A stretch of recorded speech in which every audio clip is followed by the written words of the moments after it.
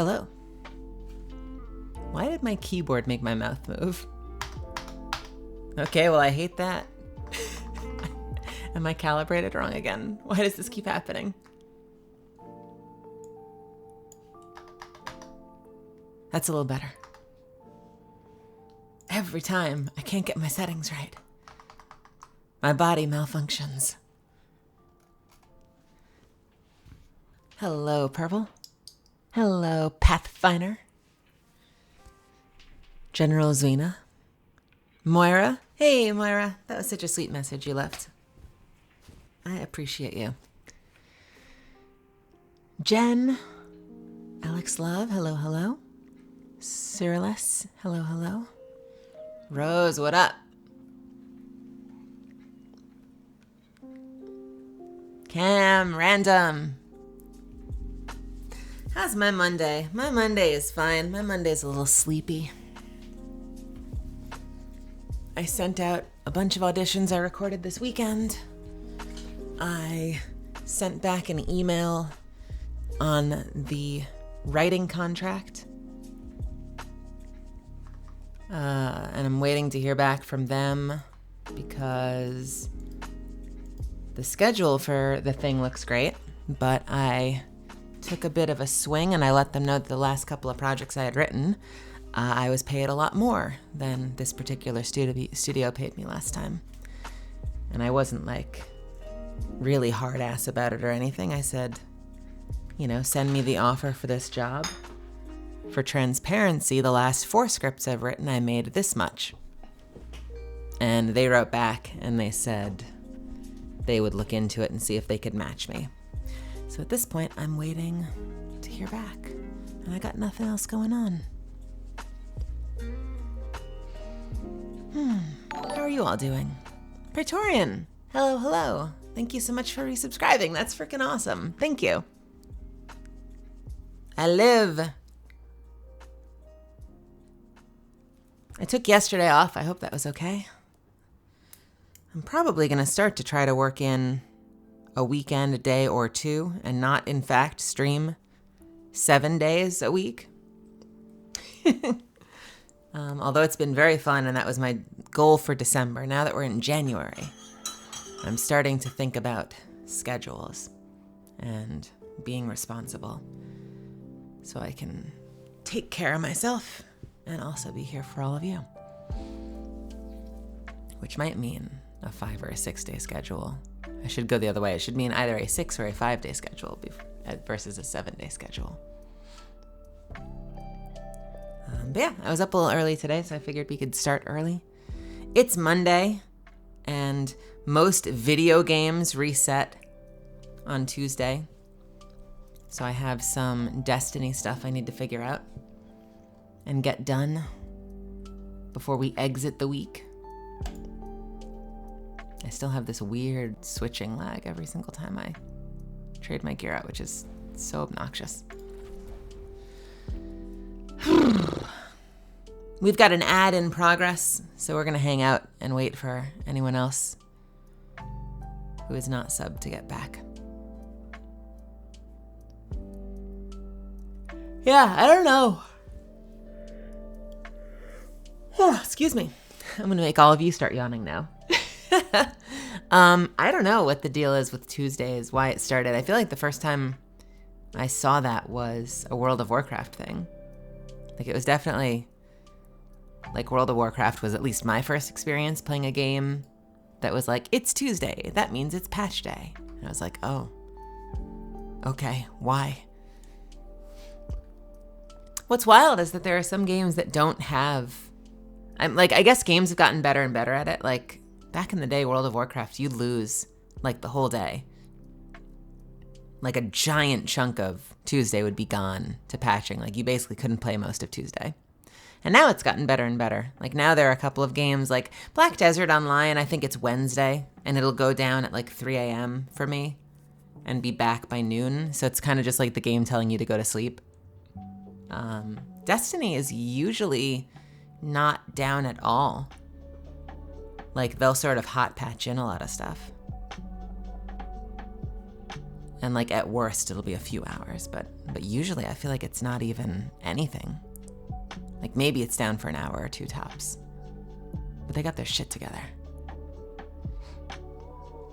I know, Tuesdays were the worst. And Tuesday was like the day that suddenly I wanted to play, and I was like, I'm gonna play all day, and then I'm like, oh no, it's Tuesday. No! Gotta go outside and get sun now. I should realistically find a no mic LFG group to do raids today, but I don't know if I want to. I wouldn't mind doing that actually. I've never done a no mic raid though. And so, excuse me, activities like that are, sorry, I'm gonna keep yawning. Activities like that are going to be harder to do on stream just because like, I'm scared people will be mean verbally and get my Twitch channel deleted. But usually I like raiding, and if I were doing it with my clanmates, we'd be all good to go. But if I'm not, I have to find strangers. I'm kind of surprised that we don't have more, that I don't see more no mic raids, honestly, because like there are a number of activities one would think you'd need a microphone for, but the community has decided you don't. Like a lot of the higher end like master activities that are 3-person activities or 4-person activities, people are like, nah, we don't need a mic for this.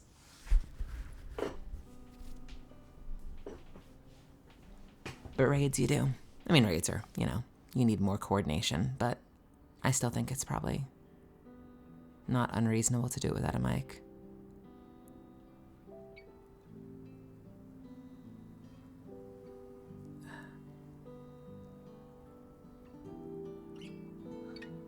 It's usually just a matter of like not knowing if everybody's on top of their shit.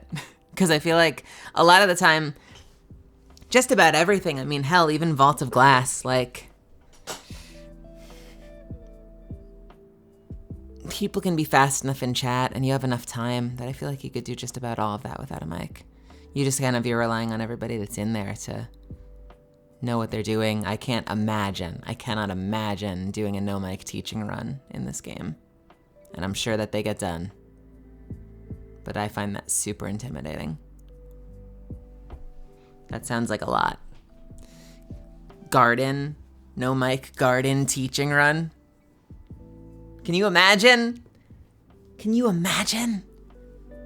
If you've played this game, if you haven't, I'll imagine it for you. It's hell.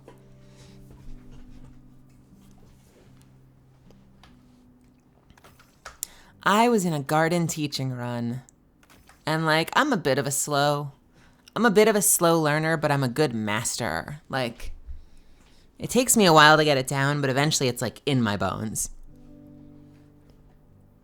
Mostly. I still fuck up once in a while, but, and when I do, it's funny. But, I was in this teaching run for the garden raid, and we were in there for like 7 hours. Oh, man. I wanted to go.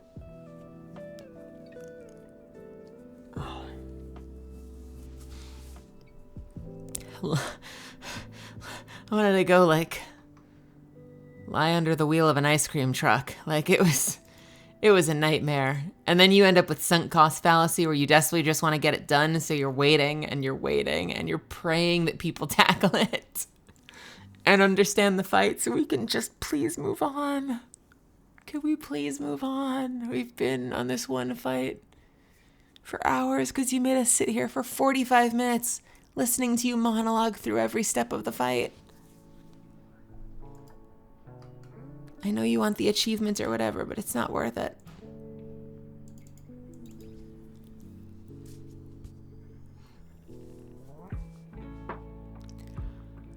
I got coffee. I had cereal this morning, and I got coffee. I'm waiting for it to kick in.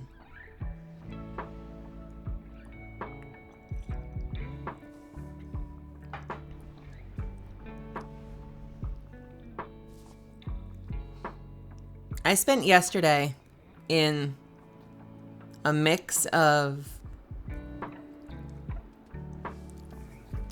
planning and research and expectation setting, because I was doing so much like story design and like outfit planning and research and stuff for forthcoming stuff. And in the background, I was playing multiple YouTube videos about like all the worst aspects of VTube life and like all of the ways people end up completely messed up. So it was like setting realistic expectation setting in the background while to like set the tone while doing back end work and planning in the foreground. Checking now. Transfer. Sign, please. Done. Whenever you need me again, Guardian. 88, 89. I got an upgrade. Look at me getting upgrades. A friend of mine is getting back into D2, so I'll do my best. Oh, so I'll get to do my first raid with them. Oh, man. Try again. The raids are so good. The raids are so good. Sign here. DSC is absolutely my favorite raid. I love it so much. So much.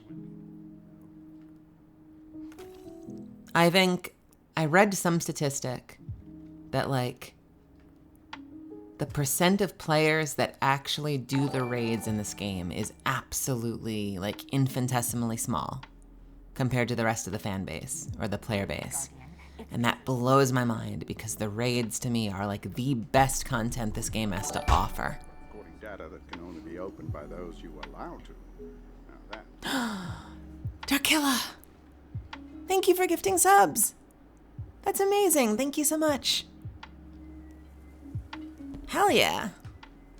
How are you doing today? It's good to see you.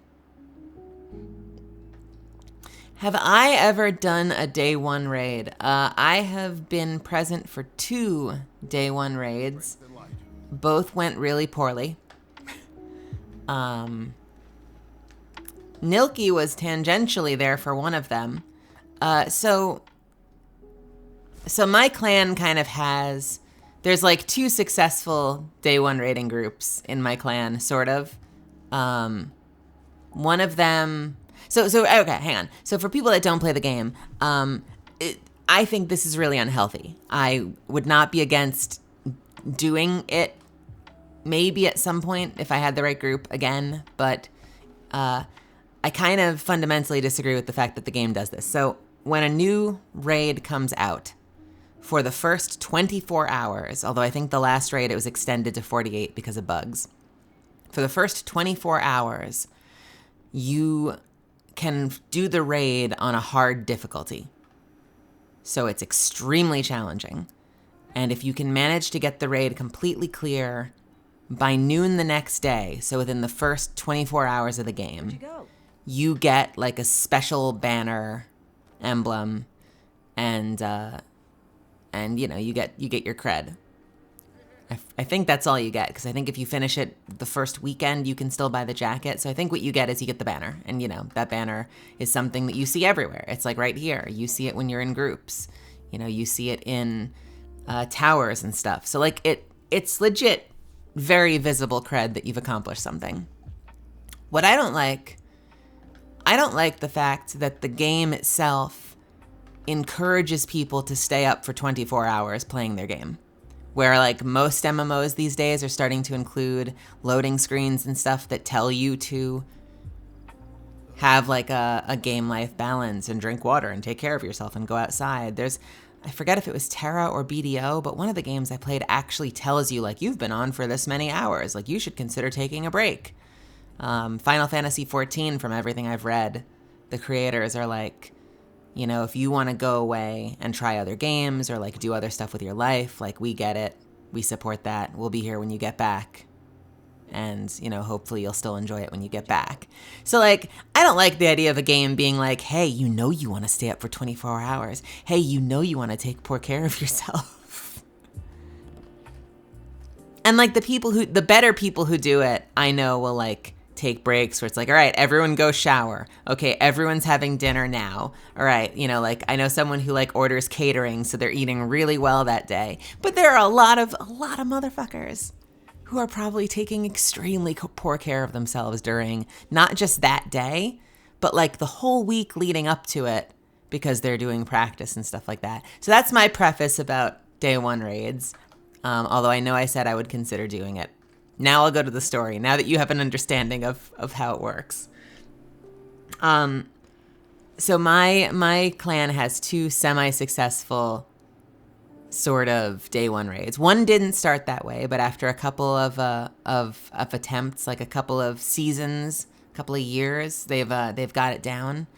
But that's, you know, only 6 people, and they're kind of a closed group. They have their thing going.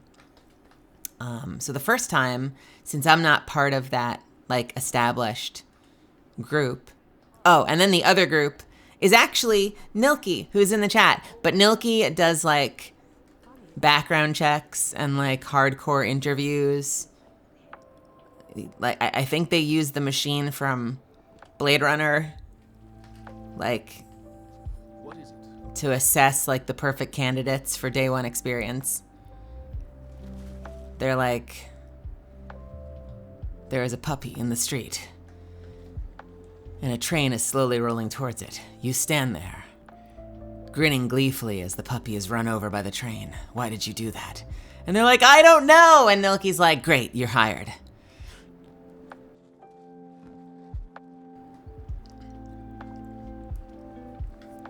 So my first experience was with a completely different group because I had done some activity with some people like from the public Discord, like looking for group Discord. And they invited me if I wanted to do their first day one raid. They thought I was pretty good at the game and they wanted to have me along. And they seemed like a really capable group. I had done some like older raid with them and they're like, this girl knows what the fuck she's doing. Like, let's invite her to the day one raid. We have a spot we need to fill. And so I show up. I've never done this before. So I show up at like 11 o'clock. The raid starts at noon. And you go until noon the next day. And we got the first fight cleared with a little effort. It was super fun. Maybe within an hour or two. And then we got to the second fight. And while we're in the raid doing the second fight, 2 of the people in the group start having like interpersonal problems. And so a fight starts breaking out between 2 of these clanmates, a clan that I'm not a part of, on Discord. And then 2 people, I think at least 2 people, end up leaving and don't come back. And the rest of us are sitting here like, you can't just, like, people try to do it, and I'm sure some people are successful, but you can't just go recruit new players when you've been practicing all week. And like, this is a hard raid on day one. So you need group cohesion. You can't have, it's hard to have a random person you've never met with before, haven't played with before, come in and start functioning cohesively with the group, you know? And not to mention, if you invite someone you've never met before, you know, they are also testing you as much. Yeah, Nilky. So Nilky's been through this and has actually completed it. I stand in awe. But oftentimes, like, you know, they're also testing you because they only have a day as well. And the fact that there's only a day time limit makes people super testy. So like when you have a lot of friends, you know, a group of friends that you know and trust, you know that you're all in it together. You know, like you're ride or die with each other, and you're going to get it done or you're not. But a stranger doesn't have that allegiance. So half the time when you're recruiting people you don't know, there's a much higher chance they're just going to piece an hour or 2 in and see if they can luck into a better group. So when we lost those 2 people, we ended up spending hours after that trying to replace people and having them drop, a couple of attempts later. And so we're losing hours to trying to fill this group. Finally, like 2 more people take off, or 1 other person takes off, it's down to 3. Then the 3rd person takes off and it's down to me and 1 other person. And at that point, since we're just 2 people, we start looking for groups we can join. And so we join groups, but these are also groups that have like a revolving door going on of people joining and leaving. And so like next thing you know, I've been up from noon until like 6 in the morning. And finally it's just like, fuck it. And we gave up and we went to bed. And then it's fun because like you log in the next day and like all my clanmates with their set group already have the banner because like they pulled it off. And they barely pulled it off as a cohesive group. I think they got it at like 11:30. With 30 minutes to go, they managed to get the boss down. Which means like our chances were fucking 0. So that was the first time. The second time was actually a clan group this time. Hang on a sec.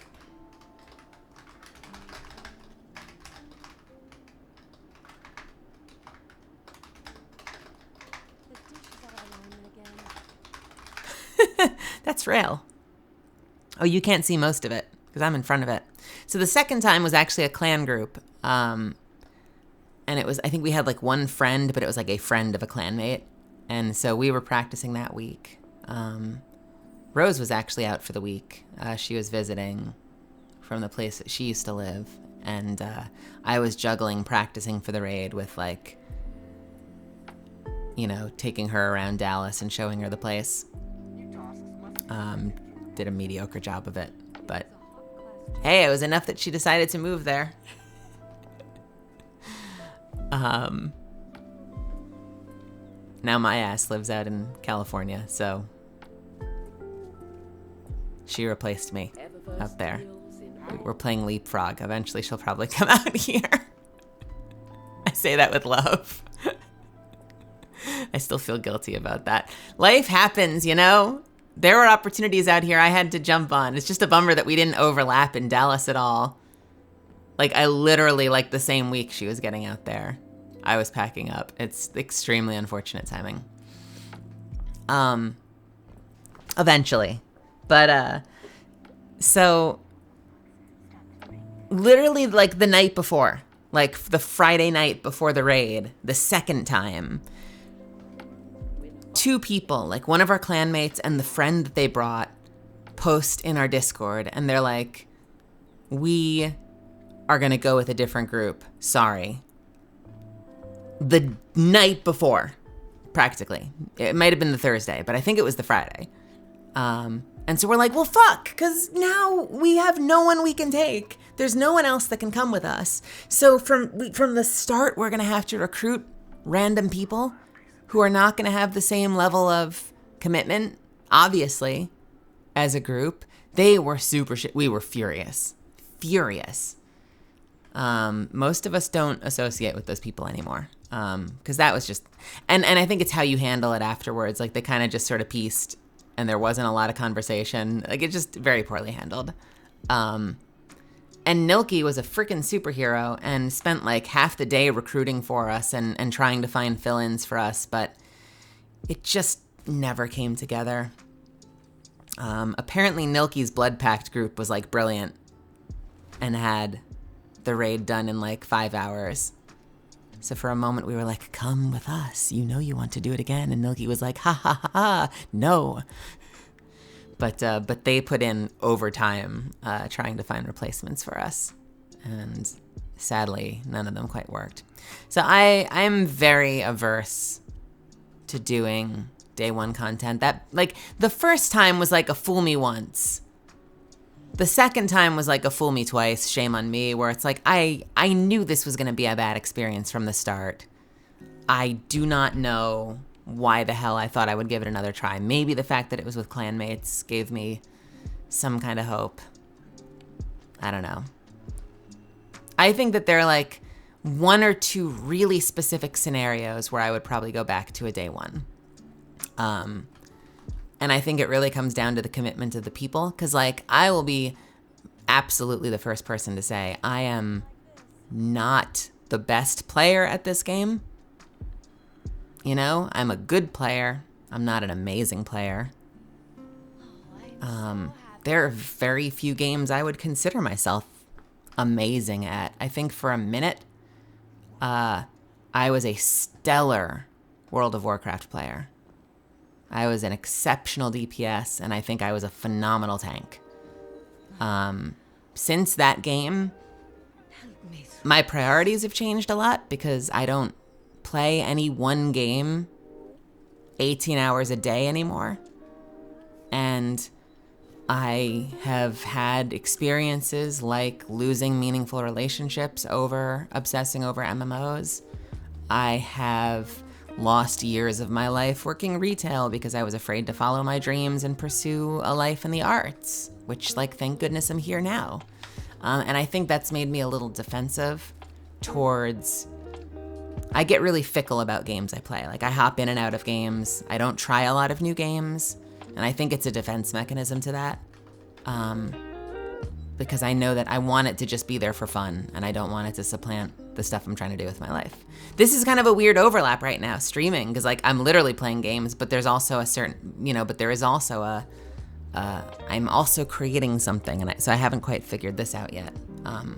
It's a very interesting overlap, but, like, I have a lot of friends that will tell you if they ask me to do stuff, I'm often very non-committal, and I think it's probably a defense mechanism to, like, being obsessed over stuff in the past. And so now I'm always thinking, like, career first, personal face-to-face first. So if someone's like, do you want to go do this thing? I'm usually like, if it's now, in the moment, I might be like, great. But if they're like, do you want to do this thing in a few days? I'm always like, I don't know, maybe. Let me see how I feel on that day. Because there are, like it or not, for me, my priorities, there are a number of things that absolutely can come up that will be higher priority than, like, a scheduled gaming activity. And that's kind of how I stay focused. So, and like I said, doing this now, where, like, streaming actually involves playing games and hanging out with people, this is weird, like, unknown territory that I'm braving for the first time, where I'm actually sort of doing the thing that I try to deprioritize to build my career as part of my career. I don't know. It's going to be crazy. We'll see what happens. I'm certainly going to be talking about it a lot. So if I'm having experiences that are both positive and negative, you will probably hear about them. Nilky says, you will never convince me to re-clear day one, no matter how quick to clear. My friend and I are probably going to need to LFG a day one group for Lightfall because most of the people in our clan aren't going to keep playing once the new DLC drops. Hey, Frozen Pixel, what's going on? It's good to see you. I've been on a long story time. I'm sure I missed some messages, but I appreciate y'all. Big oof, that's so uncomfortable. Just to find 3 is daunting. Yeah. Games are comfort food. Streaming a day one sounds like a whole different stressor. Honestly, yeah. So, like, there's maybe 2 circumstances under which I would consider a day one again. One would be, no, there's really only one circumstance. There's like 1.5. I will find the number. Hang on. There's like 1.5 circumstances under which I would day one. One is if it were with the right people in my clan, because I trust them and I know that we're in this together. And that includes the people that I know are, like, ride or die, because there are a few people in my clan that I think might bail early, and that's no disrespect to them. Like, we all have our priorities. My priorities usually aren't games, so I get it. But there's a handful of people, like, you know, if I were in there with Rail and Zuffins, who you've had on stream, or Nilky, that's a group that I trust, that I would probably be willing to give it one more shot. And I would probably stream it for all of you, which could be awkward and stressful, but who knows? And I think the other one, the half a situation, would probably be like a Nilky group in general, just because I know that they put together phenomenal groups and find people who are dedicated. I think the biggest fear is the commitment, because, like I said, I'm not a phenomenal player, but I'm driven. And I don't mind if someone's struggling with mechanics. But I do mind if someone gets to, like, if we're committed for 24 hours, which again, going back to my first point, I don't think is healthy. But if we're committed to do this 24-hour thing, if someone gets to like 10 p.m. and they're like, I don't know if this is happening, guys. I probably only have a few more attempts. You've only come here for half. Like, you clearly didn't come with the Constitution to do this activity in the first place. Why were you here? That's the shit that worries me. Like, that bothers me so much more. You know, like the lack of commitment, whether or not we think what we're doing is like healthy, bothers me so much more than someone who struggles with the fights or might not have quite the perfect loadout. I frequently don't have quite the perfect loadout because I have very specific weapons I like to use. I struggle to adapt and try new things sometimes. I want to use the weapons I'm comfortable with. So I totally get that in other people.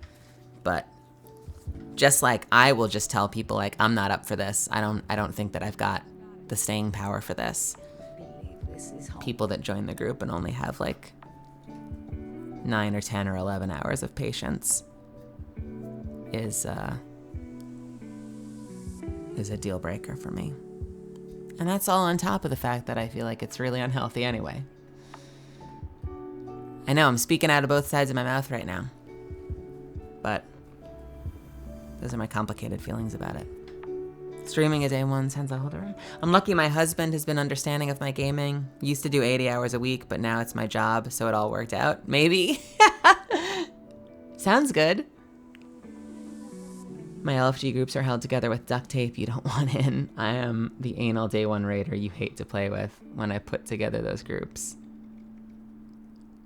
No, listen, I respect, like I said, the commitment is what I respect the most. And I try to be super accommodating. Like, there are certain loadouts I don't like doing. Like, I will have stubbornness about certain things. Like, the fact of the matter is, like, I suck with SMGs. And so if you're trying to control, like, what white brick weapon I use, that stresses me out. But, like, I've tried to be more and more accommodating because I know in the past, like, the meta has involved using specific exotic power weapons, which means if you're using an exotic primary weapon, that kind of closes you off to a lot of like the major boss burn setups. And so I try to be a lot more accommodating about that and be open to trying things and putting together builds that will work, designed by people smarter than me. But oftentimes, like, there are going to be certain things I do want to do. Like, you know, if I'm in the zone where I want to use a bow, like I want to use a bow, and it can be a legendary bow, but like it needs to be a weapon I'm comfortable with, or I'm just going to be performing poorly in there. So I kind of like I go like 66% compliance when it comes to, because like when you're doing that hard mode activity, like you just have to be more flexible about trying different weapons and about not being stuck in any one particular loadout or strategy. And like, I am absolutely here for that. But there also has to be some compromise where you're not using, because like at a certain point, if you're using weapons that, oh, did I just start an ad again? I've been completely not paying attention to the ad button. Oh well. At a certain point though, if you're using weapons that you're extremely uncomfortable with, like you will be playing worse, which means like even if it's the meta, your output will be worse than it would be if you were using comfort weapons. So there's always a little bit of give and take there. I need a crew to play with in Destiny. I only play solo and I don't know what I'm doing. I recommend, and I say this cautiously because there are jerks there too, but the Destiny 2 LFG Discord has been a great way for me to find groups. A lot of them don't need comms, so you can find groups and just do activities, you know, that you don't have to hop on comms, but there are also raid activities and stuff that do, and people will hop in voice, and I've made friends that way. Yeah, but like meeting new people is gross, says the person who says, I need a crew to play Destiny with. Well, hey, maybe in our Discord, there are some people interested in playing. I know that there is a looking for group Destiny 2 tag, since that's one of the 2 games that I play the most. So you might be able to ping people that have that tag, and maybe you can put together some kind of activity with them. I know, I'm sure a lot of people come in and expect the tag of like Destiny 2 or Apex to be like a way that I'll ping you in the future if we do games with subscribers, but you can also ping each other with that tag and set up groups. And that would actually be a really great use for it, because you'd be in a space with people that are cool. I know we only have 4 channels, although I don't see them getting used super often, which is totally cool. But we do have 4 voice channels in the Discord as well, so if you hopped into a group, you could certainly use any of those channels.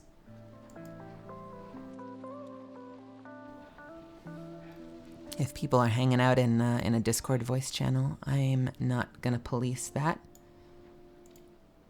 By all means, use it as a social space.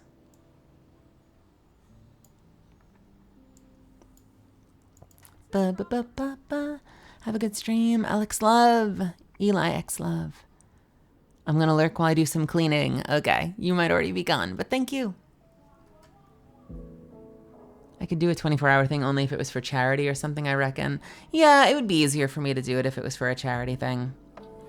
I'm bad at organizing, or bad is such a definitive thing. I've not in the past been someone who's like set up that kind of stuff myself, but I would be down for that kind of stuff. I had this thing I wanted to do for forever, and just didn't have the people in my social circle to do it. Where we would find older games that have lots of dialogue, like dialogue boxes, like RPGs and stuff, Phoenix Wright games, that kind of stuff, and get a bunch of voice actors together and voice it live as you play it, like the older games that haven't been voiced over, and do something like that for charity. But I still don't really, maybe it's me. Maybe I'm just the antisocial one. I still don't have a tightly knit enough community to have people in my life to do that kind of stuff with. I still want to do it at some point. Someday. That's what we say when people try to pressure for Avery's and characters in Overwatch. If someone sucks at it, it won't help. Especially in a day 1 environment, it's better to be on a less meta loadout that you know how to use than a meta loadout. Yeah, random AI. That's the thing. I was talking to Nilki about this, because when I've done really hard content, I've been in that zone where I've been jumping between loadouts. Like every attempt, I'm trying a different power weapon. I'm trying a different primary weapon. I'm swapping out my mods. I'm like burning all of my credits, or whatever the hell they're called in this game. Glimmer. All of my glimmer to go through different loadouts. And then we finally get the boss down. And I swear 9 out of 10 times, the loadout I'm using when we finally get the boss down, I've gone back to my original comfort loadout. And suddenly we get it. Because it was never about, oftentimes, like you can totally get into fights where if it's a DPS check and you're like, we just need more damage, we have the fight down perfectly, we're just not, burning the boss fast enough. That can happen. But more often than not, you're failing fundamentally at the mechanics. So you're not even doing the fight properly. And the reason you're like desperate to put together these meta loadouts is you're hoping you can abridge the fight and get lucky with damage so the boss dies. But like you don't actually have mastery over the fight mechanics. And usually by the time we've gotten the clear, I'm back on my comfort loadout because we actually understand the fight well enough that we can do the fight mechanics and take the boss down. And all of those little meta changes weren't necessary. They might become necessary later, but that's the kind of changes I feel like you make once you're doing all the mechanics right. And oftentimes a lot of groups don't get that far. They're tripping over their shoelaces, falling face first. They're dying constantly, failing at the mechanics, fundamentally just messing up all the mechanics. So they don't have a chance in hell, but they're like swapping out weapons just in case like a different weapon will somehow make them move better. Sorry, this is spicy gamer Melly today. Apparently, I'm gonna drop all the judgment on gaming. The reason I interview hundreds of people is because I need them to be positive and constructive, but also comfortable with any loadout I tell them to use. Pays off in situations like Galran or War Priest. My teams completely bypass those walls with the cheese I throw together. I see, so you're cheating your way to victory. No, and I strive for that as well. And if we played together on something like that, I would vow to be as flexible as humanly possible for you, as long as you had the understanding that, that there might be certain tweaks that could improve my performance just because of the stuff I'm comfortable using. That kind of compromise, even just a tiny little compromise, would probably go a long way. But I do try to be as flexible as possible, especially on that content, because, we are up against a timer. And so if someone's like, you're going to do much better if you have Galleon instead of Sleeper, like, I'm going to find a way to throw Galleon or whatever weapon we need to use. But I do feel like there's always a little bit of give and take in terms of like your comfort as a player. I'm usually around and I know pretty much everything in the game except for the raids, so if you need some help, cool. Chansey, welcome. Greetings, Melly, and I hope you're all having a great day. Would anyone care for a burnt edge transit for a 1,000-layer cookie courtesy of Raven? I have to make that. Now that I have the recipe book, I want to make that. I don't have a proper torch, but I still want to make that. That's the hardest part. Elitist gamer Melly.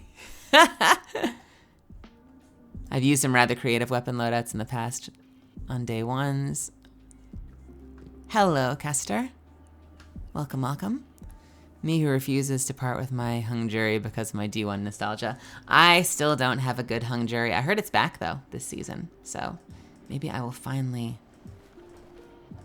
get a good one. All right, I need to do some stuff.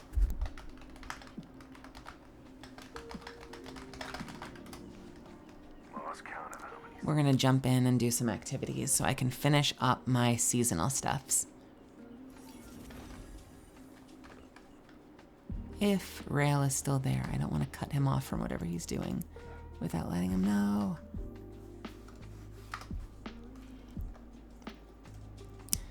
Bum, bum, ba-da-da. Hey, nice. Thank you, Nelky. Da, dun, dun, dun, da, da, da. All right.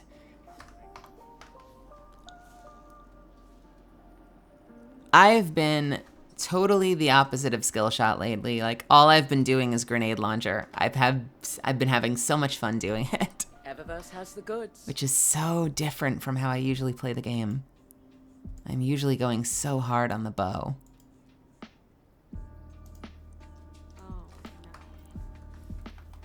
All right. Excuse me. I think I need to do Gambit and Momentum Crash. But I can do Gambit whenever I want. Momentum Crash is only here this week. Momentum Control, sorry. So we are going to begrudgingly do a little PvP. Anything you want?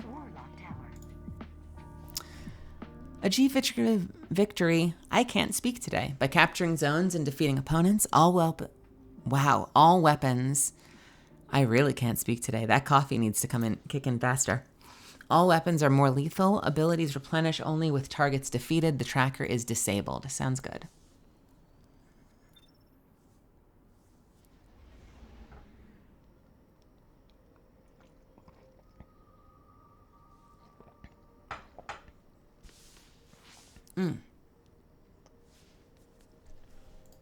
One of my favorite scout rifles I got the first time I ever did Trials of Osiris, and I feel so lucky to have gotten it, and it's my Aisha's Embrace. Because I got it with triple tap and 4th time's a charm, so if you're hitting headshots, you just can fire forever. And it has high caliber rounds as well, so it staggers targets. It's just such a good roll. Fast reload. I love this thing. Absolutely love this thing. And it's got alacrity, so when you're alone, it has outlaw reload speed all the time if you're playing by yourself. favorite scout rifle other than my Dead Man's Tale. Yeah, but Militia's Birthright. Yeah, okay, I'm a little bummed. They brought back Militia's Birthright, but I was crossing my fingers that it was going to have micro missiles. Mountaintop was a rocket launcher, or as a grenade launcher that acted like a mini rocket launcher because it shot a straight shot grenade that exploded on impact rather than bouncing. And I'm still waiting for them to bring that back into the game and kind of retool it, because they've done that with just about everything else. Like, just about every one of those old abilities they've, like, retooled in some way, shape, or form. And one of the first big ones was actually Wendigos, which was a grenade launcher that had explosive light. You can pick up orbs of light, and it'll buff up your grenades to do super damage, like tons of damage. And now you can get explosive light on everything. There's like grenade launchers with it. There's rocket launchers with it. My rocket launcher has explosive light, and it started as like a special curated weapon perk. And so I'm just praying for the day that they get micro missiles back into the game, because they will. It's just a matter of when. Zone C lost. So I was assuming that Militia's Birthright, which is like the new, super special grenade launcher they put into the game in GM content, I was assuming Militia's Birthright would have micro missiles, but it doesn't. So if they're gonna do it, I guess it'll end up being something they put in as like a seasonal reputation weapon. Zone B I am gonna regret using a grenade Keep launcher the here. pressure on. Zone C lost. This is a dumb weapon to be using. It loads way too slowly. I'm gonna try this for a little bit, but I feel like I need to swap out.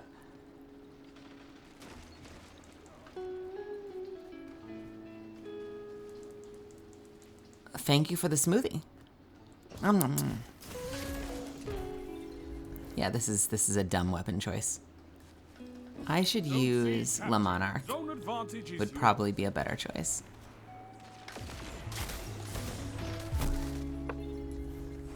Weapons do more damage, my ass. Zone B lost.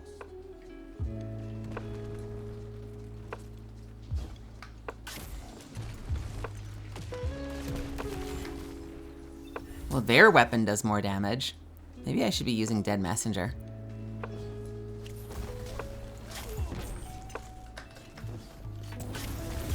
That shut them down.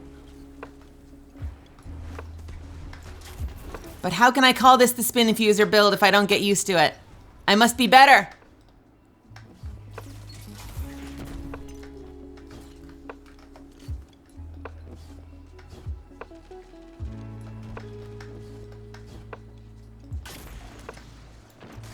Nope, that was a miss.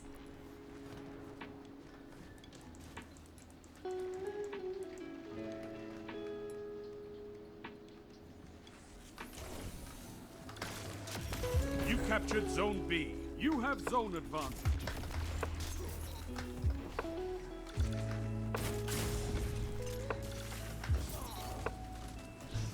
Five minutes remaining.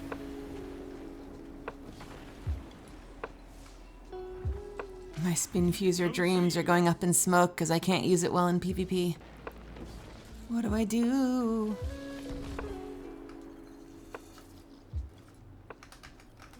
I'll use a rocket launcher instead.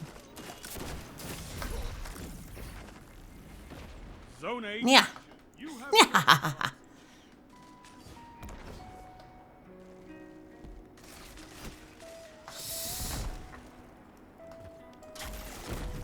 Nope.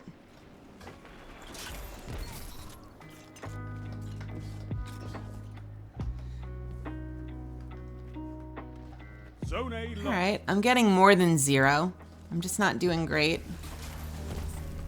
The enemy's almost won.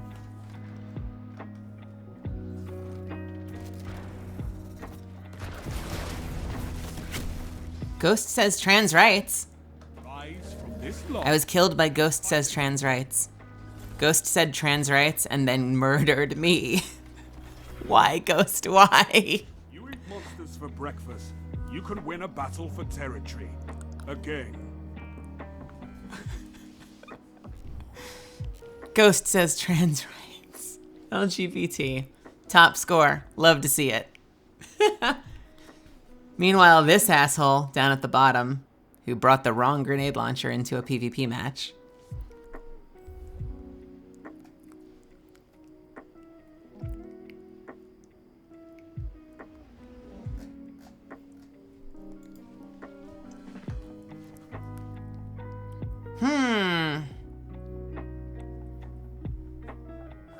What did I get for that? Probably almost nothing. 9 of 50? You know, that ain't terrible. That ain't terrible. Could have been a lot more, but you know what? I don't mind 9 of 50. I think I am gonna resolve to try to be better this match, and we'll see if I do better.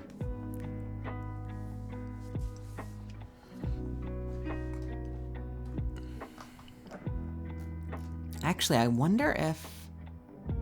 Probably be terrible. The new bow would probably be terrible in here. Right? I feel like.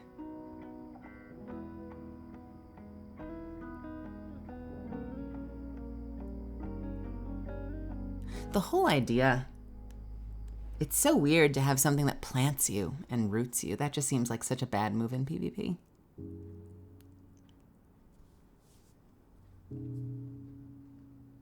Control.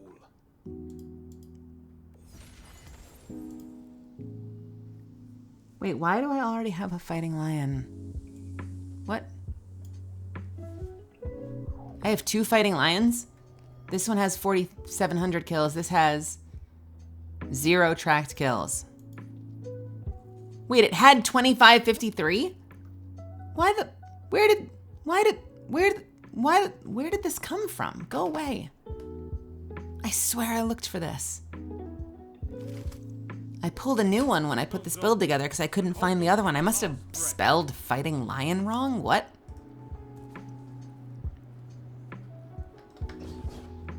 Zone C captured. How? How did that not kill you? Zone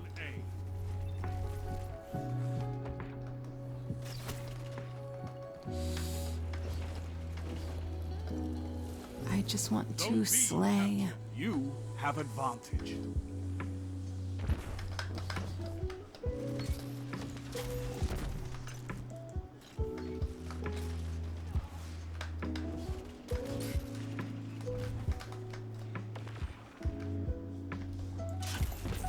Nope.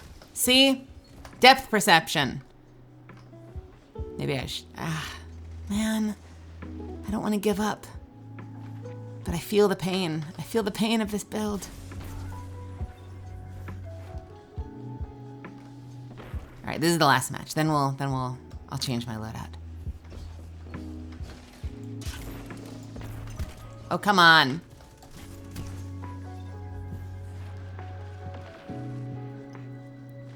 They're like weapons, do more damage, but apparently not splash damage weapons. Zone C lost. Like, why? There you go. Zone A captured. You have advantage.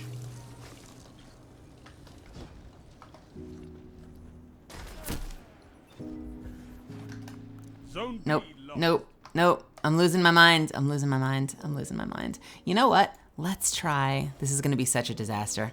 Let's try the new bow. It's gonna be bad. I guarantee it's gonna be bad. We'll see.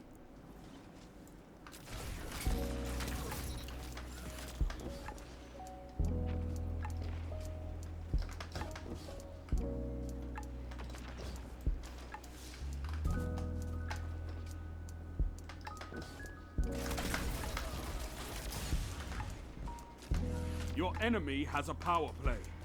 Ah! Zone B captured.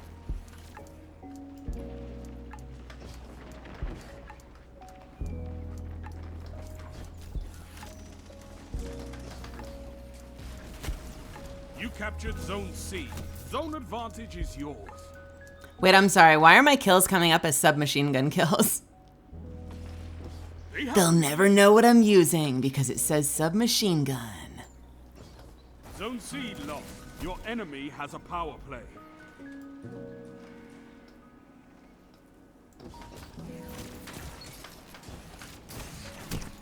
Zone A captured. 5 minutes.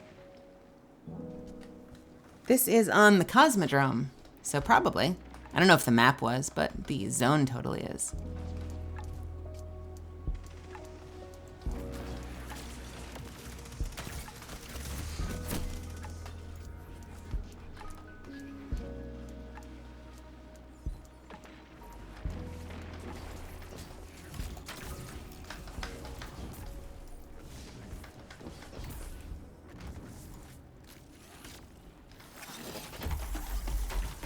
Oh, I'm dead.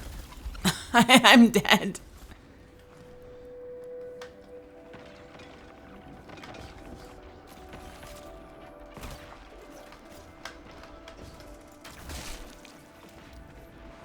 I think I hit them, and then it gave them their health back. Zone C captured. Zone advantage is yours.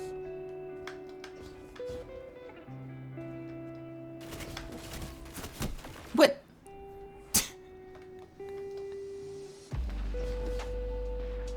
Zone C lost. Momentum control is a ridiculous game mode. Everything does way too much damage, which is kind of the point. Zone B captured. You have zone advantage. That's a power play. Oops. You took them, now hold them. Zone B lost. And since everyone dies super fast, there's like never any major Zone B group captured. up focus fire moments because everyone just dies too quickly. Now hold them.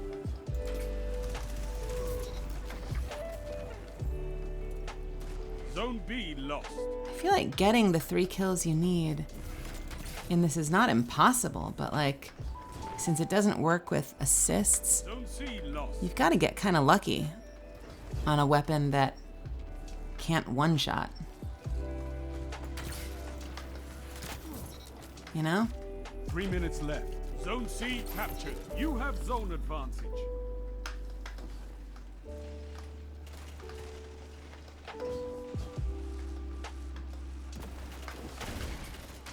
Zone A lost. Oh, that was too high.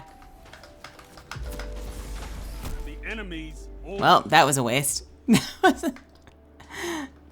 didn't realize it would be that high up in the air. I fucked up.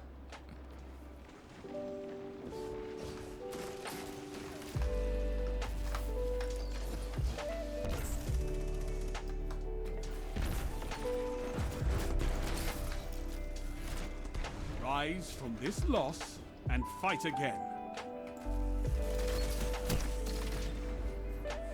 Oh man. Bottom of the list. You've got to hold those zones. Maybe next time, Guardian. Bottom of the list. Oh, don't tell anyone. Bad times. What did that get me up to? 23? Okay. Let's try the old favorite.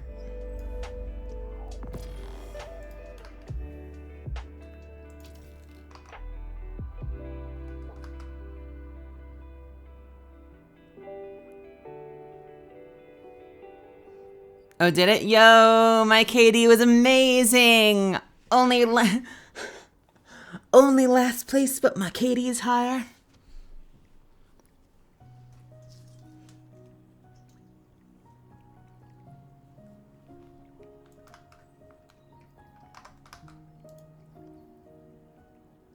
Auto-loading Vorpal sniper rifle. Go away.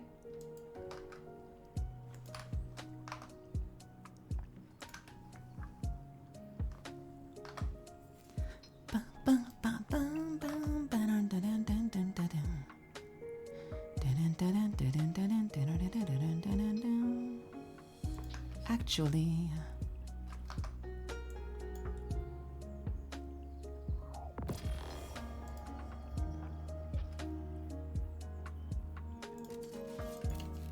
let's keep that one handy. But let's use my favorite.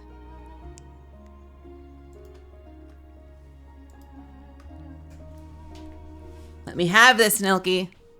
Let me have this. I think in games where kills are what matters, people's KD should be what order they are on the board. Someone can rush you to a loss if they have a negative KD, even with a lot of kills.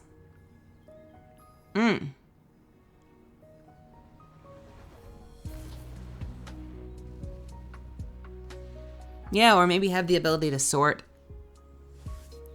It does feel like there should be some kind of like overall ratio that ranks players more than just kills. Control.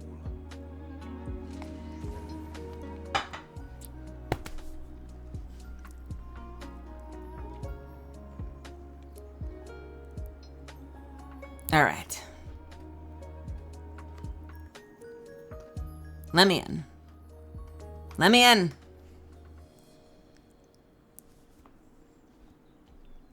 Let me in.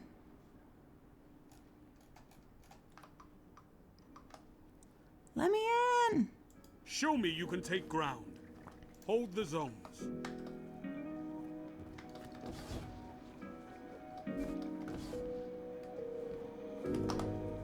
Enemy claimed Zone A. Zone C captured. Zone B captured. You have zone advantage.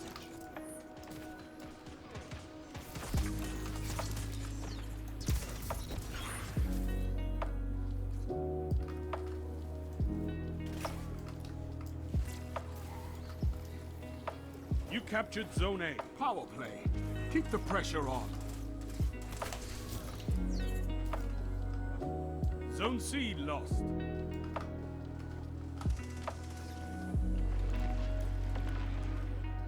You know it. Whoop. Wait, I missed. Zone A lost. Someone else got them though. Zone C captured. You have advantage. Whoop. Oh no, I got snaked. Isn't it gorgeous? I got snaked. I need my wall hacks. I'm not a good enough player otherwise.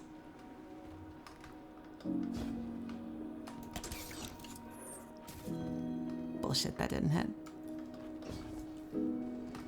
Ha! Ha!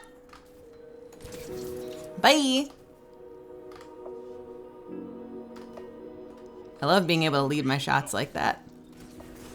Oh, no. Zone A captured. You have advantage.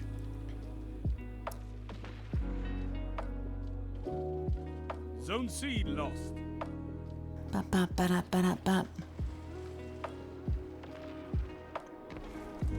Come on. Don't do it, don't do it, don't do it! How dare you?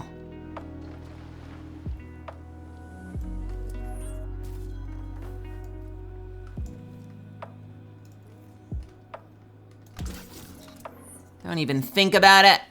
You captured Zone B. Zone advantage is yours.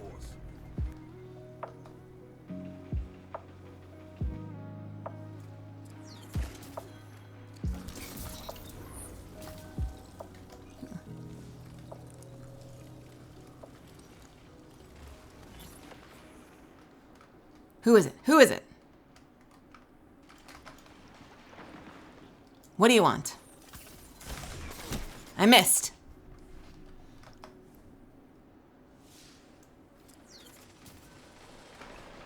Zone C captured. That's a Ooh, power play. I have a super up. Let's use Now it. hold them. 5 minutes remain. A strong start. Fight on. Double down.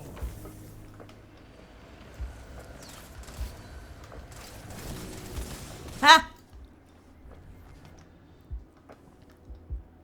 Zone A lost.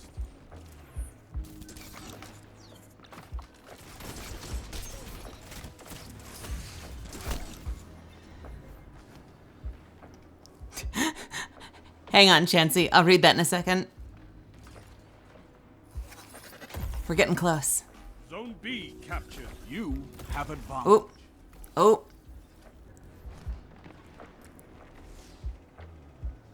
Zone B lost.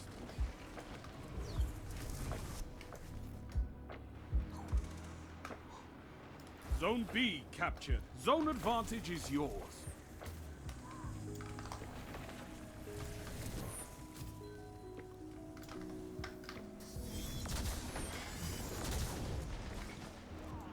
Zone C lost. You dare show your face around these parts? Oh, they're gone. I guess they did. Zone A, you have advantage.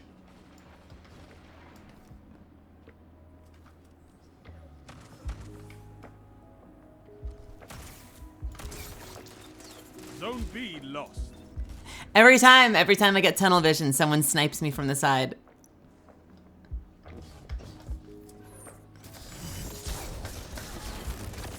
Zone B captured. Zone advantage is yours. Finish them. I'm trying to finish Zone A them. lost.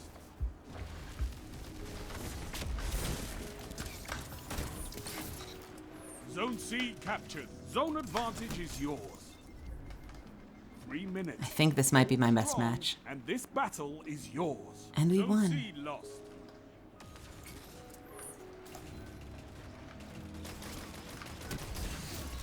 Sound tactics bring victory.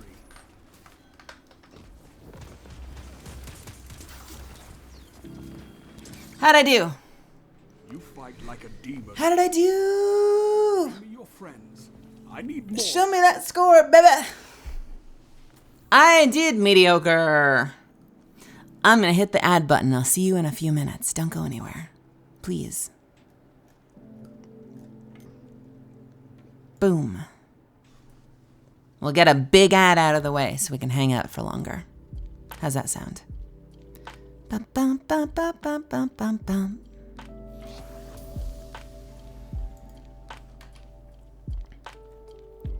What did I get? Was that 3? Did I get something cool? I got gloves! And I should use them on my Oathkeeper. But instead, I want to use them on my survival mitts. Because that's the set that I'm using most often with the grenade launcher. So we'll rank that one up. That's going to be my main set this season, I think. So 90, 90, 80, nope, 90, 90, not quite 90.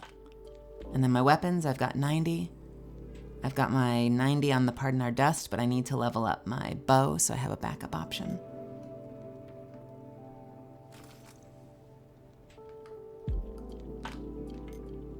And I have a 90 on my rocket launcher. 90 on my rocket launcher. I'm gonna read it in just a second. Hang tight. I promise.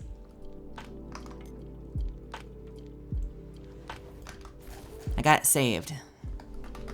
I threw it in a notepad. We had bad timing. The match ended, but then I had to go into an ad, so I'm waiting till the ad is over. So we'll do one more match. Love the yellow banana rib cage. It's very attractive.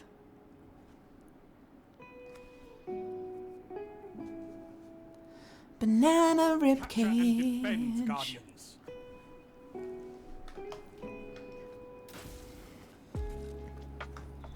You captured Zone C. Banana Enemy rib claimed Zone cage. Am I gonna die to the grenade because I'm dumb? Possibly. Hey, friend. I see you through that wall there. Oh, you just keep running out of the way. Ah! Okay. I chased that a little too hard. I shouldn't have gone that far forward.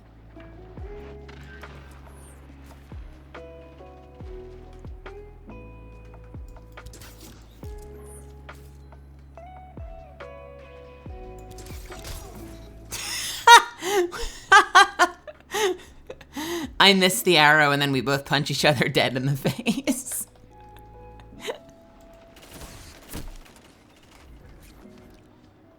Zone B captured. You have advantage. Advantage.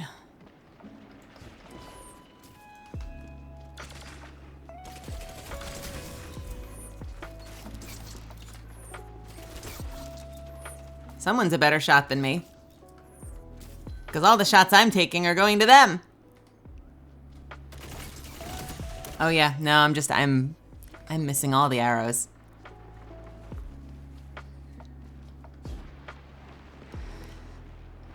Can we get some arrow love?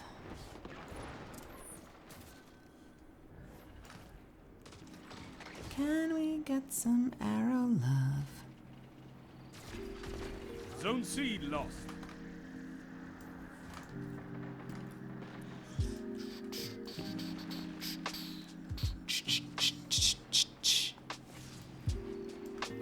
Zone A captured. You have advantage.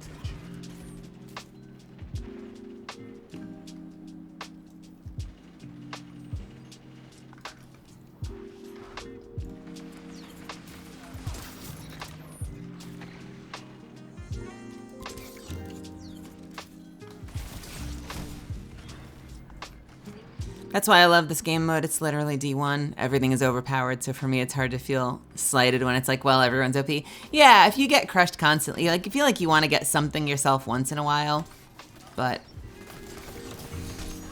the bar is much lower. Like, I feel like that's been why Apex has been so easy for me to get into, despite not usually being into PvP games. Like, it's so brutal that it just doesn't matter.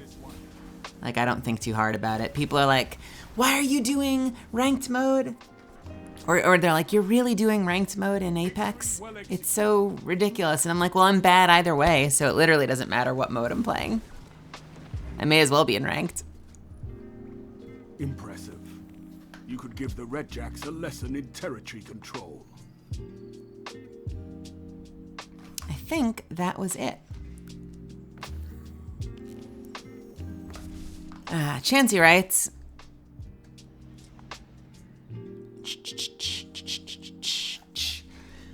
old mafia boss Don Flamingo. Hey, buddy.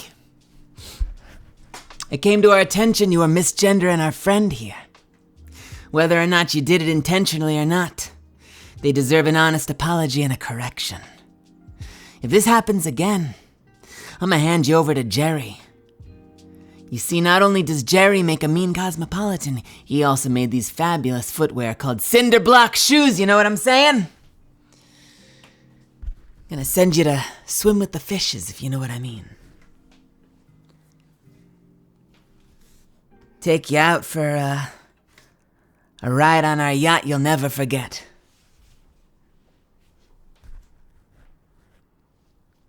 Hey there, partner. We don't take kindly to misgendering around these parts. Yeah, I like these characters. Shit! Sent my headphones off the side of the desk.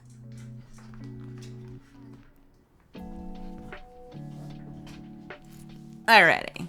What do we have to do next to fill out this card? I need to unlock the pattern for any seasonal or Icolos weapon. Well, that shit's not gonna happen.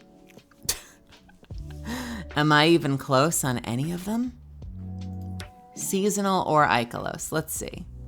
Tripwire, 0. Icolos hand cannon, 0.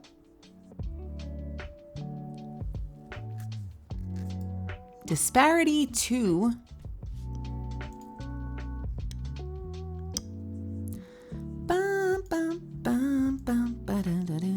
Icolos, 0. Judgment of Kelgarath, 0. Icolos shotgun, 0. Is no reprieve? I don't remember. No, that's from last season. Sniper rifle, 1. So I don't think this is happening. Path of least resistance, 1. Fire and forget, 1. Retrofit escapade, 1. Yeah. So, I'm not getting that done this week. What else can we do? I need to do feat powerful combatants in Gambit and any Nightfall strike on hero difficulty or higher. Does hero difficulty matchmake? It does. Let's do the Nightfalls on hero difficulty.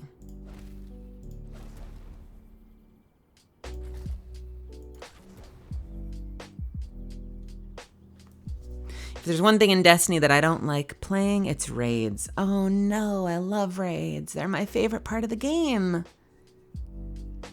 We will have to agree to disagree.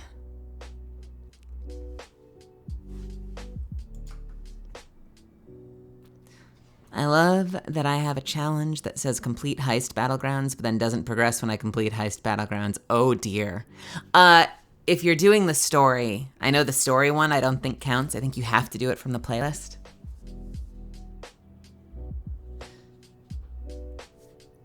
Let us do some Nightfalls. I am so sleeps today. I am very, very, very sleepy. I think it's because I set my alarm to wake up a little earlier. And by a little earlier, I mean like 11 instead of 2. Because I've just been like, my sleep schedule has been cycling so bad.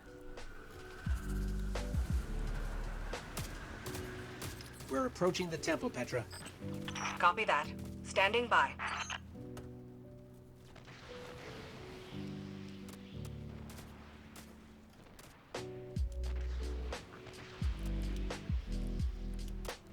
Oop, sorry, Discord caught my eye. Oh shit.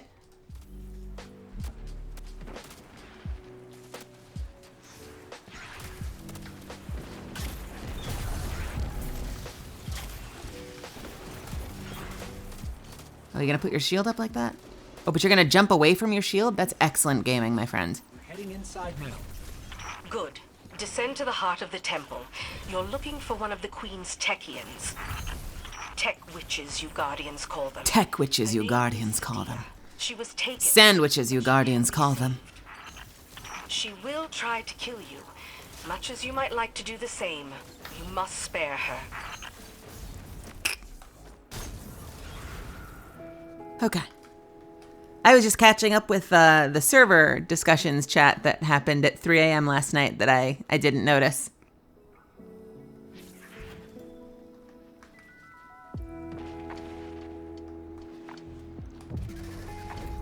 I can get us to the bottom of the temple from here. Banana, nana, banana, nana. Who dares tag me? Colorfinger tagged me.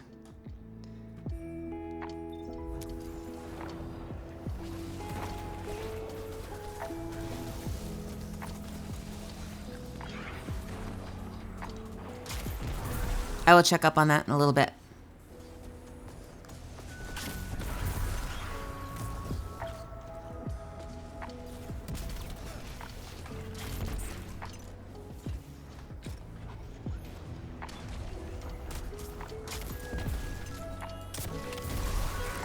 Heads up. Morning, Root Panda. I'm the Grim Sandwich. Sleep schedule is every minute of every day for me. I hope not every minute of every day. I do get that though. My sleep schedule has been rotating wildly. Like in a nuts way.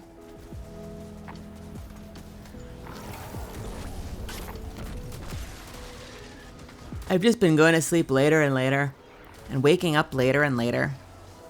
It's something I'm trying to get on top of because I've got a lot of stuff that I want to get done and I keep feeling like I'm running out of time. And not in the way I usually talk about where like I don't have enough like time in my life to get career stuff done. Like this is literally like I'm waking up at like 2:30 in the afternoon and then before I realize it, it's like 8 p.m. And you know, like last night I was continuing to do stream research stuff at like 3 in the morning. But like part of the problem is if I'm waking up that late, it makes it impossible for me to take care of any back end stuff whatsoever before it's time that it would be like, you know, a responsible time to stream.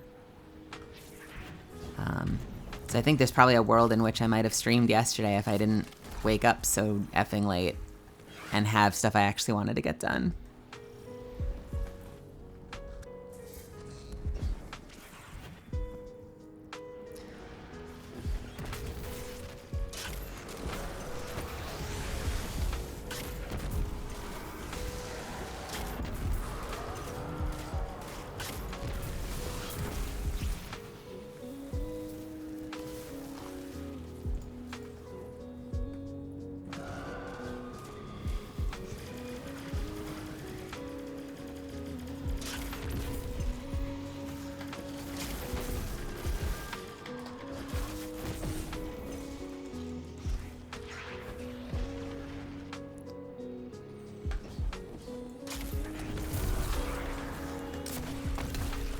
Ah.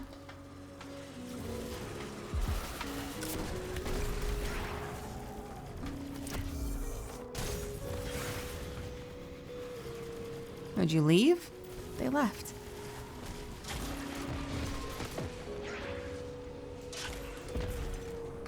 Depth perception. There we go.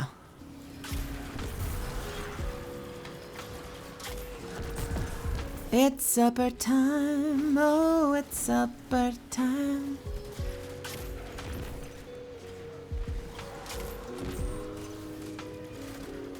When supper time comes, can't supper be far away?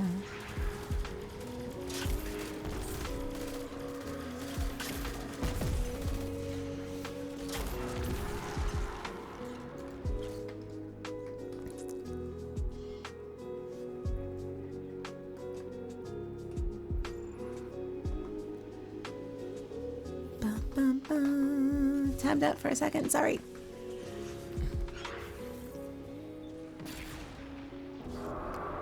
I have much better dinners than breakfasts, I think. I eat a lot of like fairly simple, healthy cereals for breakfast. The last 2 days, though, I've been doing... What?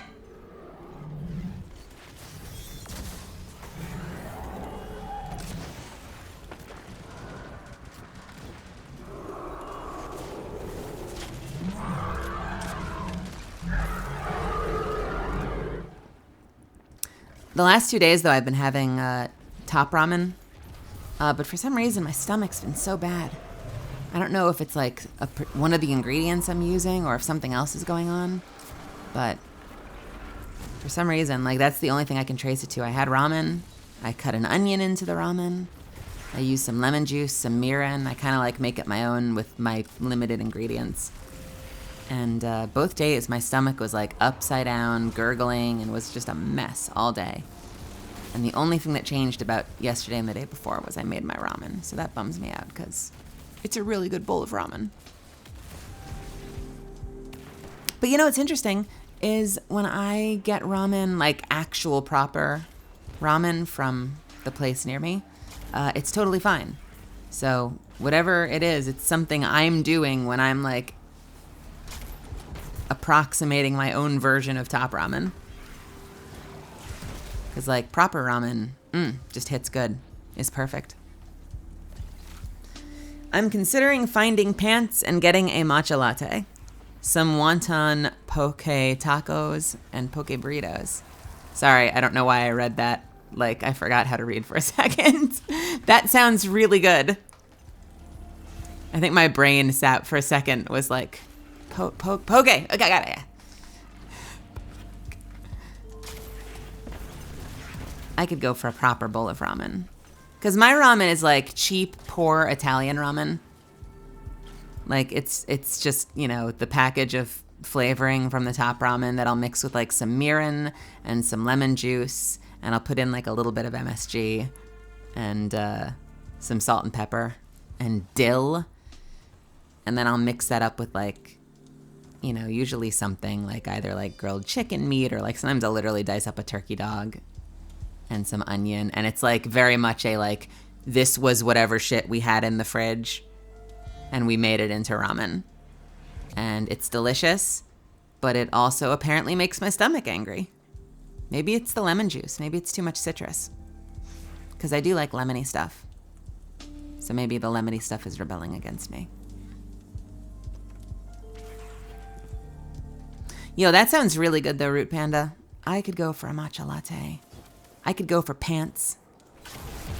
That would be amazing. Can you imagine pants?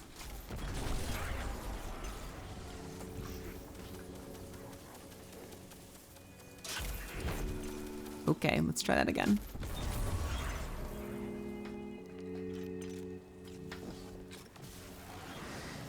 Ramen flavor packet in your popcorn. That sounds amazing. So can you have regular ramen? Is it just something about the top ramen that doesn't sit well? Because like, I'm curious. Maybe that's something to do with it. Also, technically I'm not getting top ramen. I'm getting this brand that they have at the grocery store in California, which is like, I don't know, like express chicken or something like that. Like it's completely not the brand I'm used to, but it's the only thing they have.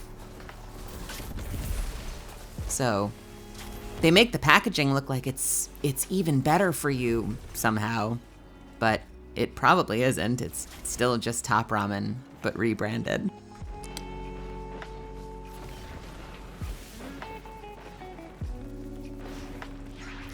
Two chicken ramen, and while it's cooking, you add fry-up nuggets into an air fryer.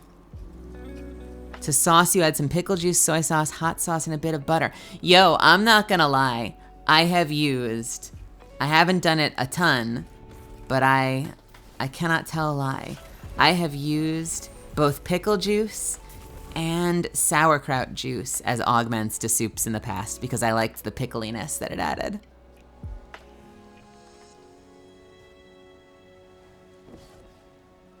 Yeah. It's like you've got all that extra flavor you can add to stuff and do some weird kitchen alchemy. There she is. I'm sorry, big bro. To the light. I apologize. I've totally done it. You know, because you get to the end of the pickle jar and you've got like half a jar full of brine and it's like, well, it would be a shame for this to go to waste. Like, somehow this feels useful. I want to do something with it because there's so much of it. Like pouring it out feels like sacrilege.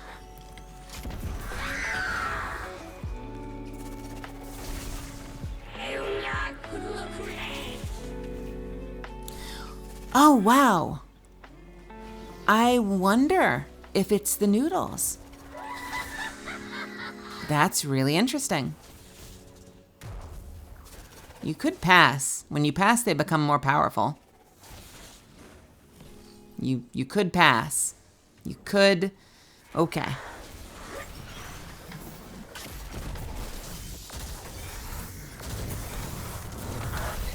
Oh no! Oh no!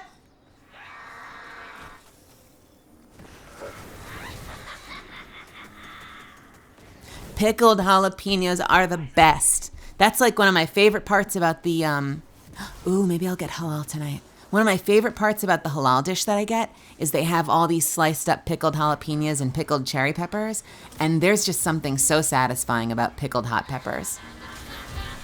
Like one of my favorite tastes in the world is the burn with the pickle juice. Pickle juice that creates burning.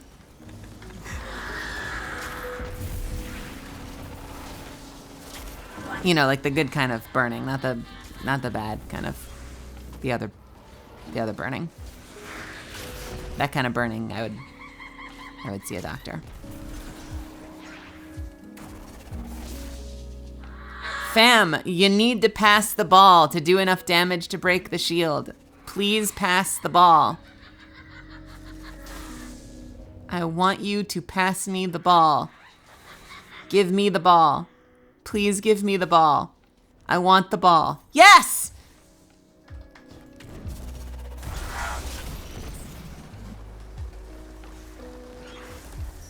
She's escaping. What? Okay, I guess we don't get another DPS phase. That and pickled plums is one of my favorites. I have not done pickled plums.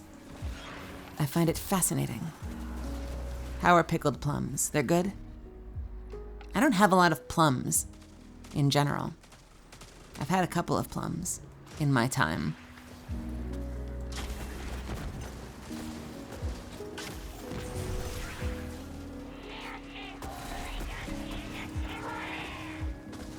Let me in. The amount of people who don't get that ball passing increases damage is astounding. Yeah, it's depressing. I'm pretty sure the first time you pick it up, it probably even puts a tooltip on your screen that says pass it to boost the damage. Now I want some pizza so I can toss some kimchi and sauerkraut in it.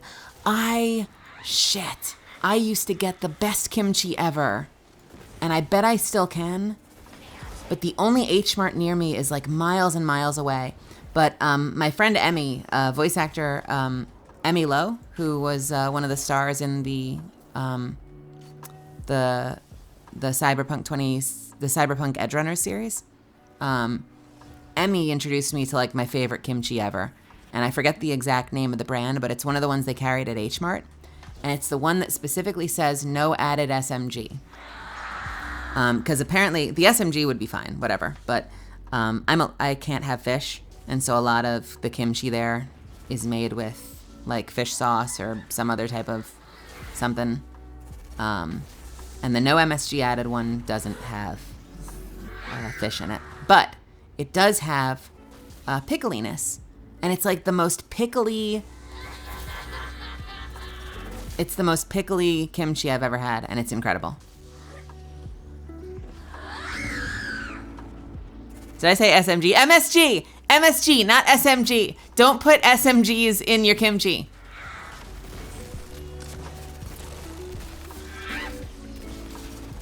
Sorry, I misspoke. Did I really? I could have swore I... Or did I... I don't remember anymore. If I said SMG, I meant MSG.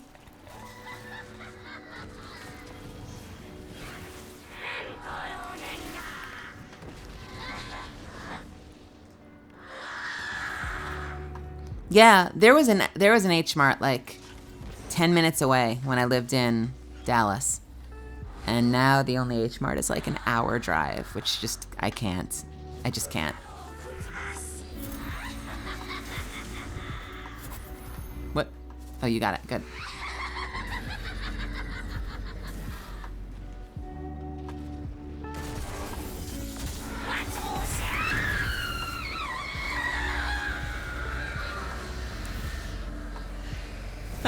Honey, I found a Tech 9 in my ramen noodles.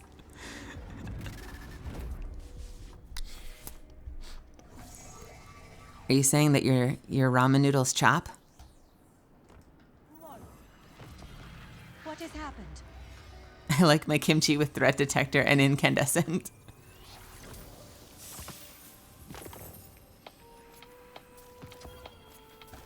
Prolonged engagement.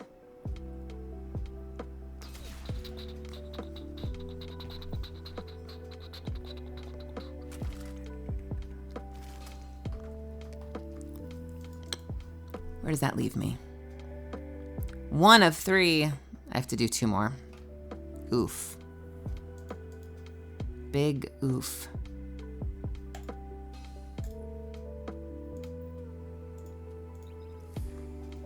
I could go for some ramen, but I don't want to mess up my stomach. Ugh. The worst.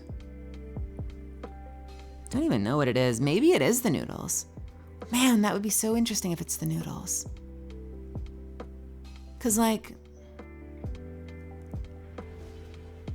normal ramen's fine, tonkatsu broth is fine, the chashu's fine, the noodles are fine, and like lemony stuff is usually fine because I make a lot of my other soups lemony and my stomach is fine.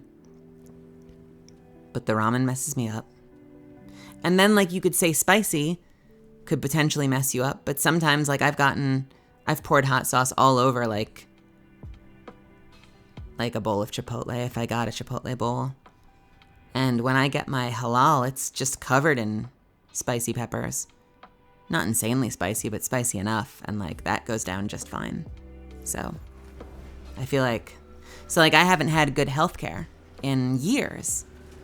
And some of you have heard me talk about the fact that like, thanks to Apex and a couple of other gigs, I've earned enough the past year that, because you have to earn enough to qualify for it, which is really bullshit.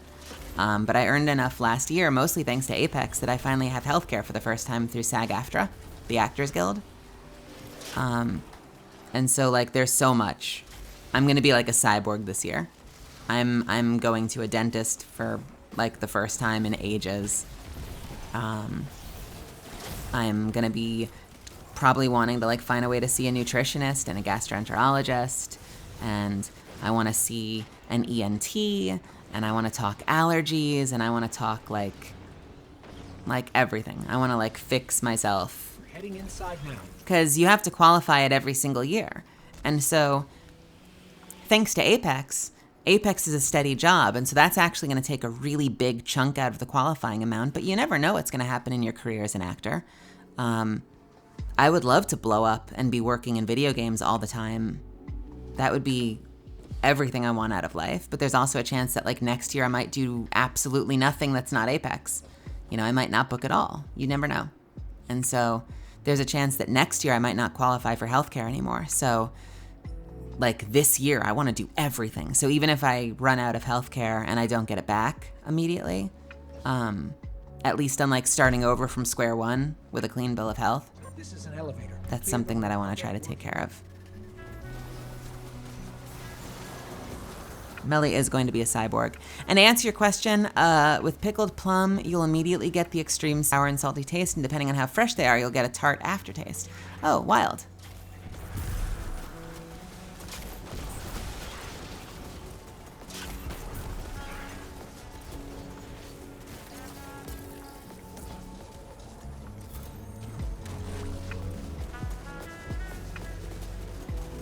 What are these? Oh, these are snowballs.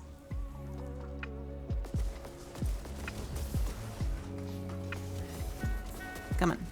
Throw the ball. Pass the ball.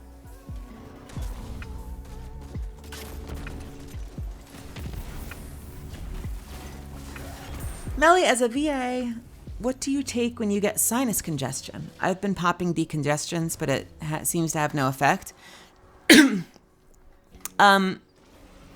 Man, I am a super nasally person already. And I've tried so hard to, like, when I perform, to morph that voice into something that's kind of appealing and attractive. And it's such an uphill battle because I am nasal as fuck. But as far as congestion goes, it kind of depends. Something I've learned, I assume it's true because I learned it from an ENT, is that apparently your nostrils can go back and forth from like the airways being, you know, the air passages being open and closed, and that's kind of a natural thing that your body does. And so sometimes, especially if like it gets a little irritated, as a reflex, your air passages will kind of like stuff up a little bit. At least I've heard this, which kind of means that like if you get caught blowing your nose constantly and you feel like you're still stuffy, at a certain point that might not be that there's anything there to get out anymore. Like you might just be irritated. But I've done sinus rinses. I'm a huge fan of sinus rinses. You know, they're always like health concerns and wanting to make sure that like you're physically healthy, your immune system is good, and like you want to follow the instructions exactly. But I found that sinus rinses can be super helpful. And so usually when I'm going in for a role, especially if I haven't been in the booth for a while, I'll take a hot shower. And our hot water here sucks, by the way. Like, I can't get through a shower. The end of the shower is always cold for me. And I take long showers, so I'm probably partly to blame, but like I don't take that long showers. But I'll usually take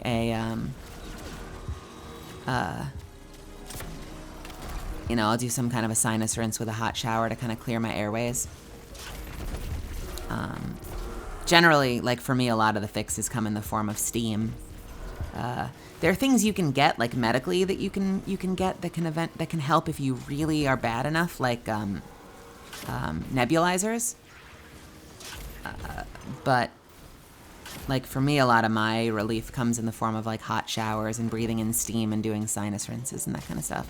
I also blow my nose a lot, but like I do find that can have diminishing returns and your body can get irritated and you'll sort of be stuffy no matter what. Speaking of which, I'm gonna blow my nose.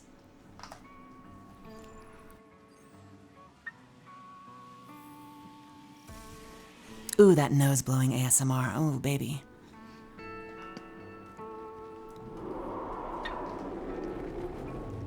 The USA is so messed up. I work for a company in the UK and they don't even worry about healthcare. You have it through your family.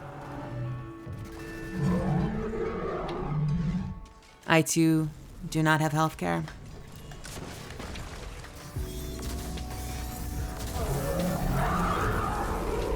and have pretty bad knees and can relate to a degree. Yeah, I had excellent healthcare with Apple. And then when I quit, I never had good healthcare again. And for a couple of years, I had really, really shitty healthcare in Dallas. And like technically, because of the ACA, I know if you don't have healthcare, you get fined. So like, I guess if I lost healthcare through SAG, I'd have to find something. But my healthcare was shitty. Like, at the very least, it took care of my prescriptions. But most of the time, like, it only covered office visits. And I wanted to see an ENT, and the ENT was covered.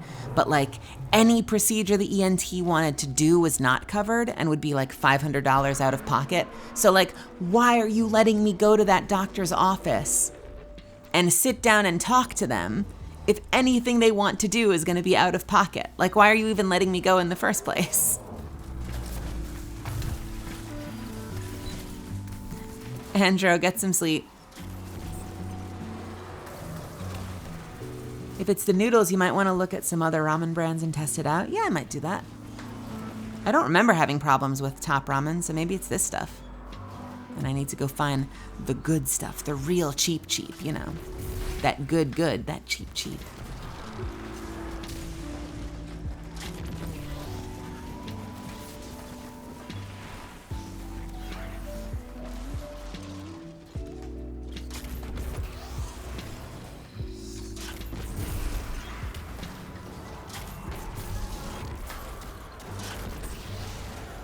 Hold, please, while I dispatch these champions.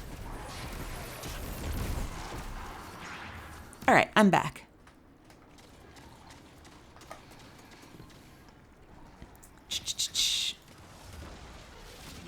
I was exposed to COVID a week ago, says Avocado, and there's no way to know if it's sick or if it's my normal nose acting up.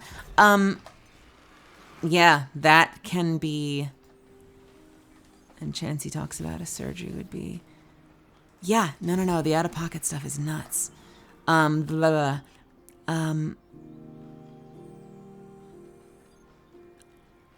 that COVID can affect you in really dramatically different ways, Avocado. Like, my housemates both got it. I have tested positive in the past, and I've never had symptoms. So I don't know if I'm like the equivalent of a Left 4 Dead carrier, or if I was getting false positives. Because I've now been in 2 households where everyone in the household got it, and I never had symptoms while they were horrible. My housemates both got it, and one got put on different types of meds. And I don't know if it's the meds or if it's their physiology, but one of my housemates is absolutely fine now. And the other has had a really, really, really insanely bad cough. That's now like a long persisting cough. Which, like, that terrifies me. Because I don't need another cough in my life. I already spend half my life coughing. I cough constantly, and I constantly have to mute chat or mute my stream to accommodate a cough. And thank goodness it hasn't, you know, I don't think it's negatively impacted my career too much, but like that's always been something I've dealt with. Coughs suck.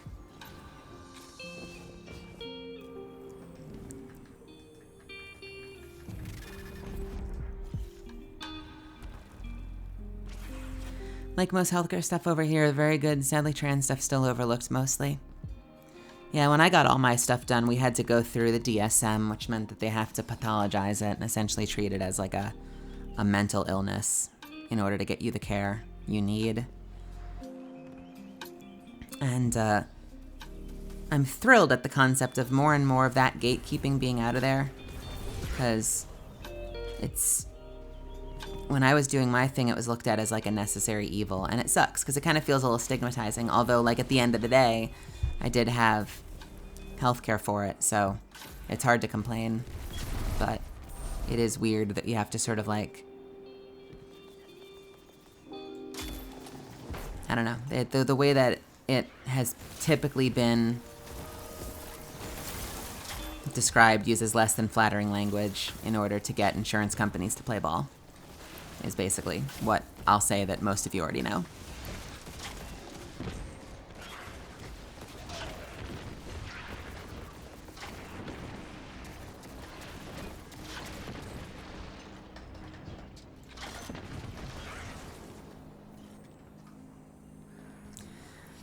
So weird how COVID can range from feeling nothing whatsoever to having to be hospitalized. Yeah, And sometimes it, like there have been cases where obviously if you aren't vaccinated, it can hit you so much harder.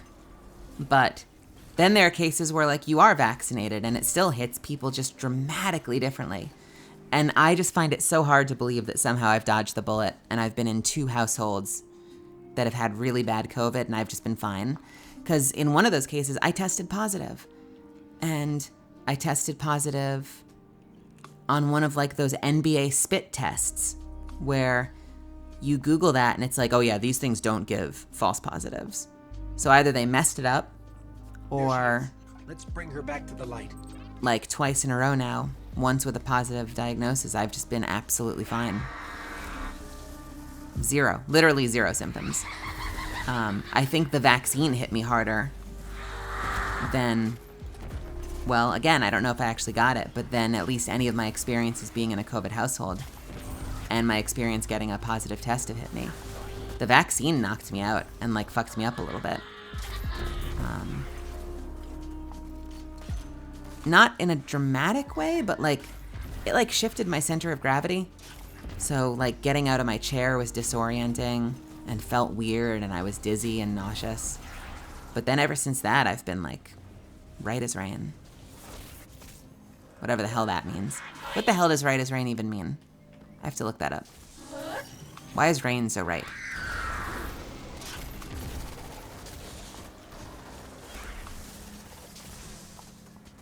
Phrases we use that I don't understand the history of.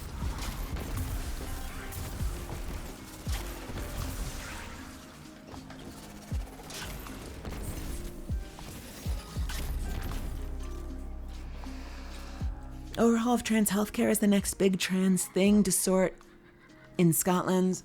Not sure what the details are. I think right now they're pumping extra money into the existing system while they prepare to do a total rework. Oh.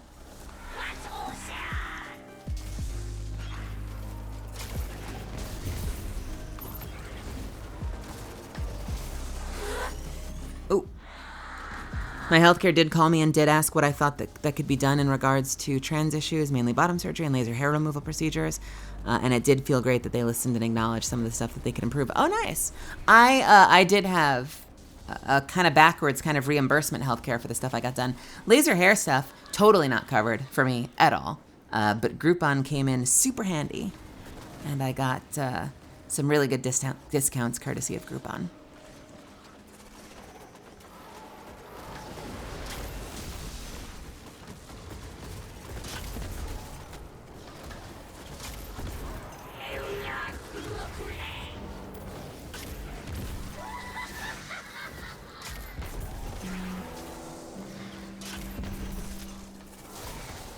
Oh, that's not fun. Shoten, I've passed out before, and I hurt myself pretty bad. I was doing stage combat, and I landed weird, and I hit my knee. And I was a dummy who bounced right back up and just kind of laughed it off, and then a few minutes later, I blacked out. I always feel bad. I feel like it's even more terrifying to the people around you.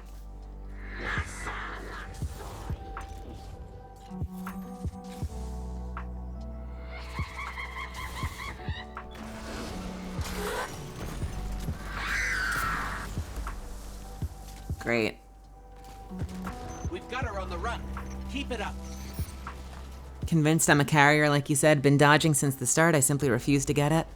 I've had proper COVID twice, but I don't know how many other light colds in the meantime were also varieties of COVID. Yeah, it kind of does feel like at a certain point we've kind of gotten to this place in our society where like it's just like the new flu. I know there's been light talk about it, but I wouldn't be surprised if in the future it's essentially like every year they're like, remember to get your flu and COVID vaccines. That it just becomes like a yearly thing that people want you to get boosters for. I usually get the flu vaccine. I haven't every year, but I usually do. I can't say whether or not it's helped because I feel like whether or not I've gotten it, I usually get sick at some point, like right around February or March. I don't know why. February or March is my time. Like, I suddenly just get massacred for like a week or two.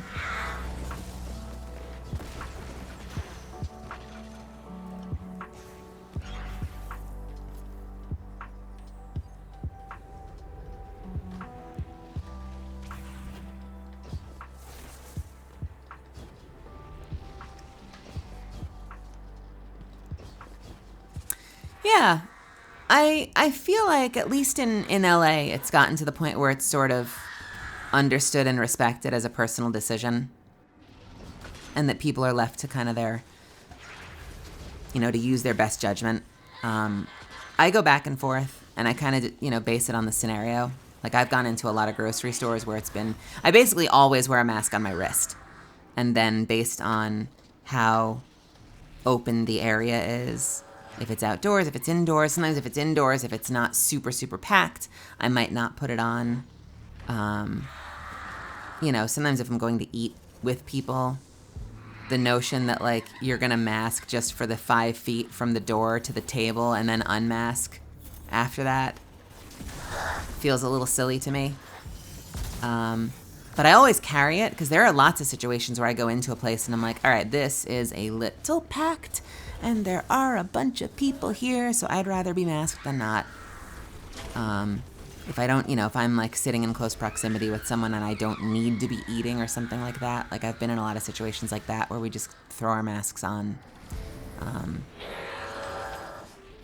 And I like that that's become a choice and neither of them feel weird, because there are lots of situations where it makes sense and plenty of situations where it doesn't.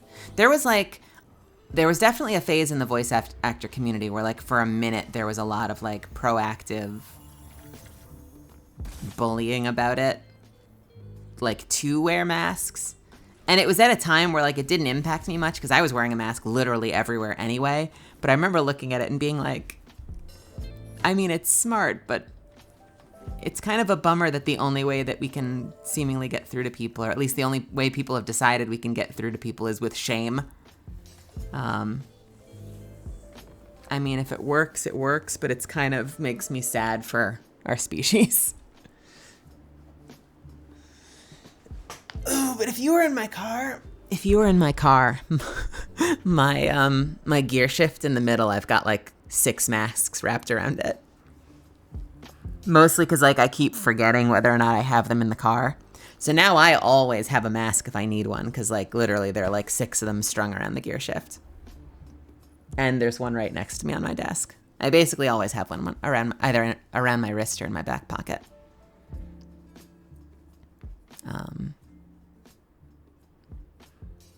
It's kind of weird though. Like, if I can share something funny about LA, is I was living in a particularly, and granted, like, time has changed, right? Time has gone by, so you can't compare them as one-to-one. But in a fairly liberal part of Dallas in Texas, everyone was masked all the time. And somehow by the time I got out to California, like, everywhere I go, most people are never masked.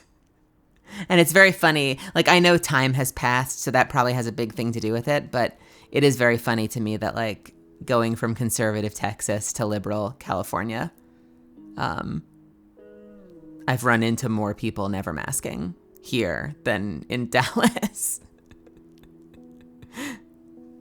And I think I've adjusted to the culture a little bit, but I try to use my best judgment. Like, I feel like it's always smart to have it on you, Like, there are plenty of times where I don't put the mask on, but I always feel uncomfortable if I don't have it with me because, like, you never know. If I walk into a grocery store and it's friggin' packed, I'm so grateful to be able to put that on.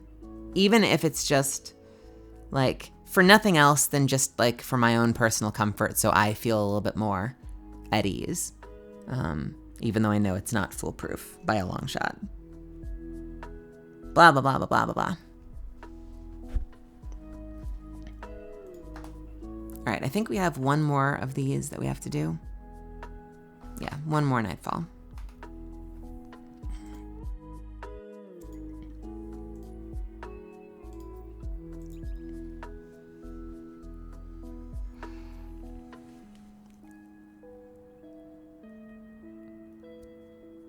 I even went into a session recently with a number of other actors, and it's so funny how quickly it changed. Like, we all showed up and everyone was masked, and they take your temperature at the door. And once we all did our temperatures, we got into the booth. We were in separate booths to record because the studio was practicing very careful COVID safety. So even though it was a 4-person recording session, all 4 actors were in different booths and we essentially were Zoomed together. Does that verb work like that? We were all on a Zoom call together. But the moment we hit break, we were all just out in the break room, mask off, chatting together because like we'd had our temperature taken. We'd all tested prior to the session. So we were probably fine. And it's just funny that like we all ended up just being masked for like the 5 seconds we got in the door. And then it almost felt silly that we were in different studios because with all the precaution leading up to the session, everyone kind of stopped caring the moment we were in the door and got the temperature testing. Standing by. I don't know, like, I found myself thinking about that because like the moment we went on break, this is kind of a story of how I caved to peer pressure. Because the moment we went on break, I immediately threw my mask back on because everyone was masked up when we got in the door. And then when I got in the break room, everyone has their mask off. So I kind of slowly slide my mask off my face, which I shouldn't have to do. And I didn't have to do. It's totally me caving to peer pressure. But it was just funny to me afterwards that like, you go through, I guess that's hopefully the step, you know, all the steps that they take to protect us working out in our favor. Because it's like we all test, we get there, we do the temperature check. But then like we're all masked up and we're in separate booths. But then like moments after we get in, it's like, but we're fine though, right? It was clearly like the mentality that permeated the group once we were all in the building together, having gone through the precaution steps. Heading inside now. And of course the answer is who the hell knows, right? Because we all could have been sick as hell the next day, but, you know, or the next week. But I believe that you get sick less often wearing masks. And I feel like that's probably going to become the norm going forward, you know? Like I don't...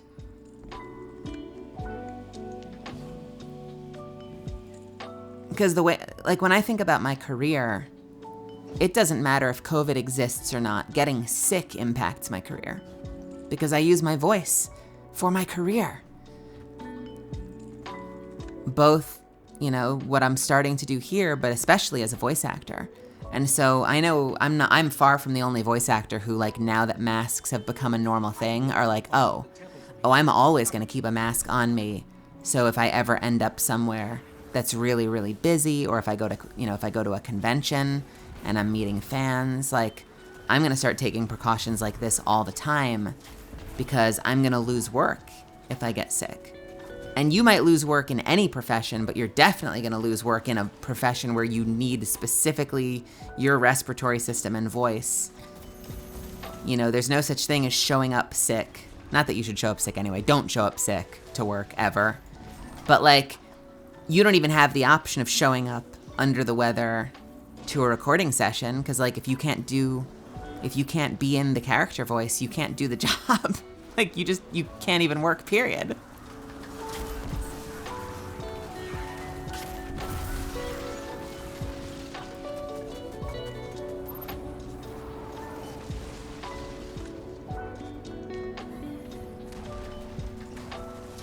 You know, it's like working and receiving for some store and like spraining both your hands or something in a way that you can't lift anything. It's like, even at that job, there might be a situation where they can, you know, put you on some kind of desk duty.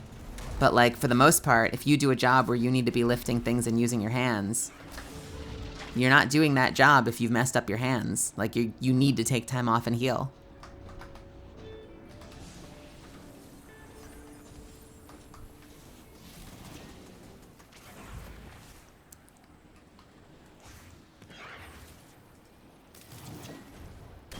Yeah, like Root Panda said, you know, if you want to go eat, you need pants. If you don't have pants, you can't eat. It's the same as voiceover.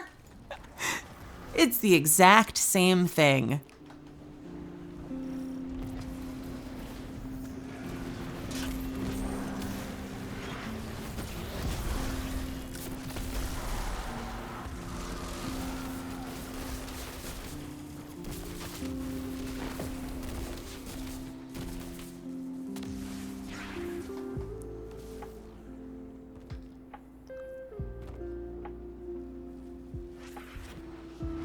Oh, that's so funny. Chansey, I'm just getting to this now. Is that the mask has made you look more approachable?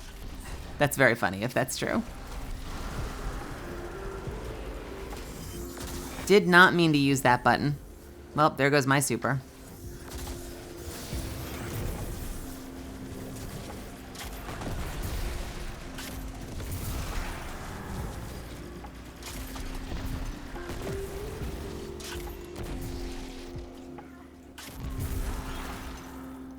Hey, Jorlin. Welcome, welcome. How's it going? How are you today, Jorlin, Jorlin?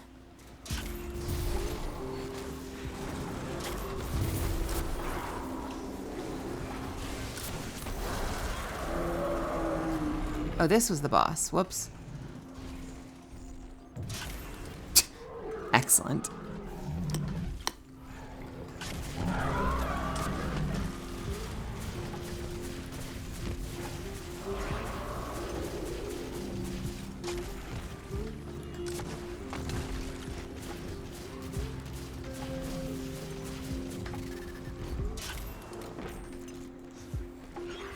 Been my problem the last 3 years, to be completely honest. Had trouble finding pants. Work was interesting. Yeah, it's hard to work with no pants. There might be a couple of jobs out there that don't need you in pants. I have a career and I have this hobby now of streaming, and neither of these require pants on my part. So you could always consider getting into any kind of voiceover that involves working from home or streaming. Can be done completely pantsless. Think of the possibilities.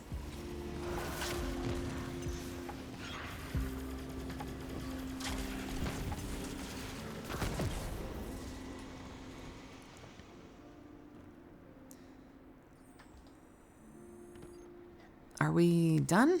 I guess we're done with this area. Or not.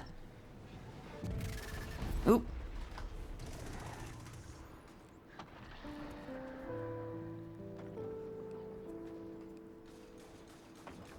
Oh, do you stream on camera? I look like this whether I'm standing up, sitting down, pantsless, pants on.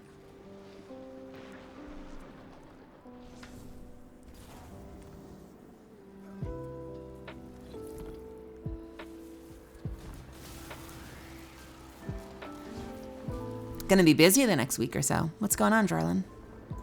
I am also anticipating that. Actually, this weekend is gonna be insane. This weekend and starting next week might be insane. I'm getting a little worried. I've got classes Saturday and Sunday morning. And then Sunday afternoon, I've got a class as well. Continued actor training stuff.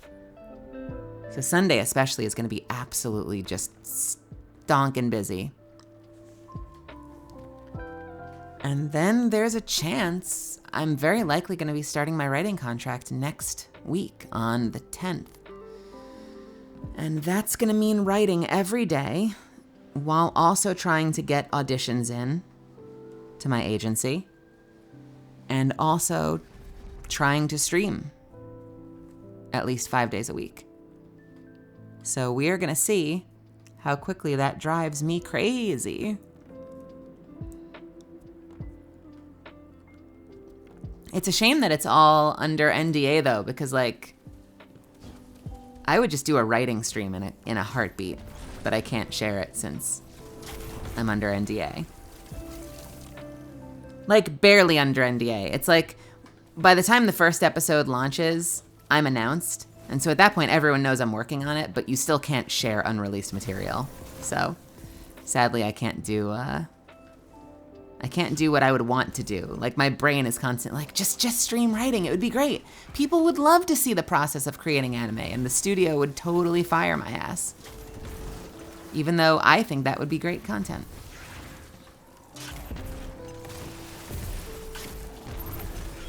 And probably bring more people in to watch the show. Like, can you imagine that if you had, like, I don't have a huge audience, but like, imagine someone with like a huge audience, like, you know, streaming to like 400, 1,000 people at a time, doing some aspect of like directing or writing anime, people watching that, like people would turn up and want to watch that show when it went to air because they were watching it get made.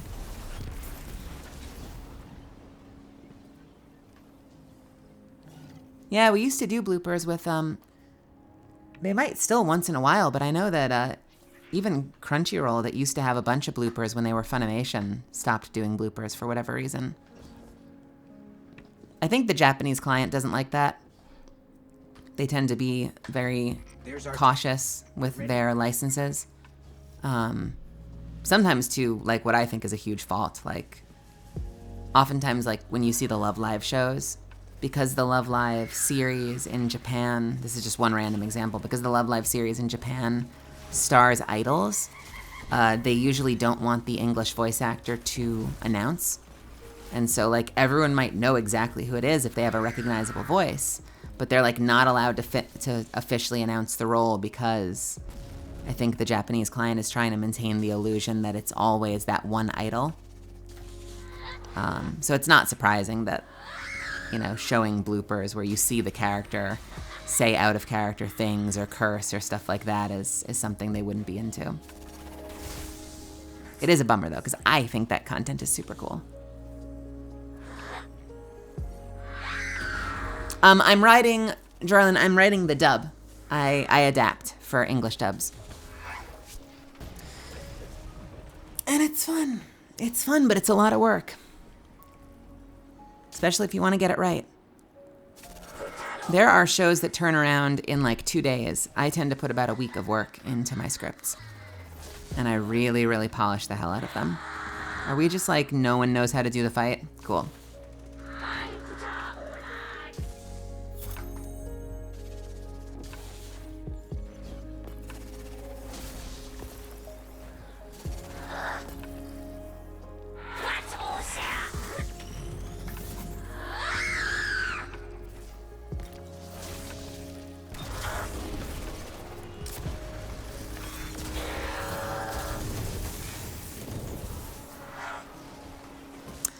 Yeah, and if you haven't heard me list them before, there are a couple of shows I've written. I wrote, Watch yourself. Probably most famously, I wrote the English dub of Nagatoro. Don't Toy With Me, Nagatoro. Was all my writing in English. I also wrote Orient, season 1 and 2. I wrote Pretty Boy Detective Club, at least the second half of that series. And I wrote The Honor at Magic High School, which is the spin-off series from a regular at Magic High School. In English. I wrote the English dubs.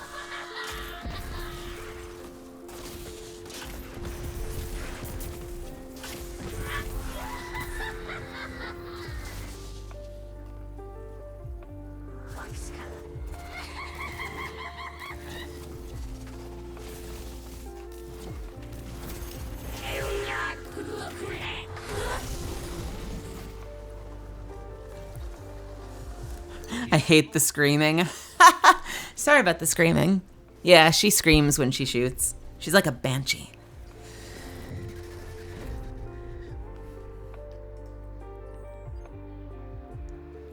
You'd have to be fluent in at least 2 languages to switch from JVA to EDub. There are some actors that do that. I know that it's usually when it comes to the dub, there have been 1 or 2 cases of the Japanese seiyuu voicing in the English dub. Although not that often. To do the adaptation, you don't need to speak Japanese. I don't speak Japanese. There are translators on staff. And so it's usually a bit of a pipeline. So the show will come over and it will get translated. And, you know, so you'll end up with something very, very literal, very like, you know, Google Translate-y. Not to say that they're using Google Translate, like they're proper translators, but like something very sloppy. And then it'll go to a time coder who will watch the video. And they'll mark every single moment that someone opens their mouth or at every single moment that a human being makes a sound. And they mark every time for that so you can find it in the video. And then the translation with all of the timestamps goes to the adapter, which is my job. And then we have to go through and polish it and make it sound really freaking good in English. And sometimes, you know, you stay more or less true to the original translation. There are definitely shows where I stay very close to the original material and it's very, very faithful. But then there are shows where I get very creative, like especially when it comes to comedy. I have to take a lot of liberties and write a lot of my own jokes because it just doesn't work. Like you can't translate a joke. So it might be a similar joke. It might be about the same subject matter. Like, so I try to make it as in the spirit of the original show as possible. But there are definitely shows that there are shows where I stay very close to the original source material, and there are shows where I get very, very, very adventurous. And some fans love that, some fans hate that. There are definitely fans out there that want it to be as close to the translation as possible. And in a perfect world it is, but it doesn't always work. There are also times, though, where the translation may have strayed from the manga, if it comes from a manga. And there have been cases where, what's written in the translation does not make sense. And I've gone back and I've found multiple other translations of the manga. And I've been able to actually make sense of the scene because, a direct translation was confusing. And so it's not... Ghost series is a huge exception because that's a show where they kind of just wrote their own story, although it's infamous for that. But there are totally times where writers, and I'm not the only one, will have the original source material on hand as well, because in some cases the source material makes clear something that wasn't in the translation. Where it's okay, they said this thing that made no fucking sense, but if you go back to the manga, you realize they're talking about this, and they're actually talking to this person instead, so the context makes so much more sense on the page, so, you write around that instead. Congratulations, you found your pants, Rude Panda.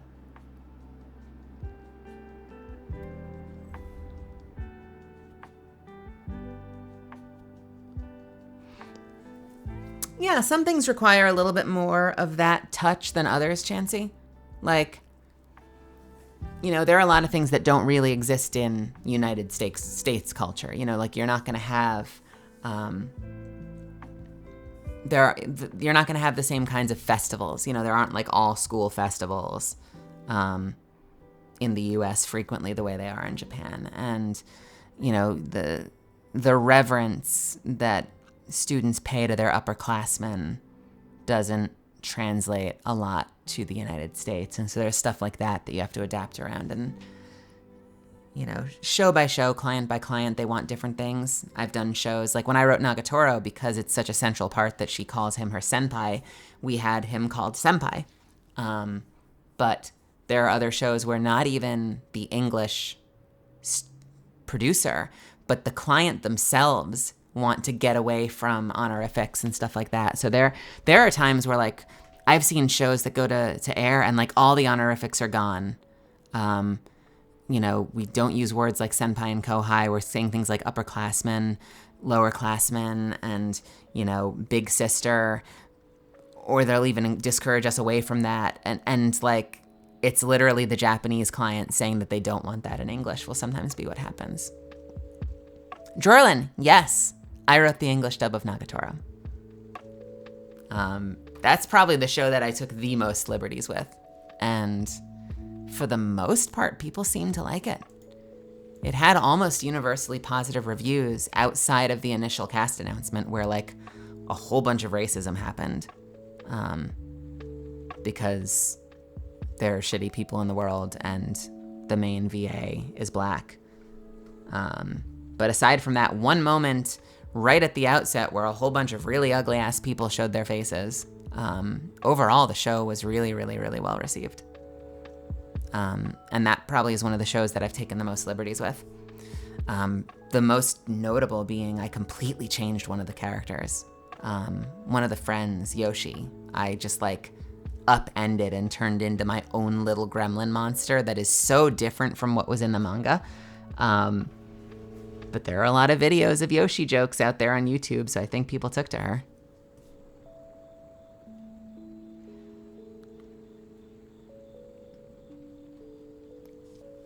Even then, I'm still fairly conservative.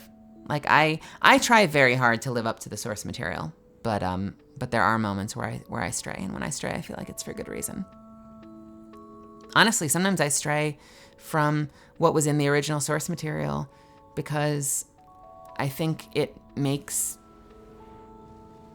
the product a little better from what was handed to me in a translation. And that's not to say that like the original Japanese production had a problem, but like you never know when stuff might be lost in translation. And I've worked on shows where there's been a really important moment for a character, like a really central defining moment that helps, that helps that character grow. And the translation I'm given is very bland. And I realize like this is a critical moment for this character's growth. It needs to be given that respect. And so there have been times where I've like upended scenes to give a character a moment that they deserve that I felt like was lost on the page. One of the examples I always go for is when I wrote Orient. There's the main girl, Sugami, undergoes a tremendous amount of abuse from her original master. Like he's incredibly emotionally abusive towards her. And the show is really cool in that she isn't just saved by the main boys.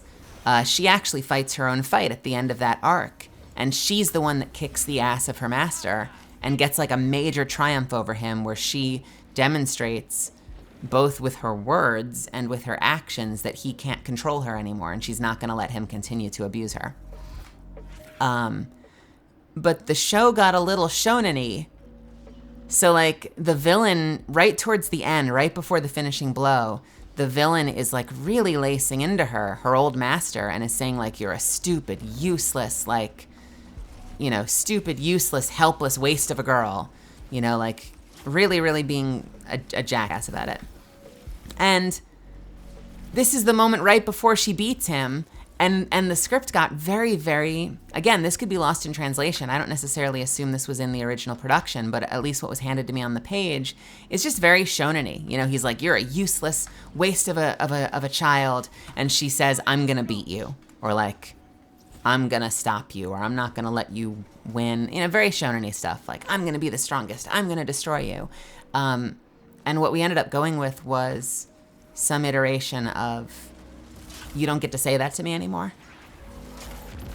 Because he's been verbally abusing her in this anime, like, for multiple episodes now.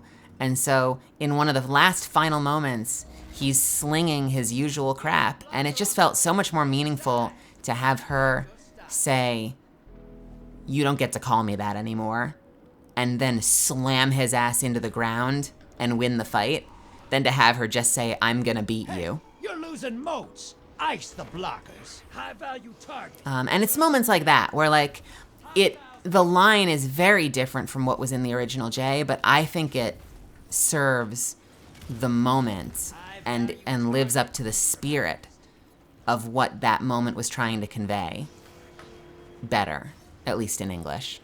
And I think that's what makes, not to pat myself on the back too much, but I think that's what probably, hopefully, I'd like to think what makes a good adapter for anime is like knowing how to transform a scene in a way that still lives in the spirit of what was originally there, but isn't married to the exact words. Portal's ready. Go say hello.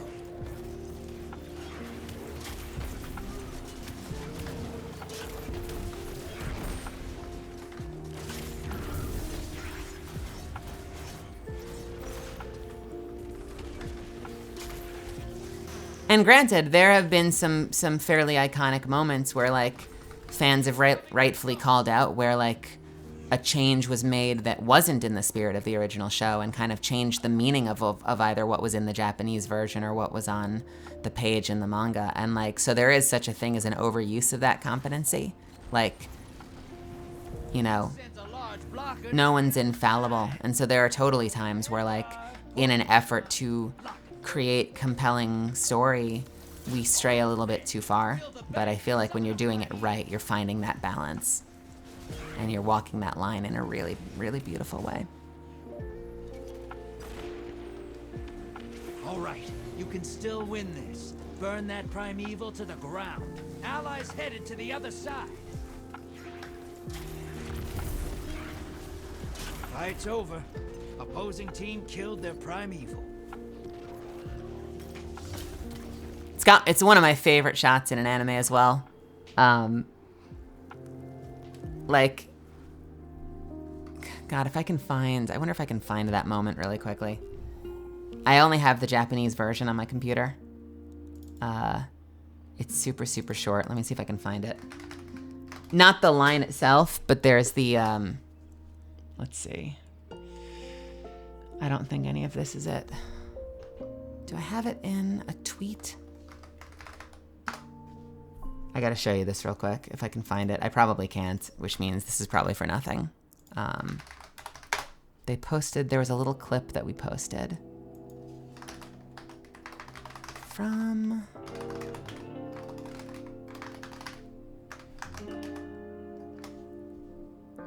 Nope.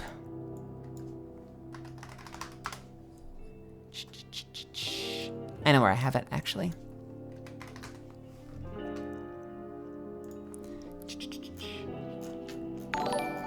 This has very little to do with my writing, by the way. Hey, welcome, Raiders. Gably, what's going on? Raiders. Hello.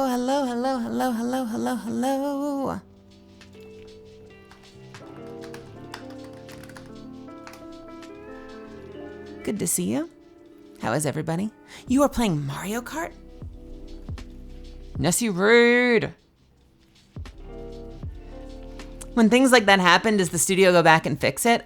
Sometimes, but not all the time, is what I will say to that. We actually had one major hiccup in Nagatoro that was never fixed. And I don't know what to do about that.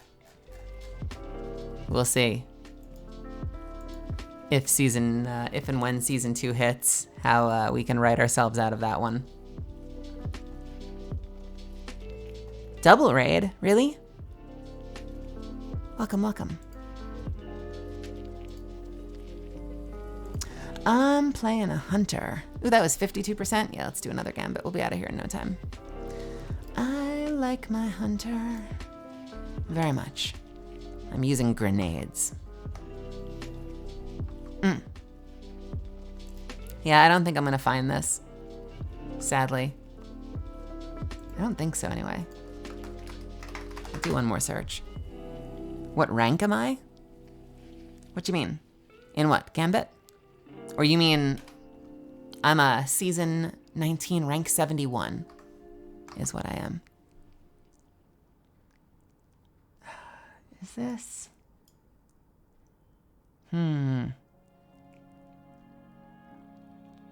I don't think I have this clip. Sadly.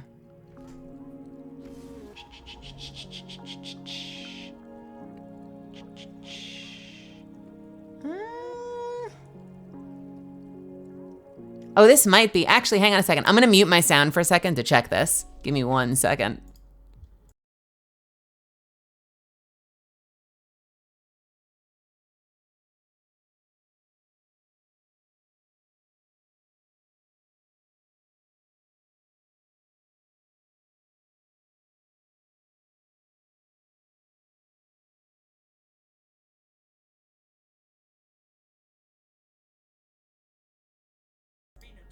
Okay, that is it. Ball Empire holds vast Athenaeum worlds full of I'm gonna share this really quick because it's only 10 seconds. This is not my writing, and I'm sure you've probably seen better. This is just a shot that I remembered that I freaking loved from the anime of Orient, because it was just the awesomest freaking takedown. This is the character I was telling about taking out her abusive master, and it just does this pan that I thought was like the coolest freaking thing ever. Let's add a temporary thing. Will this actually work? Media source. Test. Browse. Right in the middle of a match, I know. I am the worst kind of player. Okay, except it's not. Actually, that's fine. You don't need to hear it. I just love this pan. Look at this freaking pan.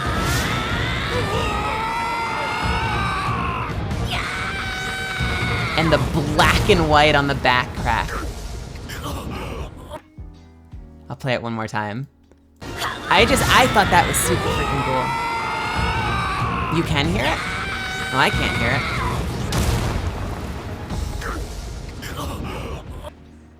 Yeah, super freaking cool. Well, that's weird. I don't know why I couldn't hear it, but I'm glad you could hear it.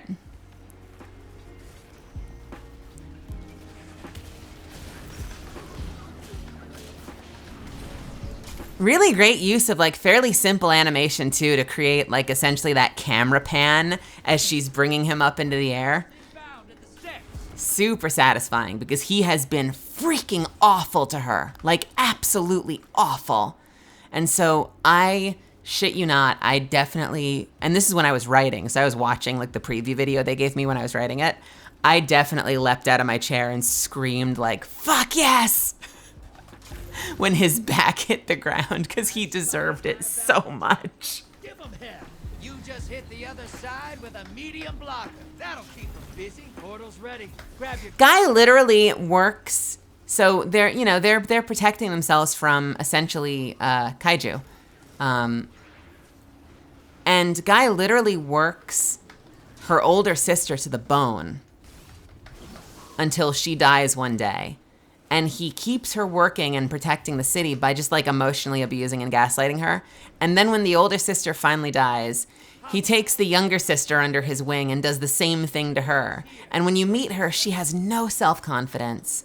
She's like a fierce fighter, but she's just like this utterly controlled, like demoralized little girl.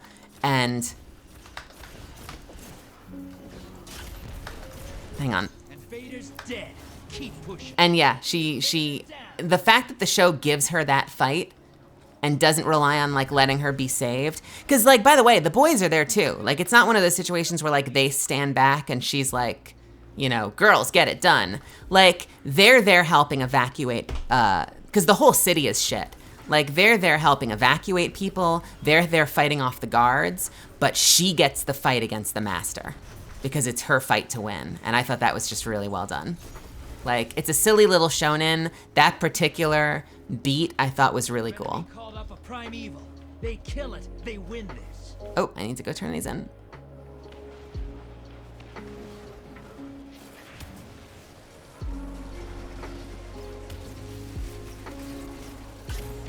What are we talking about?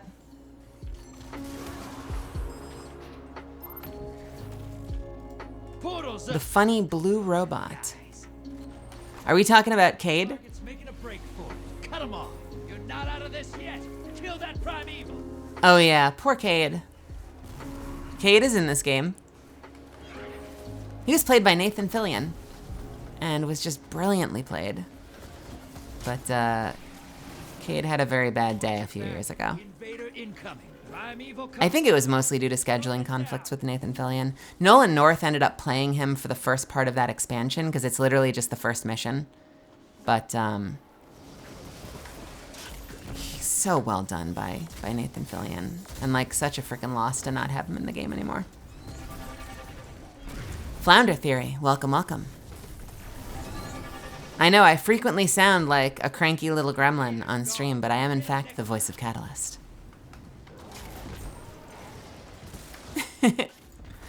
Among a few other things. Catalyst is definitely the biggest role I've ever gotten.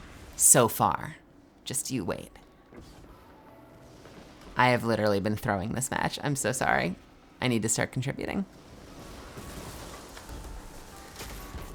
I mean, I think my streams are weird, so I hope you have fun. I'm certainly happy that you're here, and I hope I see more of you.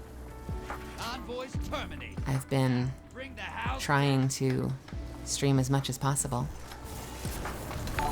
Invader on the field. Careful.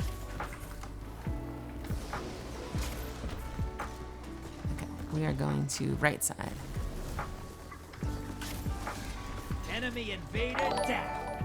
You can relax. The enemy team's about to win this. Get moving. And that's it. Opposing team took out their All right, this time we won't have a clip to play, so it'll be easier to not throw. I'm gonna hit the button though, because we are just about at the end of the hour. So if you're not subbed to me, consider subbing to me. But otherwise, I'll see you in just a few minutes. And if you need to go grab some water, refill your coffee, do whatever you need to do to feel comfortable when you're back. Bye-bye. I'm drinking coffee.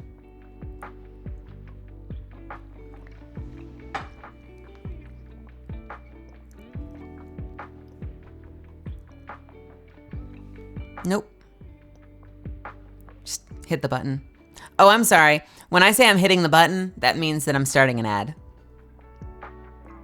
I say I'm hitting the button. I'm pressing the button. I'm starting an ad. I usually do 3-minute ads. So I try to do like the 3-minute ad and then have an hour to ourselves without interruption. I don't know if that's good or that's bad. That's kind of just been what I've doing. I like not having to have to worry about that for a while. I also try to hit the snooze button as much as possible.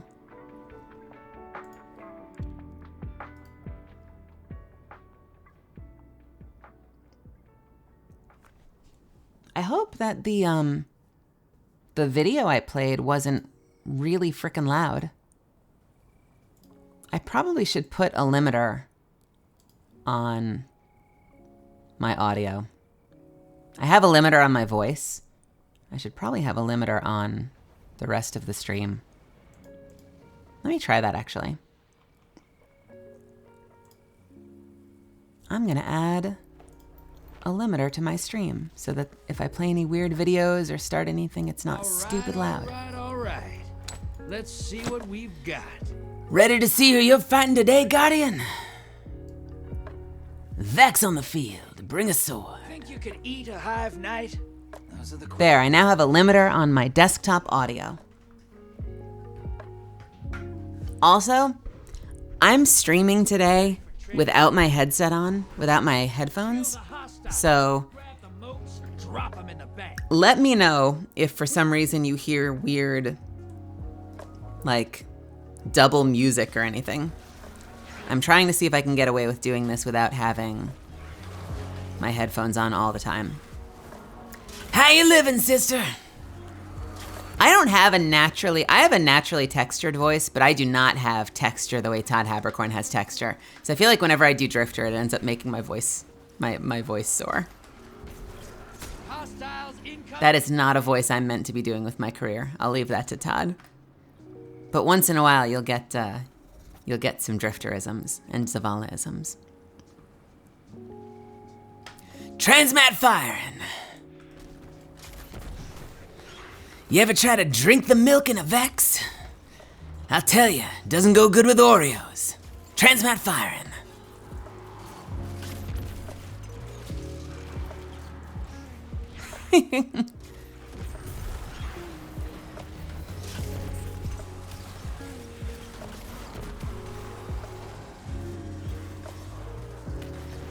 Was it hard work and a tedious road to becoming a voice actor?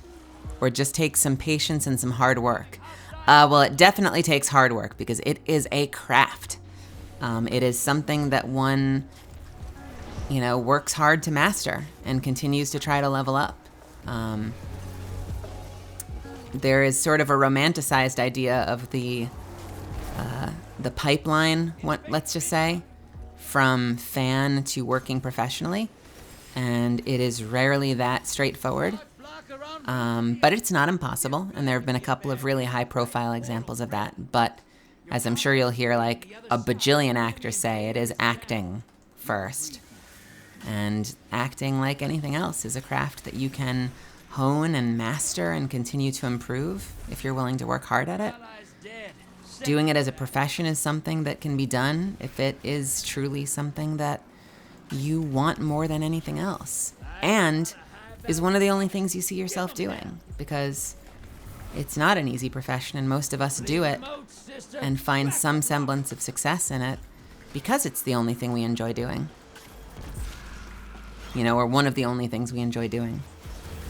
And that gives us the drive to tolerate it when it feels like the only one that cares that we're voice acting is us. Because I've been there a lot. A lot. Feeling like no one gives a shit that I exist. And the thing that kept me going was that I just love it so much. Oh, come on, let me land any missiles. Thank you. I appreciate you, Knight. A little about me, though. I mean, I went to school for stage and screen acting. I was in plays from basically age 11 or 12 up. I've been constantly on, not lately, but when I was younger, I was constantly on stage at my summer camp, at my high school, doing little community theater things. I went to school for stage and screen acting to a really good university, and I got my BFA in drama.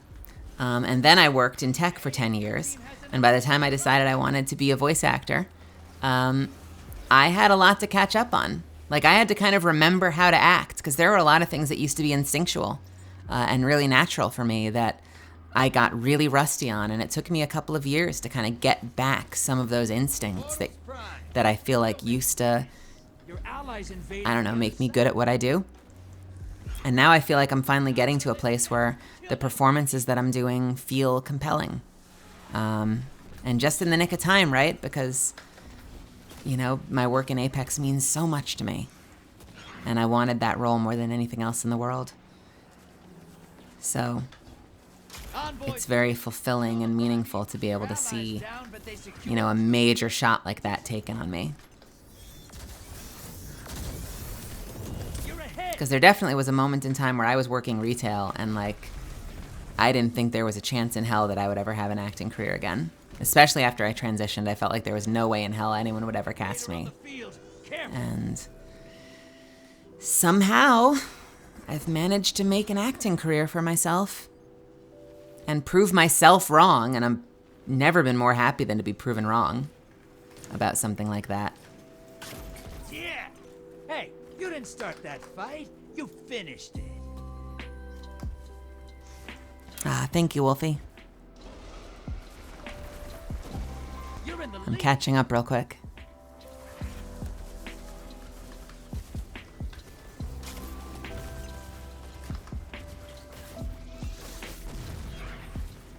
Allies headed to the other side.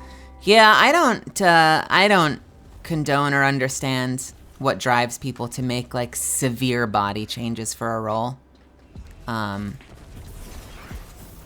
I also feel like we're kind of getting to a place as a culture where we don't Your invaders down.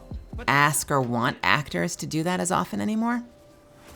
And that's kind of like an interesting dual identity we have now, where, like, especially with a push for more and more representation, we do find ourselves playing characters that are a lot closer to home now, but that's always going to be in opposition with our desire as actors to play things that are far outside of ourselves. I've talked about that with regard to, you know, potential shipping options for Catalyst, because I think that if it's not done right, there's a very overused trope of queer characters being in toxic relationships. But as an actor, I love exploring messy stories. So, like, allies headed to the as an actor, I would love nothing more than to see Catalyst end up in a relationship that's not great for her and have to explore that relationship and, like, how messy it can be. But I'd also have to now make sure that it's done right, because there is a really tired, dumb trope of queer actors having shitty-ass relationships. And so I don't think that means they can't have Take down that primeval. tough relationships. I think what we see happening with Valkyrie and Loba is really compelling, but it has to be done with a sensitivity to that so that you're not just playing into those tropes and that you're telling, like, engaging, compelling human stories. Primeval compromised. Focus your fire. Colorfinger, turns out you're really good, thank you. I'm trying over here. That's my Italian actor. I'm trying over here That primeval to do my best. invader in I am now really behind on chat, and I want to catch up. I get on these rants, and then I stop reading chat because I'm monologuing. enemy invader down. You can relax. That primeval's not long for this world. Burn it down and take this gambit. Envoy's dead. Kill the Primate. Vex, bring a glass. I'll tell you what, Guardian, there were many a cold night on Europa, and sometimes the only thing to keep you warm is the Vex beside you. And let me tell you why they really put the ass in assimilation. Oh dear, didn't know where that was going. I'm doing a half drifter to save my voice. You fight like that every day? Just helping to cook for now. You're the backdrop. Ah, thank you, El Capitan. Left. Welcome, welcome.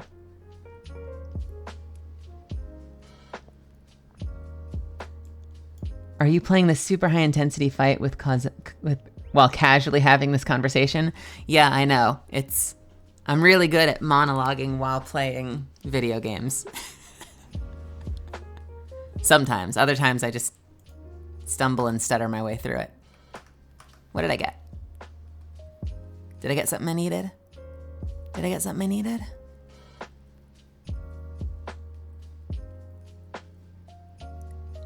$80. I don't need this one. Tilting at windmills and unstoppable force. Where's the 90? What 90 did I get? I must have gotten a 90, right? Surely I got a 90. Did I not get a 90? Did I get an 89? No. I'm 1589. Oh, it went to the bank. Okay, let's go to the tower and pick it up. Or it went to the mail, rather. I can't wait to see more Catalyst and Seer interactions either. I'm very excited. Jelly! Jelly Donut, hello! How are you? It's good to see you. Stretch. Ooh, that's a good stretch. I started to say hello and I raised my arms, but it went into a great stretch, so now I'm just stretching.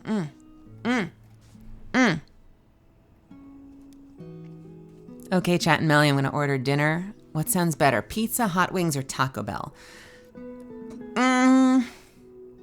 I think pizza or hot wings. I'm leaning towards pizza. I need to have greens when I eat. So for me, if I get hot wings, I need to have something on the side, like some kind of like sauteed spinach or broccoli. If I can get something like that with hot wings, that sounds really good. Venture. I like having something green.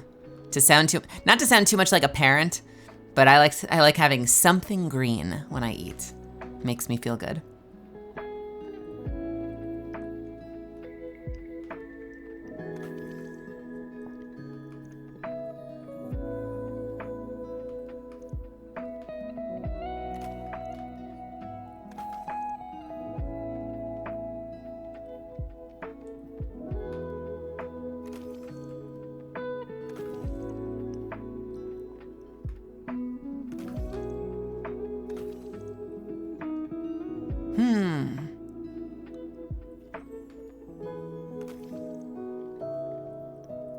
Chat has agreed. Wings are the way.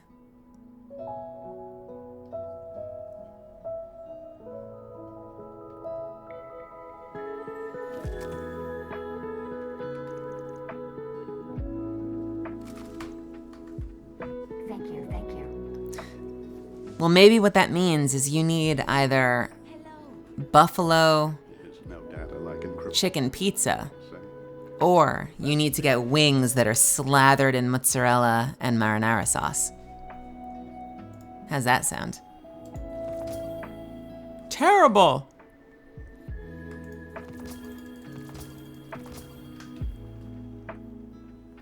Give yourself the best of both worlds.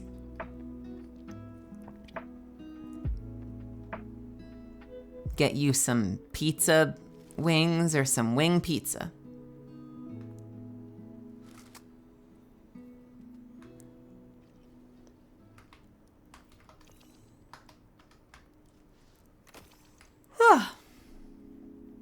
Excuse me. Sorry, I don't mean to keep making you yawn. It's not personal. Sorry.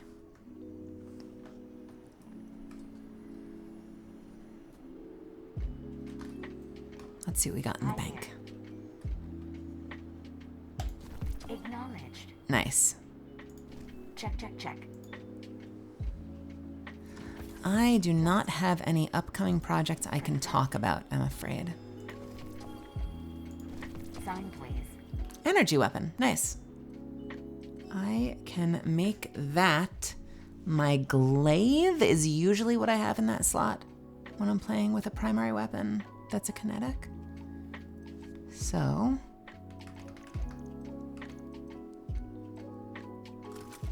I'm gonna boost my glaive.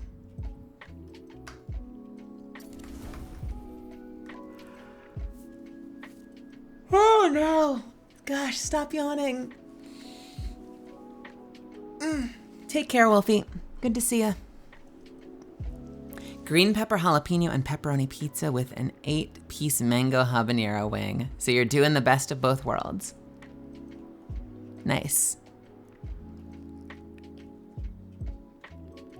I am just sleepy today. Bye. You'd think I'd go to bed early tonight, but I will probably end up staying up late because I'm always, how you say, a stupid person. Hey, the best. Welcome, welcome. How are you? Hello, Guardian. Thank you so much for hopping into chat. I hope you're doing well.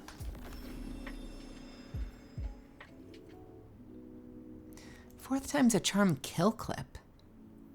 With range.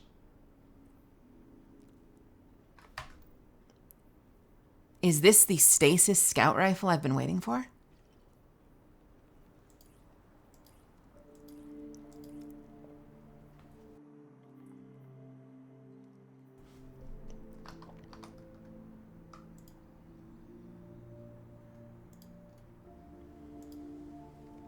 It's certainly good. What's my other one? Fourth time's headstone. Oh, that one's really good too. I don't know what I want my Jacaraka to have.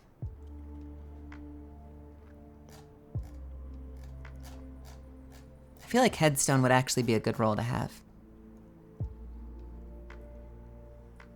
Apparently people are really about the kill clip rapid fire, which is like kind of just a basic roll. Fourth time's kill clip feels... Actually, I take it back. Fourth time's kill clip is really at odds with itself, isn't it? Because kill clip requires a reload and fourth times keeps you from reloading. So this is probably not the gun I'm here for. I think I'm going to use that to boost the other one. We don't want fourth time's kill clip. That makes no sense.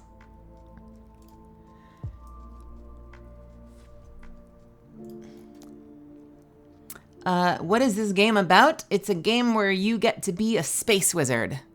And you fight the forces of darkness. With your space with your space wizardry. And a whole bunch of fun weapons. Hey Aunt Pant, welcome, welcome Raiders. How are you? Welcome to my party. It's a sleepy party. I'm very sleepy. I hope you're doing well. This is the stasis scout rifle you were warned about. Headstone it while you run a stasis build, stasis shard specifically. Ah, cool. Yeah, I don't run stasis that often. I wanted to like it. I thought that I was going to like it. Because when you first get stasis, Elsie Bray is using it and she's stealthing in and out. And I was like, oh, cool. So stasis has a stealth. I'm like, Void has stealth for the light side, but I guess one of the dark side powers needs a stealth as well. I guess it's stasis. And when you're originally trying out the powers, your existing abilities worked.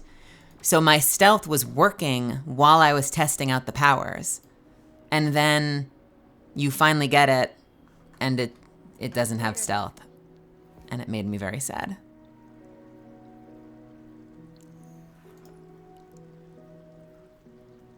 Let's use Stompies. We'll boost that up.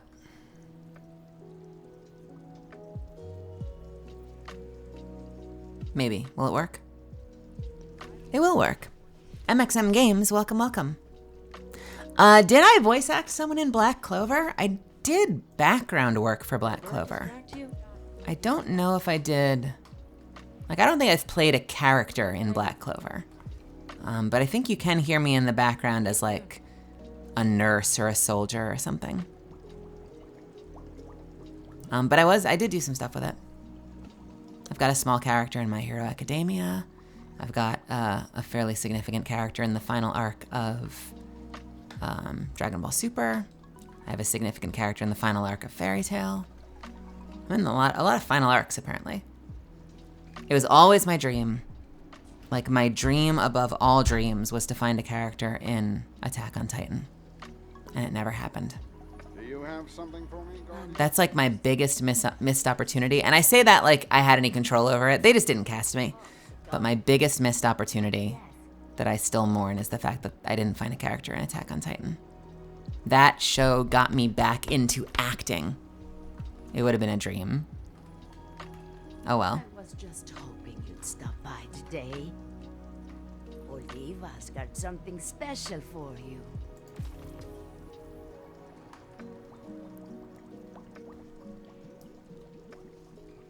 Yeah. Although, you know, my Hero Academia character is also very small, sadly. I voice the president of the Pro Hero Commission in My Hero, but I'm still crossing my fingers that one of these days I get to read for and maybe get to play a character with a name. Because my Hero character does not have a name. Fairy Tail, I voiced Demaria Yesta, who was one of the Spriggan 12. She was the Valkyrie. And the Warrior Queen. I think the Warrior Queen of the Spriggan 12. She has blonde hair. She wears a sick blue cat suit later.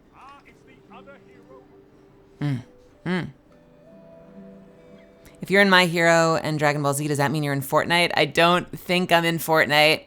Have they added Catella to Fortnite? I probably not. I doubt it. Oh, shit.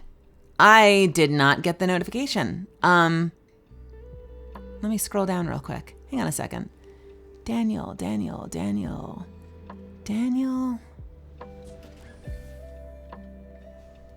Did I get a donation? Maybe?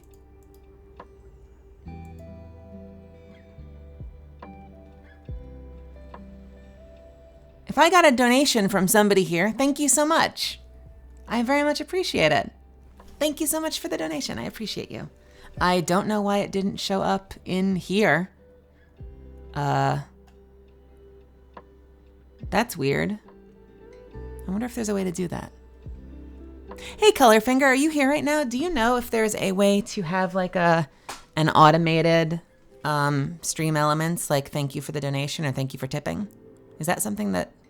I'm not asking you to do it right now, but do you know if that's something that it can be triggered to look for?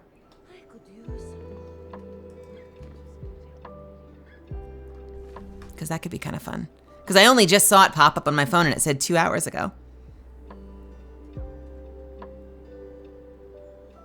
So Daniel, if you're still there, thank you so much. I very much appreciate you.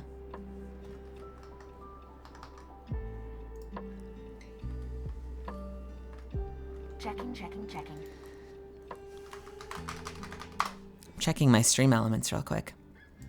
Just to kind of see where it came in. I probably would have seen it if I had my stream elements up. Hey Beam, welcome. I'm not into season 6 yet. I haven't started it. Are you liking it? I'm very excited. It's one of my favorite segments of the manga.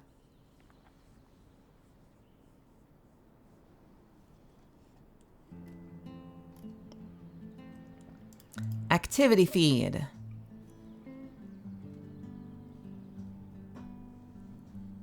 Huh. I guess it was just... Oh, okay. You know what? I see it.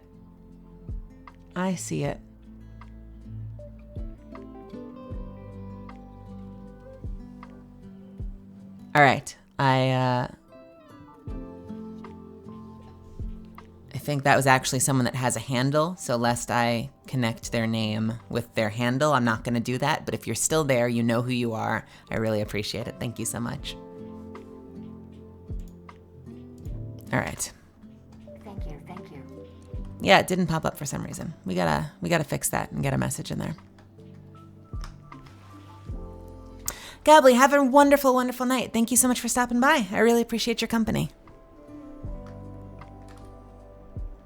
Have some Watson love. Here's some Catalyst love back. And occasionally on my cheat days, you can have some Vantage love.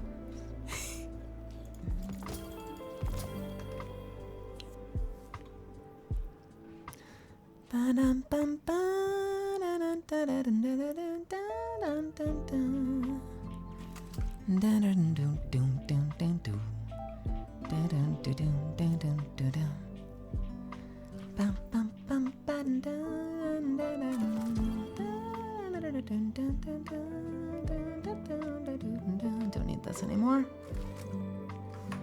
All right, what do we have left on this list? Are we done? Is this actually the end of the list? Everything is done except this. I need to do six heist battlegrounds. Oh no. All right, let's do 6 heist battlegrounds. I'm so excited. But then we'll be done with the week. I try not to turn my games too much into work, but I do want to finish the week. And the one that there's already one I can't do. I can't get this done. There's just no way I'll have that recipe unlocked. So I want to get this one done, so then I'll have everything else. So let's do some heists. That is not where the heists are. That is where the heists are. 6! Too many. I do like heists, but I also...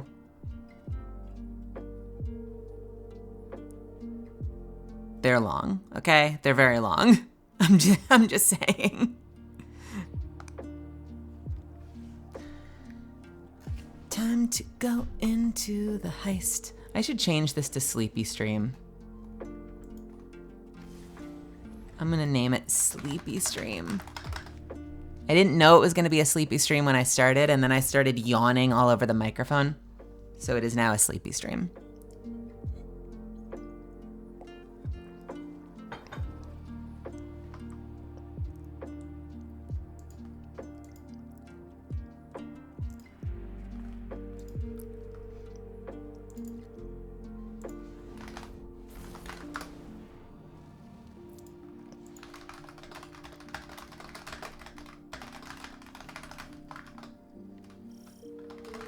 Hive and altered Alexi biosignatures are present within Bray exoscience. Submind extraction in danger. Purple, I'll see you later. Thanks for stopping by.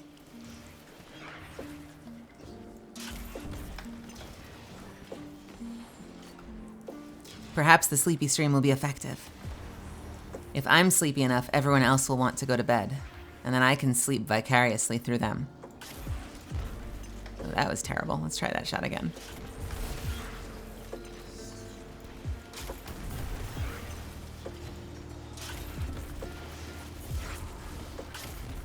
I was watching this video earlier that was like I mentioned this at the start of the stream, that was like a cautionary video of like the work-life balance issues that streamers face and why there are like a lot of health and like stability pitfalls to streaming, especially as a VTuber. And as I'm watching it, I'm like, oh no, I have fallen into the trap. Because it's talking about stuff that I deal with, which is like, especially late night raids. Like when I know that there are a whole bunch of people watching, it's so easy to just keep going.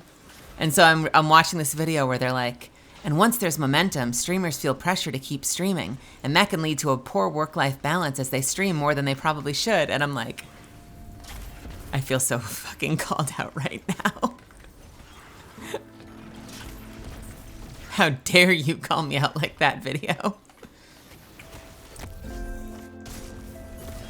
That's one of the reasons I've been trying to set expectations up front as much as I can. And you guys have been super, super, super kind. Almost to a fault. Like, y'all tell me to take care of myself when I'm fine. And you're like, go to bed anyway. And I'm like, I don't want to. But I do try to set a lot of expectations up front because I'm becoming ever cautious of wanting to make sure that I have balance in my life.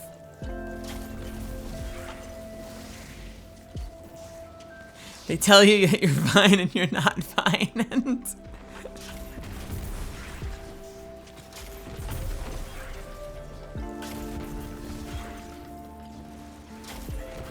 so what I like to do for accuracy, because I miss a lot of my shots, is I try not to aim for the body. Even though that probably would do more damage, I tend to bounce underneath them, and I kind of airburst it as it comes up into the air. It's sort of the way I found that I hit targets the easiest.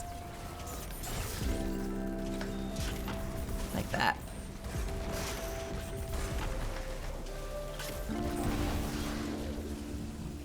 Sometimes I'll hit them. If it's a big enough target, I know I can hit it dead on.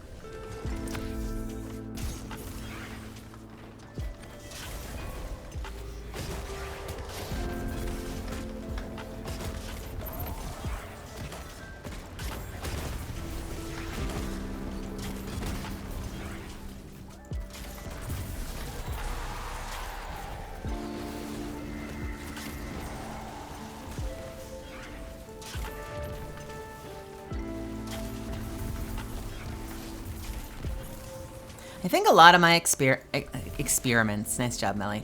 I think a lot of my experiments when it's come to, like, setting expectations and boundaries and kind of feeling out what I want to do, and, like, when I felt pressure to keep going, it all comes from kind of a place, for me at least, of, like, wanting to make sure I'm giving this hobby the best shot I can to kind of feel out how viable it is.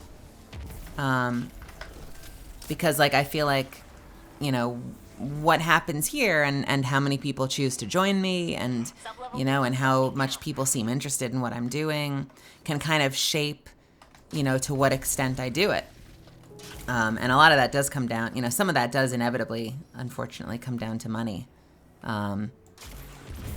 Because I like the activity a lot, and I think that, like, what I've been doing this month by streaming as much as possible is giving it, like, a real royal chance to make sure that, like, I don't hate it and make sure I'm not half-assing it either.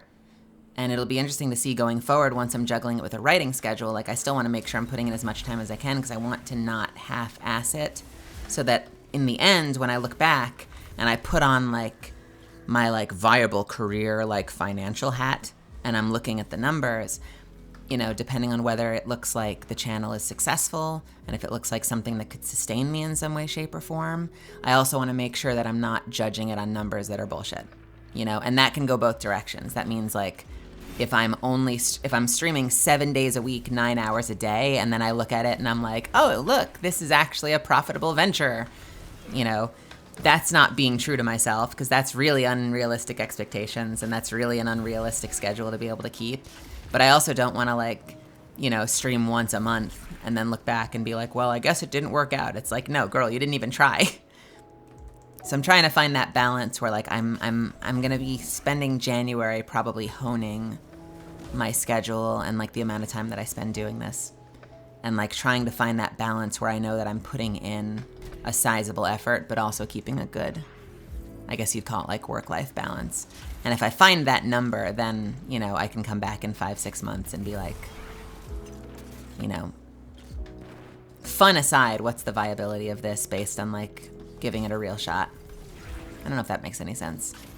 No one asked me this, but just because we were talking about, like, work-life balance stuff, I figured I would offer that. A death singer's dirge.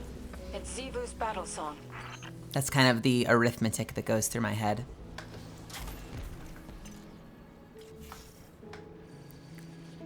As with all things, there's always kind of, like, the careful balance of, like, you know, what gets you doing it, which is the fact that it's fun, and I love this, and I love engaging with all of you, and I love the social experience and the community that we're building.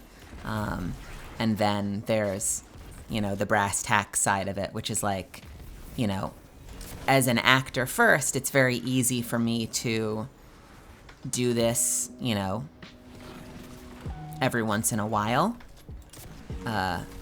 whether or not it is able to sustain me at all and I can, like, pay my rent. And the more it sustains me, the more I'm capable of doing it without having to, like, branch out and continue to do other things. I love writing, but I would probably consider passing on writing contracts if this got to a point where it was, you know, a big enough community that I was able to actually focus on doing it without having to, like, then look at my bills every month and, like, panic. It's all interesting. I kind of call this, I file this under, like, Melly is allergic to stability. And some of you have heard me talk about that in the past, where, like, oh my god, I lived. Oh my god, I lived. Hey, Barry, what's happening? Wait, you're saying hi and then you're sleeping? Well, hello and good night.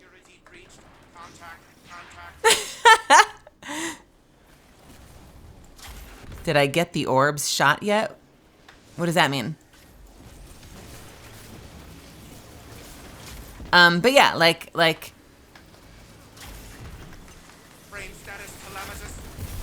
I spent the better part of 4 years trying to get writing contracts and trying to teach myself to write for anime and prove that I was good at it. And I finally started getting contracts and I've become quite good at it. And now I'm actually quite in demand when it comes to my writing. And so in classic Melly fashion, right as that's becoming stable, I'm like, but what if streaming is career? Because who needs stability in their lives, am I right? Submine vault's locked down tight, but the maintenance shafts are... But ultimately, writing is still there for me. Happy crawling. I never knew there was To the right. submine housed in Europa. Oh, did I get Neither did the Vanguard's orbs? Oh, shit. I had the There was one in the other room. I don't think I got it. submined. Is there one in here? Sense. It's I'm about to teleport anyway. framework they Shit, shit, shit, shit, shit. Shit, shit, shit, shit, shit, shit, shit, shit, shit, shit. There are yellow drones, really? And then it opens up something. Actually, I have a question, and I could probably Google this, but like I've now spent multiple weeks in that dungeon, and I have broken all the drones. I can look it up later. We don't need to spoil it in chat, but I'm just going to express. I've broken all the drones in the strike, in the mission, and they each tell me they open something, and I have not been able to find what the hell they open. I have no idea what they open. I've looked around. I don't know if I am not smart enough.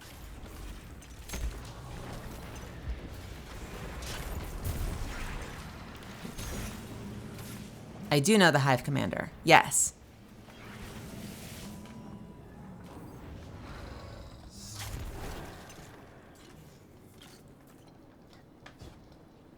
Wait. Oh, Nilky. I think Barry's saying this as well. So when it says opened warsat.catacombs. blah blah blah gate, like, is that just telling me it's lighting up the... Is that just telling me that it's lighting up the... No, that happens when you break a ball. Yeah, I don't know what the scanner drones open. They each telling me... Every one of them tells me they opened something, and then I can't find whatever they opened.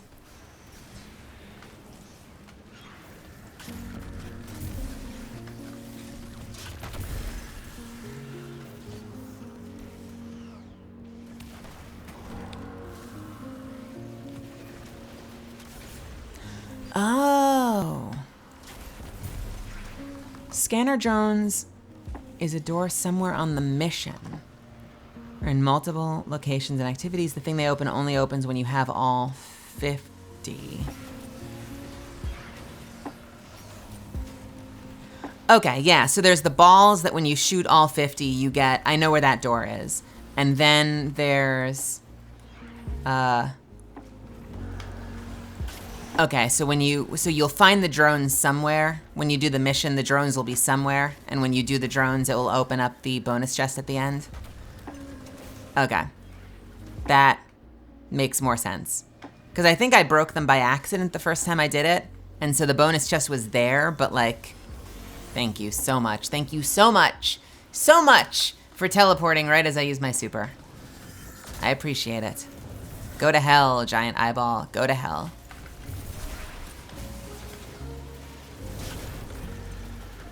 Yeah, I understand you now, Nilky and Barry. I appreciate it. Okay, cool. So knowing that that opens a bonus chest is useful to me. I don't think of those balls as drones. I think of them as capsules. They're scanner drones. That's fascinating. Yeah, I was definitely thinking of drones and thinking of the little robots that you have to shoot with scanner.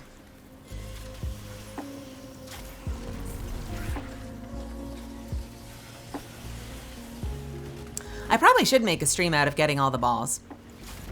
So maybe we'll do that someday this week.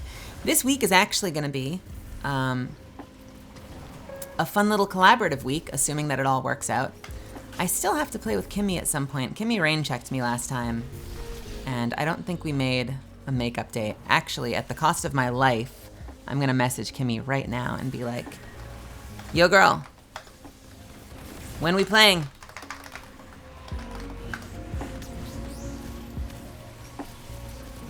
Literally typed, yo girl, when we playing? But I think tomorrow I am streaming with, Miss Doctor. And Friday I might also be streaming with Miss Doctor. And I'm probably also gonna play with Jelly this week, either Wednesday or Saturday. So we're gonna have a lot of fun Apex collaborations this week, which is cool, because I wish every time I play Apex was a collaboration time, because it's so much more fun with friends.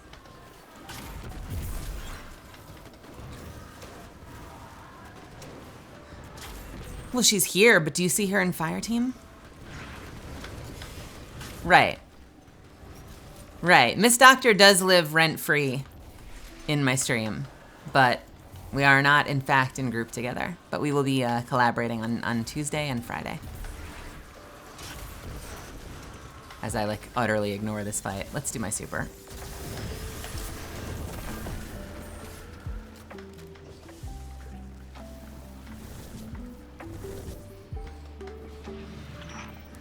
Why do you persist?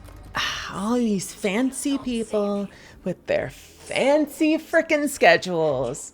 Look, some of us are barely hanging on here. You can defy it. I know, someday I will have a predictable schedule. Right now, I am flying by the seat of my pants. Where another Aramis lives a different life. Which infiltrator gear did I get from Clovis? I mean, don't you eventually get all of them, or do you not? I picked the one that gave security clearance. I don't know if there's a way to switch it out for something else, because I can't do the lasers unless I, like, slide really fast and whip my mouse. All it takes is a step in the right direction. But I don't have the other two yet. I don't know what you need to do to get the other two. I haven't been offered them yet.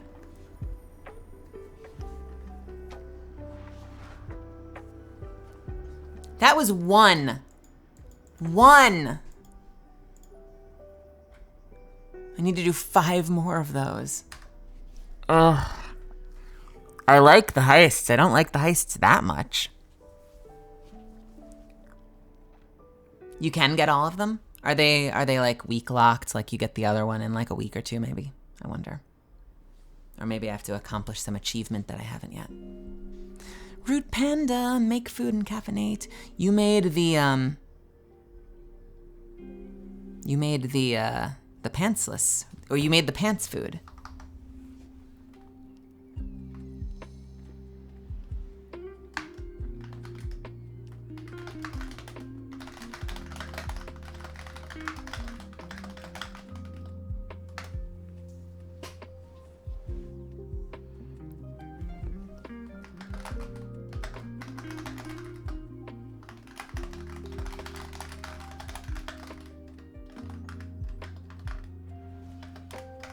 Sorry, private message.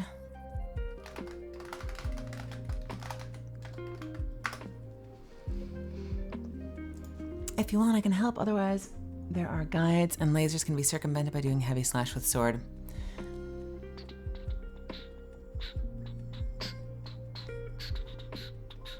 Yeah, the week ends by tomorrow. So if we stream tomorrow, the week will be over.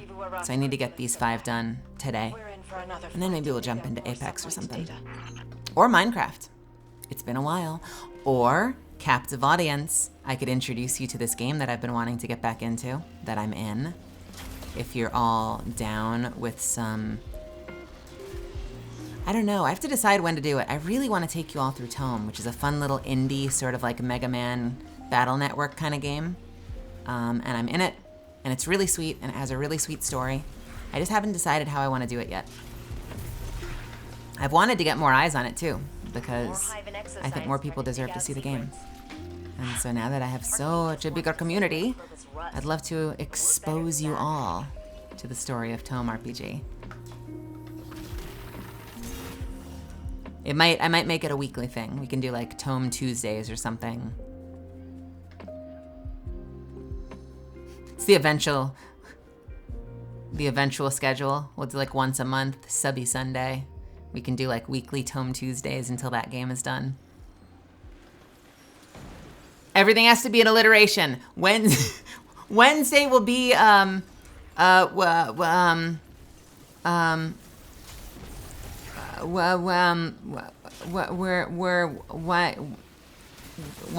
No, not wank.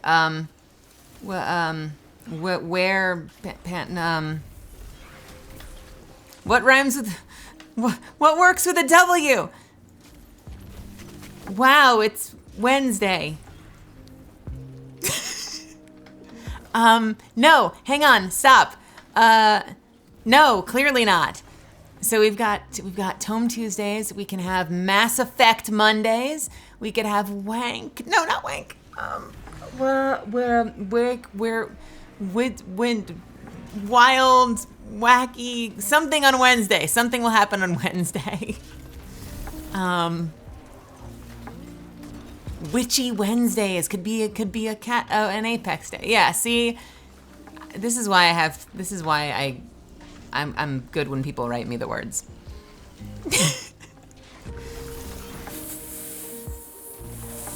I haven't thought about this enough. I don't have one for most of the days. Free to play Friday? Shit.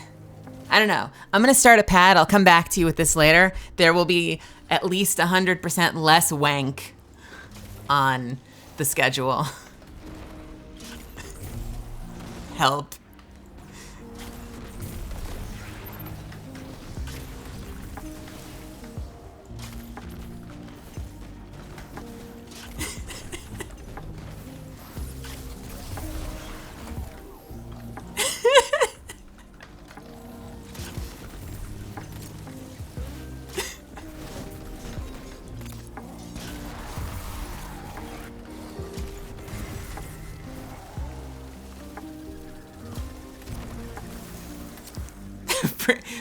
What do we do on Frisky Friday, Nilky? We paint each other.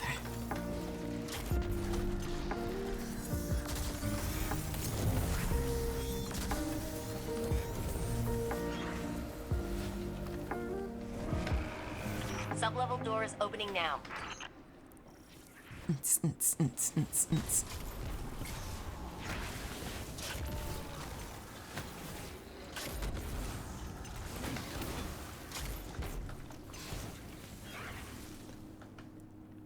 I had a design class in college. Wait, kind of sus what already is? I don't know what that's a clip of by the title. I'm scared.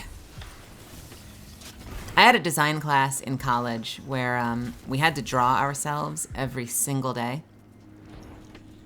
Or not every single day, every week we had to bring a self-portrait to class, and over the course of the year we compared them all, and they taught us how to like just draw the negative space and the shadows to try and you know, do the self-portrait. And there was this tradition that was like perpetuated by the students where eventually there's 1 week midway through the year where you have to draw. There's 2 weeks back to back where you have to draw yourself naked, and the expectation in class was you never had to share it. You didn't even have to share any of the drawings you did of yourself that was just like your face. You never have to share something you don't want to, which is cool considering we have to be graded eventually. So like the fact that he had that was neat, that, you know, he wasn't going to hold it against you if you didn't want to show your self-portrait. There were tons of other projects we were working on. But then there was a week where you had to draw yourself naked. And then the week after that, you had to draw someone else naked. And it was something they did every single year. And it was this like big thing where like the upperclassmen would be like, just wait till you get to naked week. And we're like, what the fuck? We're new students in college. We're like, what the fuck is naked week? And they're like, oh, you draw each other. And we're like, what?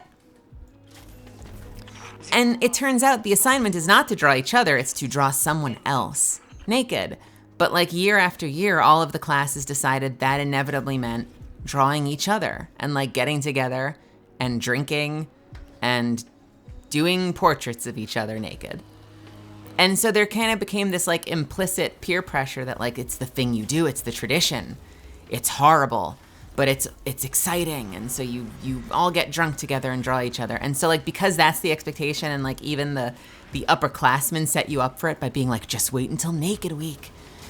Inevitably everyone ends up doing it. And I shit you not, 10 years later a Facebook group started about this design class, and it was all people being like, so that was fucked up, right? Like, no, that was fucked up. Like, we should never have been doing that in, like, it's okay if you want to do that for your career, you do life drawings and stuff like that. But, like, the way that it happened with the peer pressure and the upperclassmen and the expectation that we're, like, getting together and taking our clothes off and drawing each other, like, that was kind of weird, right? That was fucked up, right? And it was, like, a group of, like, 30 or 50 different people, like, after the fact being, like, nothing wrong with drawing people, but like, it's funny that it took us all like 10 years to process, not just that, but other things that happened in that design class, like, and aspects of that teacher that were particularly toxic. And I had a particularly good relationship with that teacher, so I was someone who thought of him less as like, I was less like toxic and more like you are a damaged person that needs help really badly. But it's funny that like collectively like 50, it's like funny and frustrating that 50 or so of us, like, it took us 10 years to get back around to like unpacking that and being like, did we share like some weird, like vaguely share some collective trauma together that we're all still thinking about that? What does that mean? Like, let us talk about this.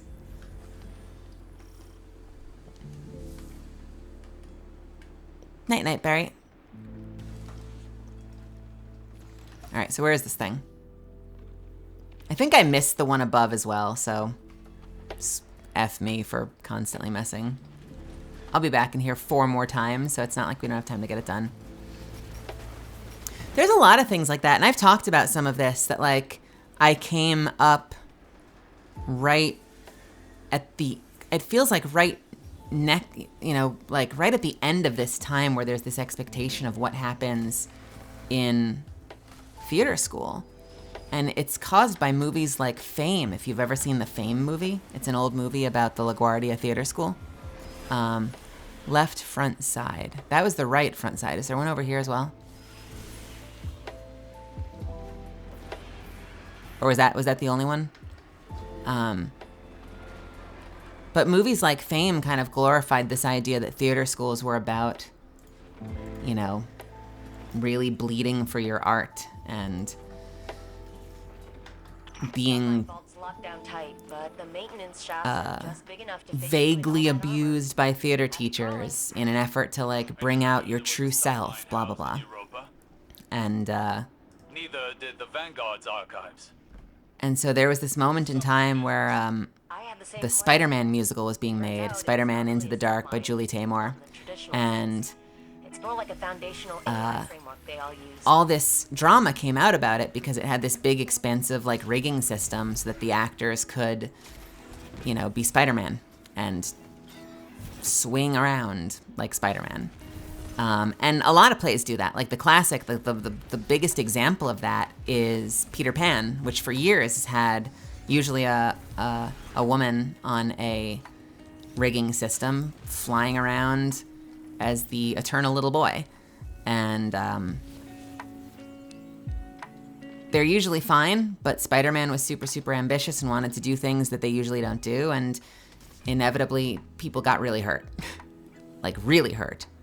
And at the time, Julie Taymor was like interviewed, and it was like one of the first times one of those like hardcore theater people was in front of like the general public. And she was like, they're like, what do you have to say for yourself? All these people got hurt. Like, that's not okay. What do you have to say? And she basically was like completely unapologetic. She was like, this is art. Like, it's fucking art. People bleed to see the vision through. And they know that going into it. And everyone was like, oh no, this is not okay. But at the time, I was so immersed in that culture that I was like, yeah, that seems about right. Like, it was so, like baked into me from the culture and the movies and being in class and the fact that you hold each other accountable and you know, you're pressuring each other to stay up at all hours and be walking around the city at like 6 a.m. looking for scrap metal to craft into something for your design project. Like we're all here to create something great, and so you can't create something great unless there's some pain involved. Yeah, theater mentality. And so at the time that interview happened and all the non-theater people were like, this is horrible and abusive. And at the time I was like, this feels right.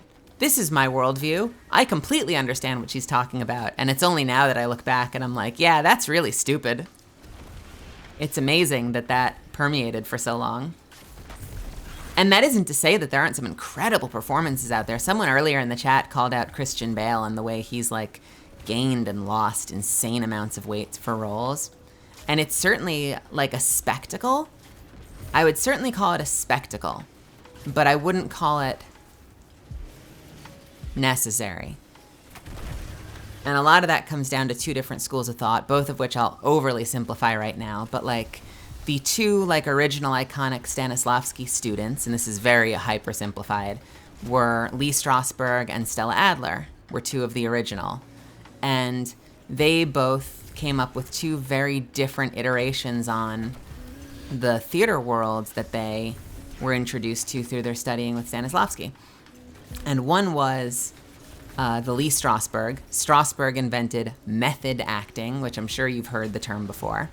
And a lot of that came from this idea that like you can't fully live in a character and explore the circumstances unless you yourself have either lived them yourself or you're able to put yourself in that mental space and experience that joy or that pain or that sadness so that it happens authentically on stage.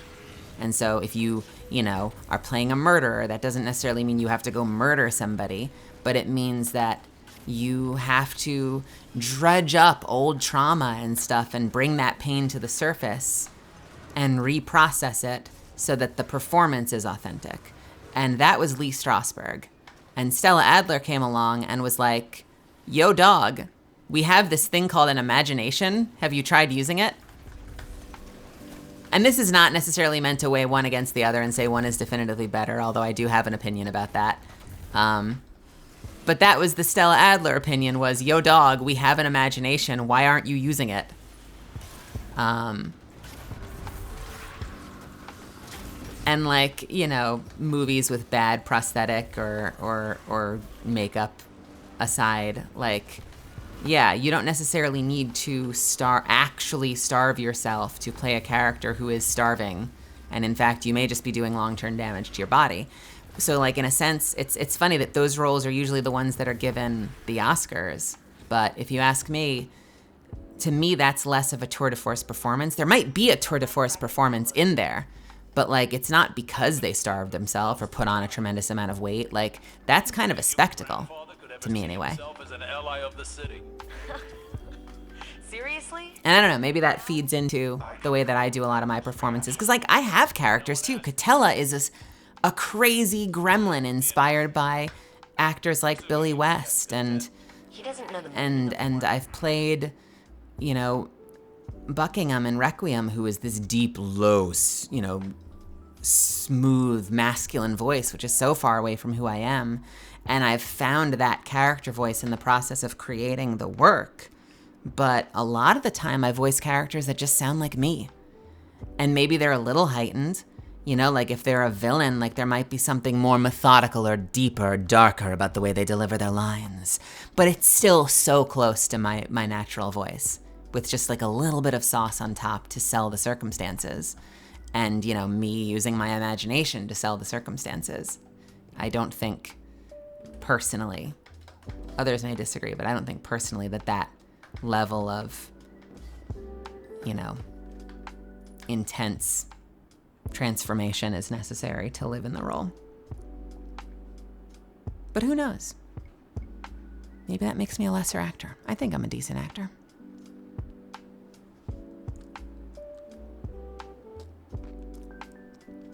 See you, Root Panda. And best of luck with it. Although there were some fun memes that came out of that class. Like that design teacher had some amazing lines where he would be like, I want you to get out there and I want you to see art. Like I want you to consume art and not like hyper processed, polished Hollywood stuff. He's like, I want you to find that basement in Alphabet City where they make you like pound 6 shots before you walk in. So you go in a haze and there's like naked people chained to the wall and they're being splashed with soup, you know, and like hanging upside down, dripping with soup. I want you to go find that art and then come back and talk to us about what you've discovered. I never found that art, by the way. I looked really hard. I never found the drunk basement where people hang upside down getting, you know, bathed in soup. Sadly. But that was very much the world that I lived in college, was like that expectation of like the nitty gritty. I did a number of performances out in parks where I would be like out in Union Square Park or Washington Square Park doing performances, just like not even like where they set a ring and an audience gathers around, but just like really experimental shit where you'd just be like on your back in the grass, like making sounds. I did shit like that. I did a play once off Broadway after I graduated where like the whole first 10 minutes of the scene are me naked. It was a cast of like 8 people, but my character was naked for like the first 10 minutes of the show. I was the only one on stage. And it wasn't sexy. It wasn't provocative. I was like a business person having a business call who just happens to be naked because the director decided that would be artsy or something. And I was like, well, this is art. Jumped on stage. Would I do that again? I don't know. Possibly. But it is funny to look back and I feel like I'd go in with my eyes open more now, whereas back then I was just like, I guess this is what art is. Guardian, I need those cleared so I can. There was something exciting and taboo feeling about it, which obviously made it feel more attractive in the moment. My art is an explosion. It's a custom piece, so I might work on the base model for other ventures. Oh, that's cool. That's actually something that I talked about with Mayanne, who did my PNG tube model, is to keep the files, because I might want to explore other costumes at some point and other skins. Literally. Death tongue spotted. So we've kind of like built a template now so that as other Catalyst skins come out, if there are any really popular ones, I can make an additional model fairly easily because she'll just be layering costume over it. Sending an ogre.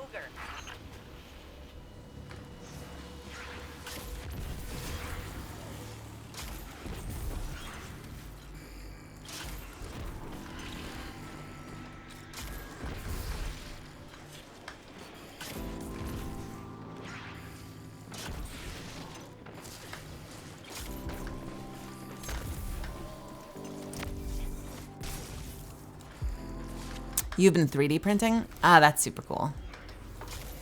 I'm constantly looking at Etsy and looking at models of like heirlooms and Overwatch weapons and figures, and I think that stuff is so cool.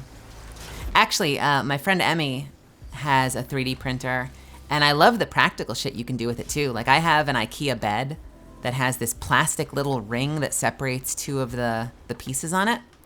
And when I was moving originally, the bed snapped, like the little plastic ring snapped off of it. And I went to IKEA and I went to like 3 different IKEAs and none of them had it in stock. And so like, I need to put my bed together. And so we were actually able to find a schematic online and just print one And now the bed is fine. And I never needed to get an official one from IKEA. Like, it just works now.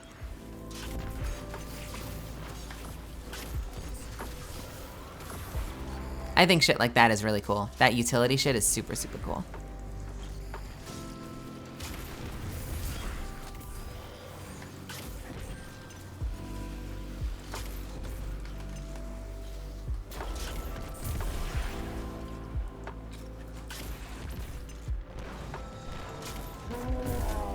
I think if I had a 3D printer, I would definitely be using it for miniatures. I've designed a bunch of characters in like Hero Forge and some of those like build your own D&D miniature websites, but I've never actually gotten any of them made. I feel like if I had a 3D printer, I'd be making lots of stuff like that. And I'd probably also be making like Nerf gun augments, because I love Nerf guns.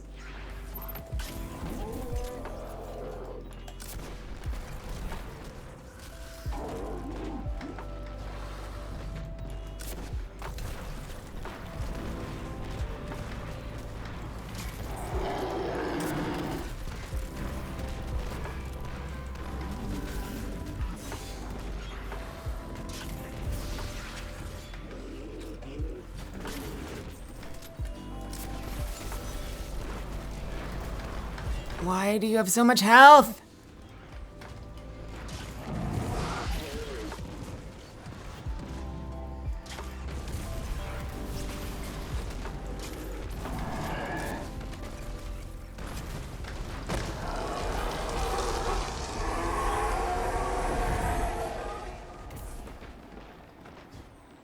Melly didn't pick up on the Naruto reference. Not true gamer. Wait, what Naruto reference?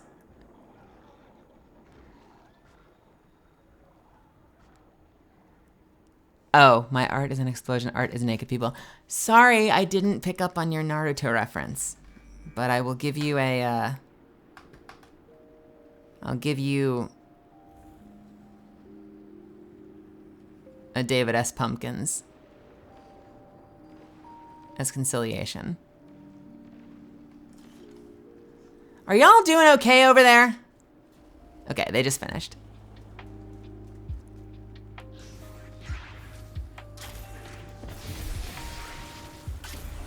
Moving back to a holding pattern. Good luck.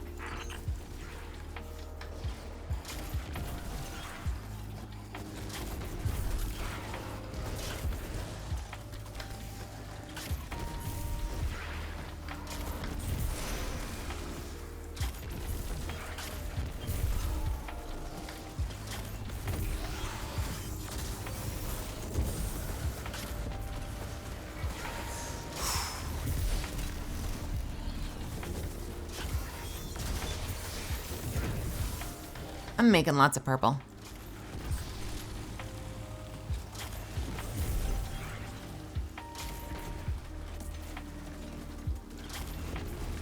Well, teleporting is cheating.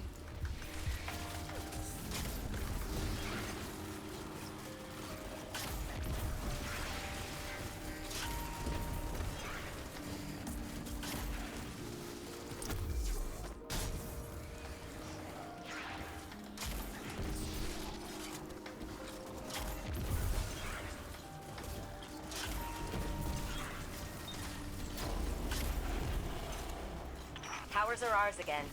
Grabbing you a laser core for the gunk.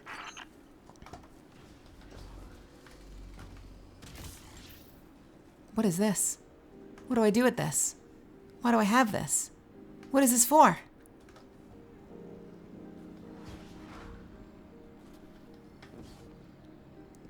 I don't know what this is for. Do I use this?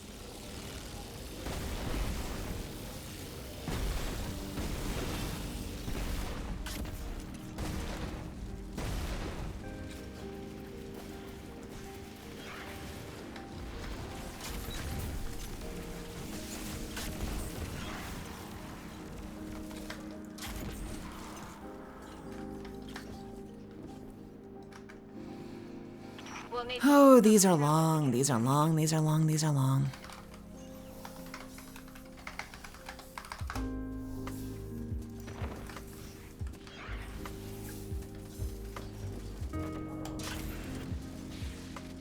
Oh, that's not hitting anything.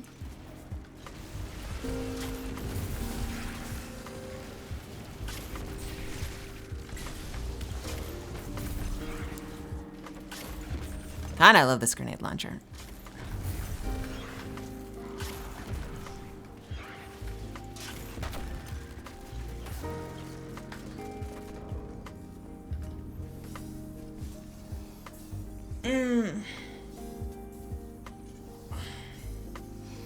I think I'm gonna be destinied out after I finish this.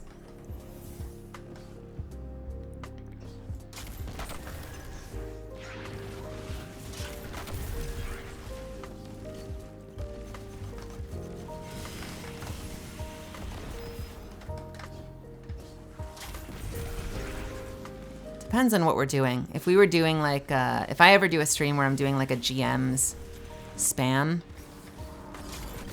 I would probably run quite a long stream and just do a whole bunch of them. But the challenge, seasonal challenge content is so frustrating because it's so worth it. There's so much experience to be had, but it's also very tedious.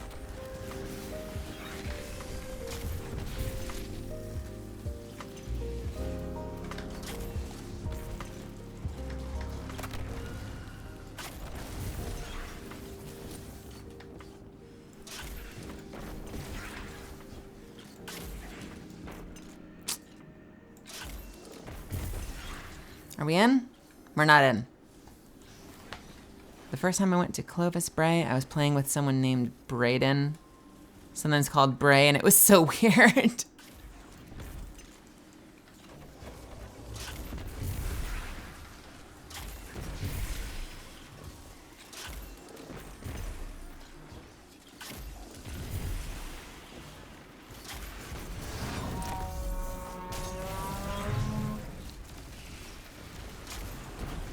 At some point, probably better for XP to bake cookies. I got like 40 levels from it. So I used a lot of my materials. So I probably should have sat on them for longer. Because I baked a lot of freaking cookies. But I just turned them in. Without doing the dailies, which probably makes me dumb. So I think I'm probably still at a deficit for supplies. Open sesame. Let's see. How many times has this facility changed hands between Bray and Hive? I just don't do bounties. But if I get materials back up, maybe we can do that. I think I'm still really short. See, I'm pretty short on Essence of Dawning. How much Essence of Dawning did you have when you started? Because that's only enough for like 24 cookies.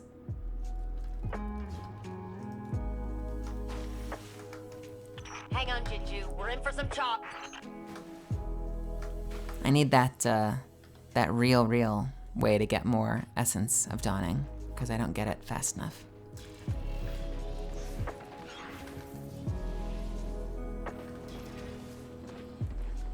I think Essence of Dawning is the stuff that you get randomly from kills if you have the right ship, and is the stuff you get from like playlist activities, which basically means you need to be running this and strikes or PvP constantly to get Essence of Dawning, right? I think that's how it works.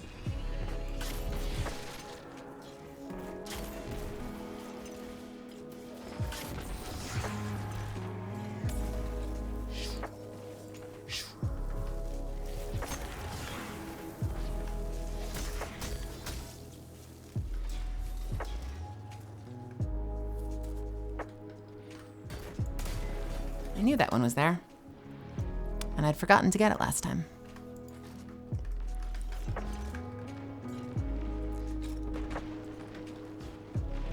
I must have made at least 700 cookies. Dawning Spirit is from the ship. Dawning Essence is activity completion. Wait, which one is which? Essence of Dawning is from activity completion. What the hell is Dawning Spirit for?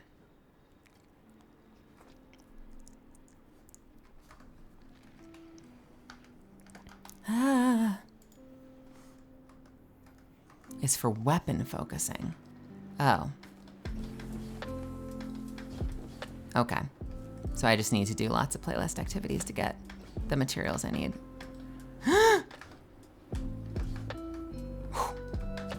Okay, nailed it.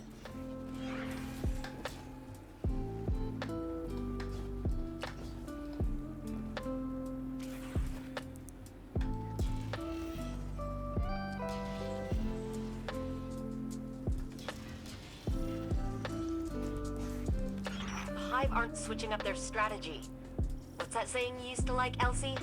If at first you don't succeed, try again. And I got the one up there, I think. Spot on. Though I might have taken it too literally. Thank God they stay gone. Can you imagine if they stayed there? And you'd have to remember which ones you'd broken.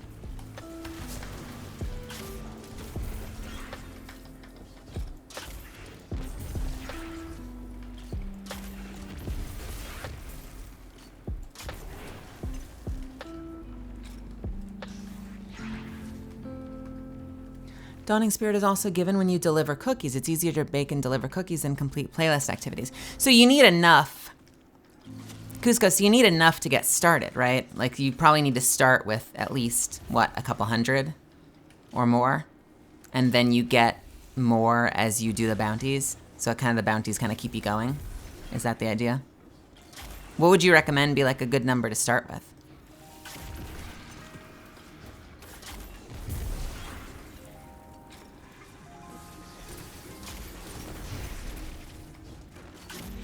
Crow. I'm conflicted with my being. Chancy breaks down door. Nuh-uh, bitch, not today. I've got biscotti and milk.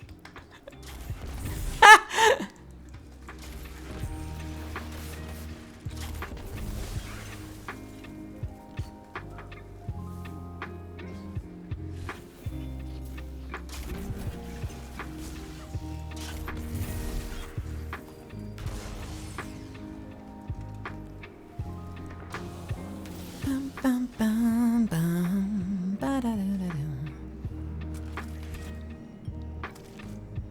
Secure what we can of Charlemagne Guardian. Oh, do you not get essence back for delivering cookies or making cookies? So you just have to do tons of activities to get the materials you need.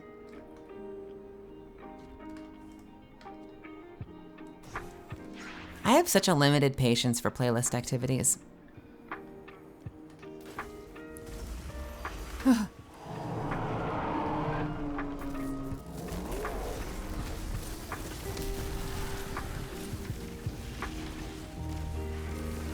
I probably would be in better shape if I saved them. I'll have to remember that for next year. 'Cause I think I'm doing fine for experience, but I'd probably just be there what I need to do GMs, and then I could stop. Because usually, like, I don't care a whole lot about Bright Dust, so usually I'll end up playing solidly working to get my light level up until I have it at the point where I can do GMs. And then once I'm there, I just kind of stop caring about the seasonal weeklies. I just play when and how I want without worrying about the homework side of it. Okay. Missing every single shot right now.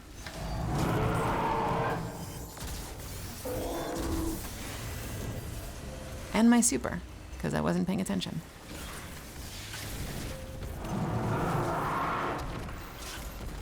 Oh no, I need to land. There we go.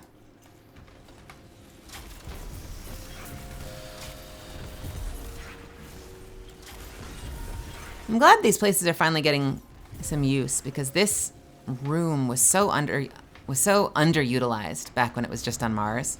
Like you almost never came in here. And it was a really cool area with just nothing to do in there. I hope we get the dungeon back from Mars at some point. That would be really cool. The one where you fight the worm at the end.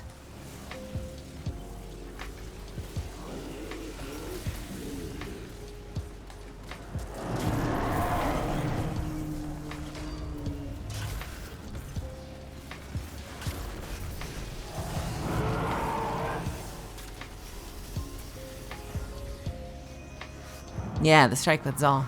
Will of the Thousands? Will of the Thousands. Yeah, that was a really cool dungeon. I liked that one. The one with Nokris I did not like. It was short, but I did not enjoy it. Just because I didn't enjoy his fight and his mandatory invulnerability periods. But I really liked Will of the Thousands.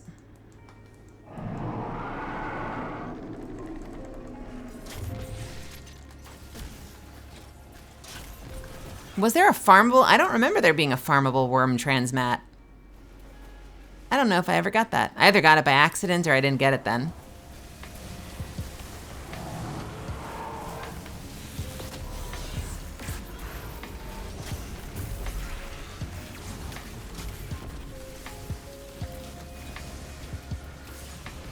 I remember the boss fight back during the original Nightfalls, where you'd like edit the card to make it like you'd tune it to the difficulty of your choosing.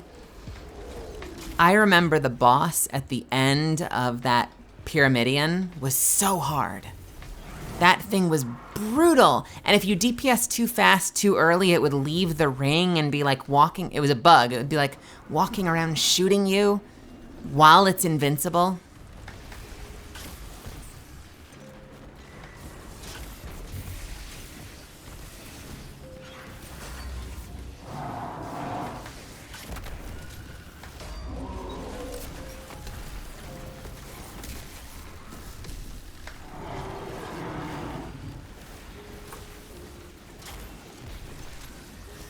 I do not know where the boss is.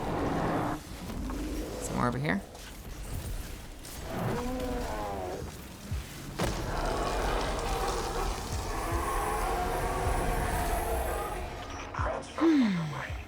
Oh, was that a hobgoblin? 1,000 times, but That was a giant hobgoblin, wasn't it?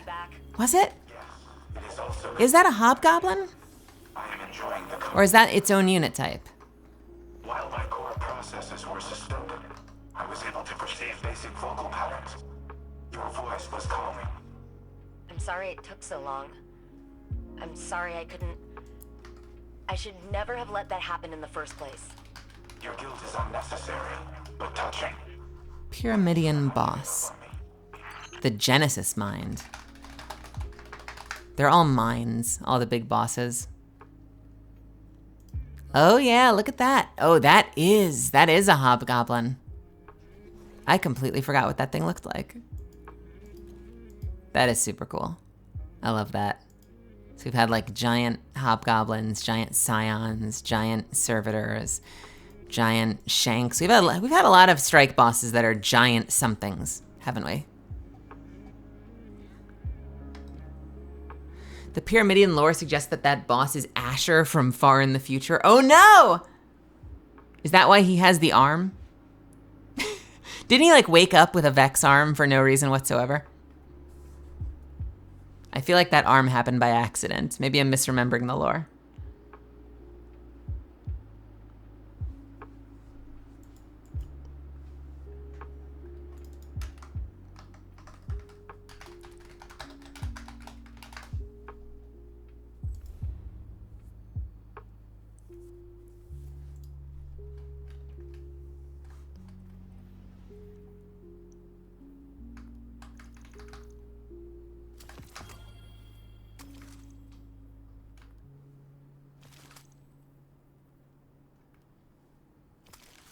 He wanted a glass of Vex milk and it cost him everything.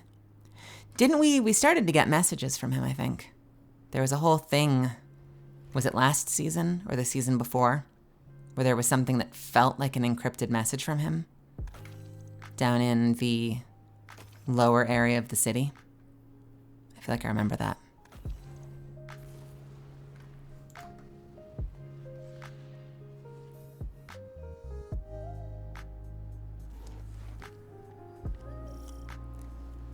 Hive and altered Elixir biosignatures are present within Bray exoscience. Submind extraction in danger.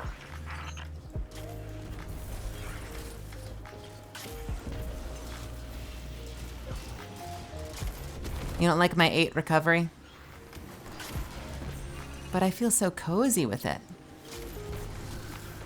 As I miss all of my grenade shots. Like some kind of bad player.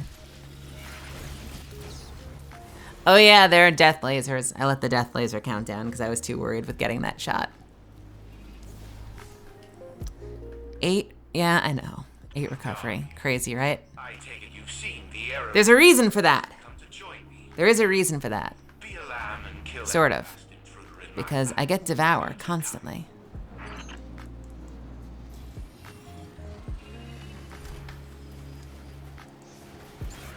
If I get a multi-kill.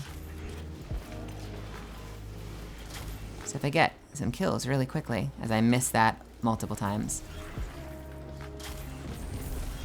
I get Devour, and then I get all the healing I want just for killing things. So I don't need the recovery, as long as I can get the chain started.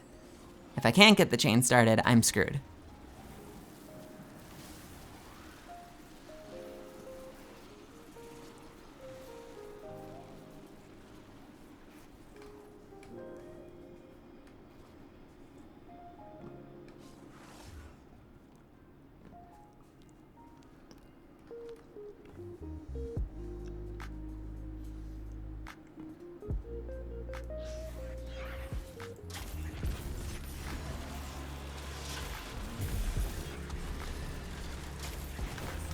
Hunters, all you need is resilience, mobility, and a grenade because you can get melee back with your dodge. You can technically get melee back with your dodge. I use the marksman dodge, but you are true.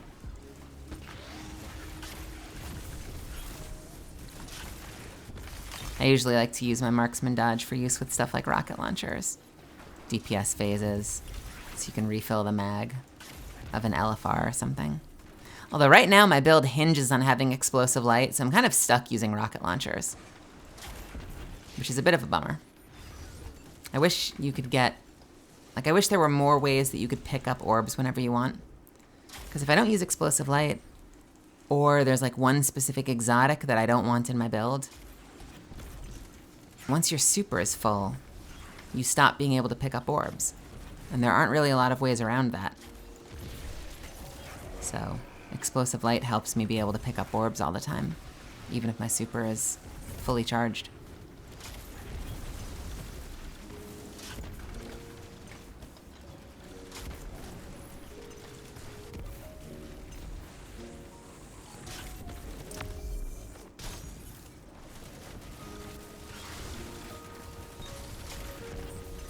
Didn't we test that? Doesn't that still not work if your super's full? I swear we tested that. I swear we tested that. I swear we found out taking charge still doesn't let you pick it up. I could test it again. Later, perhaps. Whoops.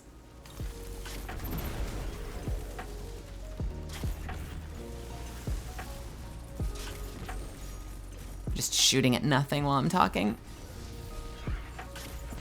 There we go.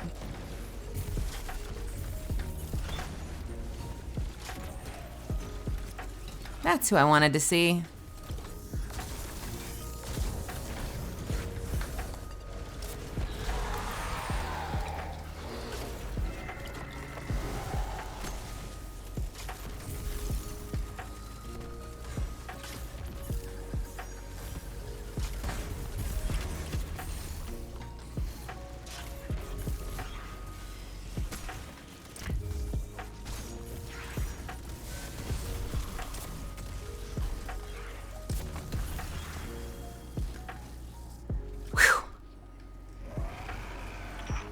I think I need to turn some lights on.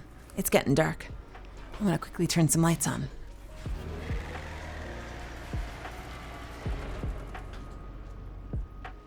I think my body just wants to sleep all day. I feel so tired. I've been at this for 4 hours now and I'm still tired. I'm just a sleepy, sleepy person all day.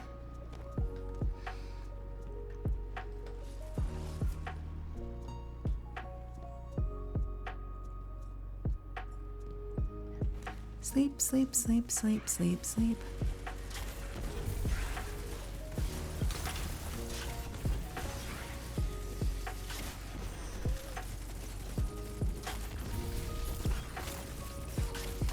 All right.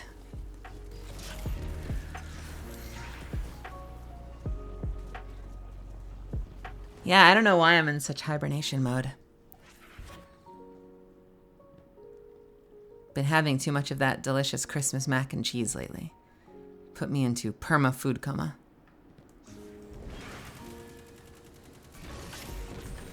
I know there was another ball in here. I forget if I got it or not. Nope, I didn't. So let's get that real quick.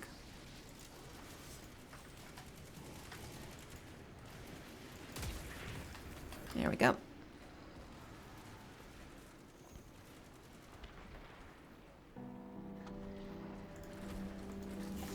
Hello, Ben. Welcome, welcome. Yawning can also mean you're not getting enough oxygen to your brain, so it is possible I'm living in a vacuum. That's what my, I had an awesome science teacher that used to always say that.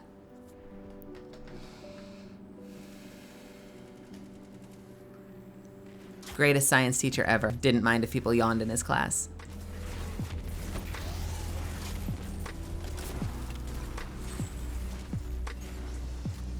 That's what we'll do, we'll just breathe.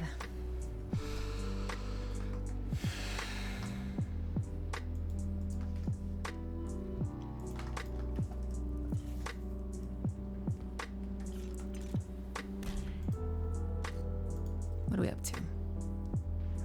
Oof. 2 more after this.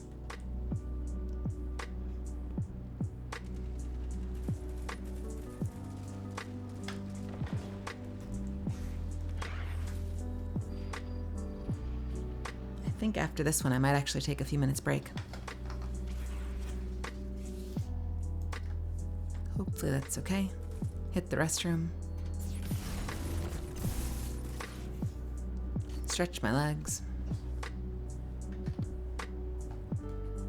Oh! Zivo Roth's battle song emboldens her soldiers. End it.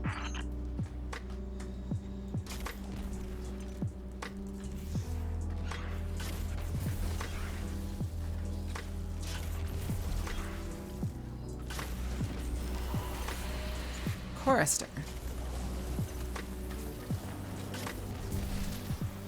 I love how the Hive now have bards, apparently.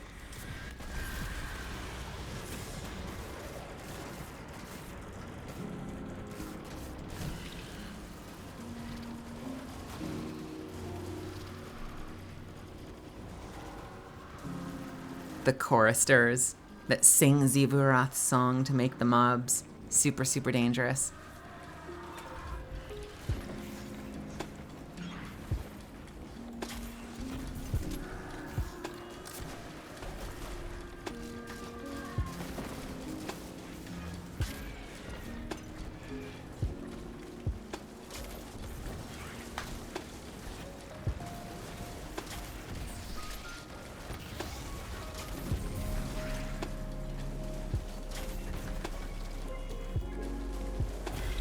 Nice.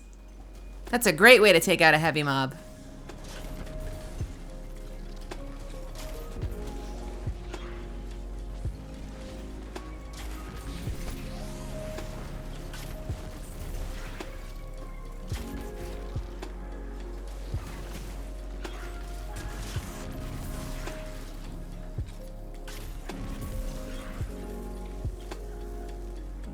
Oh no, there's more.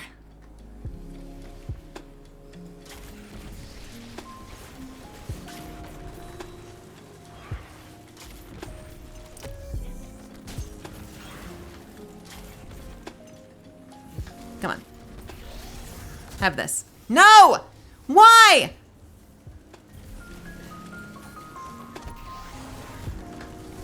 How dare you, Stasis? How dare you use Stasis?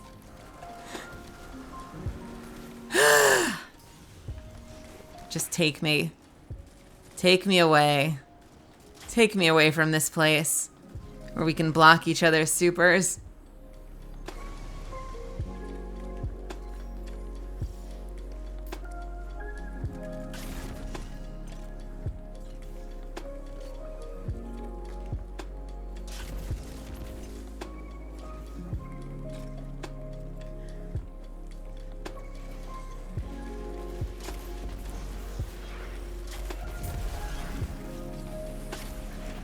Oops, why did that not trigger?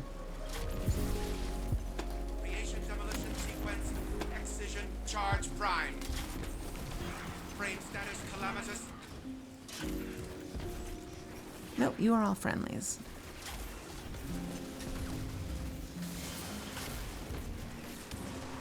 Oh, come on, something hit something. Oh no!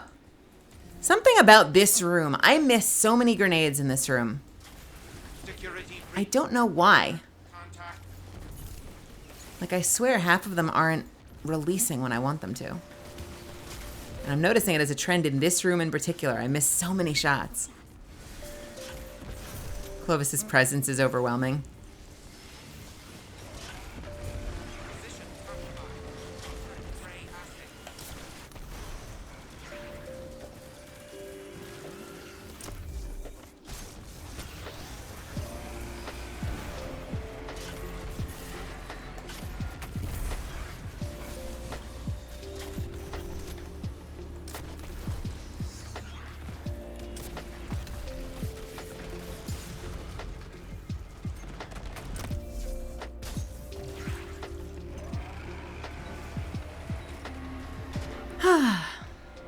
I'm gonna take a sip of my coffee.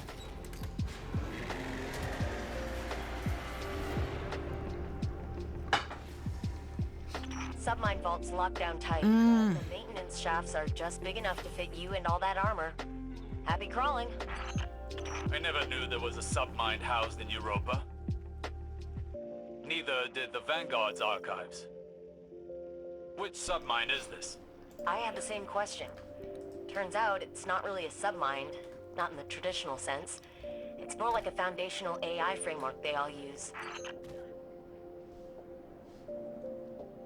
I love when I found out you just slide down these, because I was killing myself so often by trying to jump at the end, and I'd carry my momentum forward and like slam against the side of a door and die. And you just have to slide. Which I feel like is so funny because we've had dungeons in the past where there have been slides just like that where you died at the bottom. So many of the time, so often, like you slide, you have to jump and like carefully time a jump or you're dead. And in this one, it's just like, nah, just slide.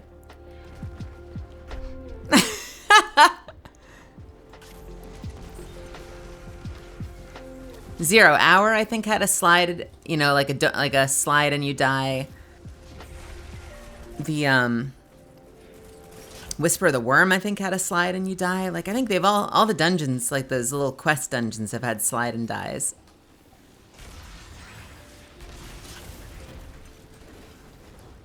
There was the garbage, the compactor chute in the Glycon that was like a you die if you don't jump carefully.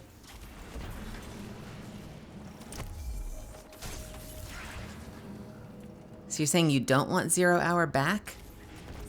I do. I love that mission. That was a brutal mission, though. Guardian, early on.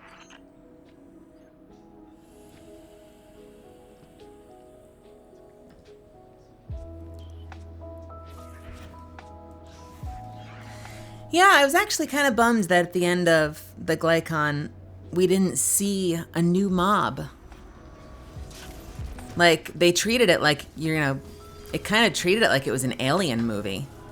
And so I was positive at the end of that mission we were going to see one of two things. Like a whole new unit we've never seen before. Like some new species. Or we were going to see some sort of like darkness-infested guardian. And it would have to be like a fight against a guardian. I was a little disappointed that it was just a Forsaken at the end. After all that setup, but it's such a good mission otherwise. Absolutely one of my favorite missions.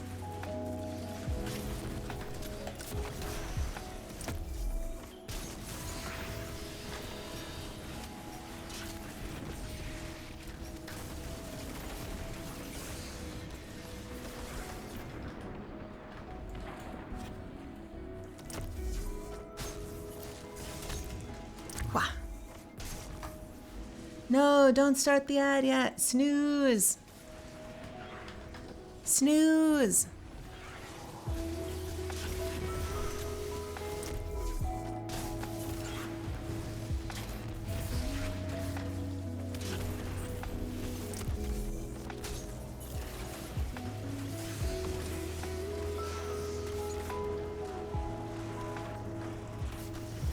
Huh.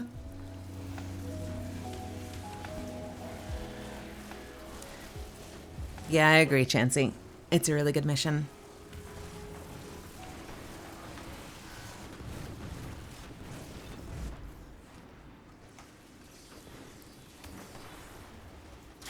Whisper was really great too. They've all been really, really good dungeons. 0 Hour was one of my favorites just because I wish that we could do more in the last city. Like, the end of the original Red War campaign, which you can't play anymore, so if you're just starting out Destiny, we're talking about old Destiny stuff that doesn't exist anymore. The final mission, you were down in the last city, and it was so cool. So cool. I've always wanted that to be a zone. And then they did a raid for it, which was pretty cool. Although you ended up a decent amount of it, you ended up like underground in the sewers. I just want to spend more time in the actual, like, playable, missionable part of the Lost City.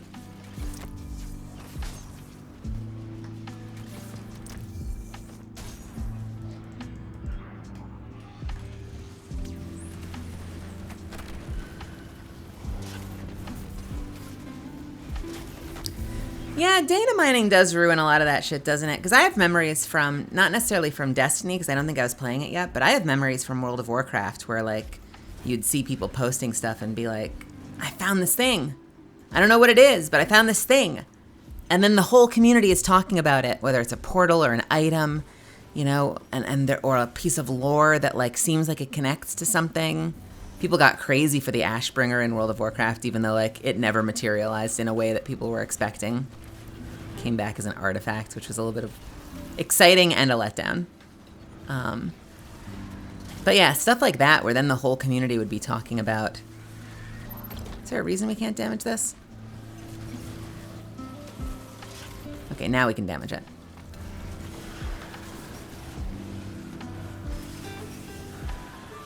I thought that stuff was super cool. It is a bummer now where it's like, you know, we know from leaks that there's going to be this secret quest, and it's like, well, it's not so secret anymore, is it?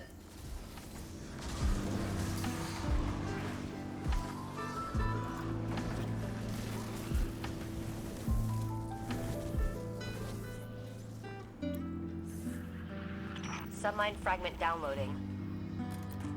So many secrets lost to time. Do you think your grandfather could ever see himself as an ally of the city? Tripwire Canary. Even now? I concur with Anna's reaction. No one asked you. Dragonfly Frenzy. Huh. Assuming he was kept content. That seems useful, but I hate everything else about it. And it's not craftable. Well, it is craftable, but that's not the craftable one. Do, do, do, do, do, do. Is this Destiny 2? Is it worth playing? I like it. I buy the seasonal, so I have access to all the content. I can't speak as somebody who's just done it free to play. But I do enjoy it. I find that their seasonal model gets a little boring after a while. The storytelling's great, but I usually burn out about halfway through the season. But all things considered, what is it, $10? I feel like I get my money's worth. All right, I need to do 2 more. So I'm going to hit the restroom real quick. I will be right back. And I will see you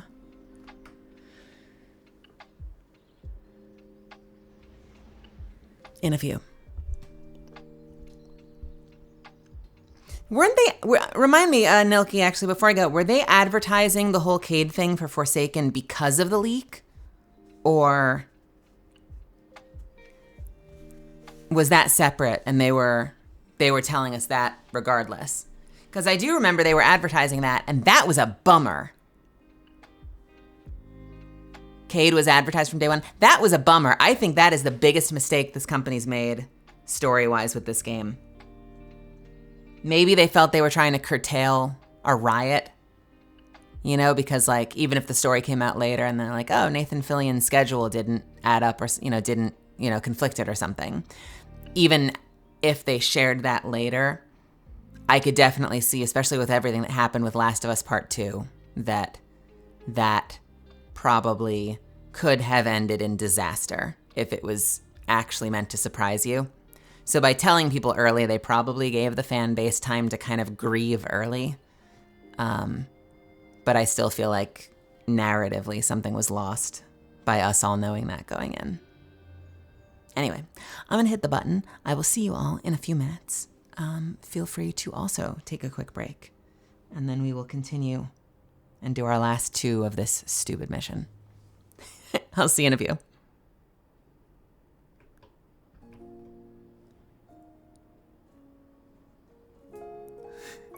Yes, stretch your water, drink your legs.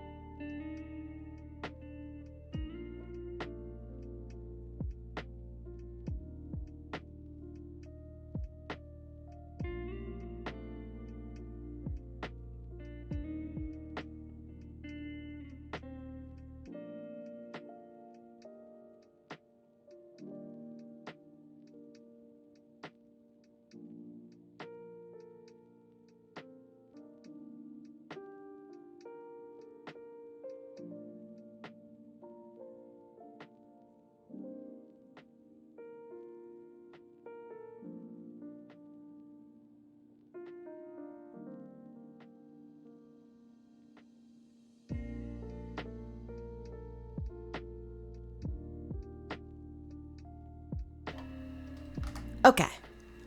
Thank you for your patience. Hello, hello. I'm back. How are you? How are you?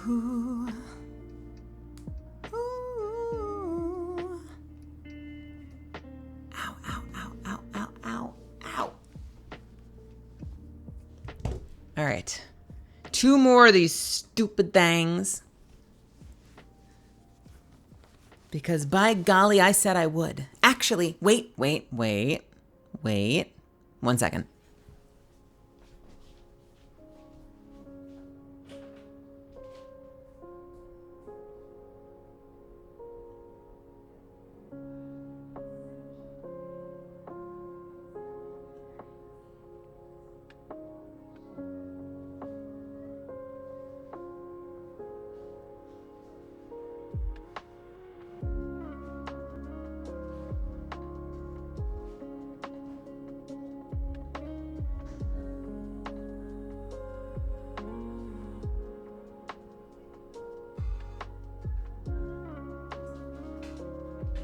I'm back.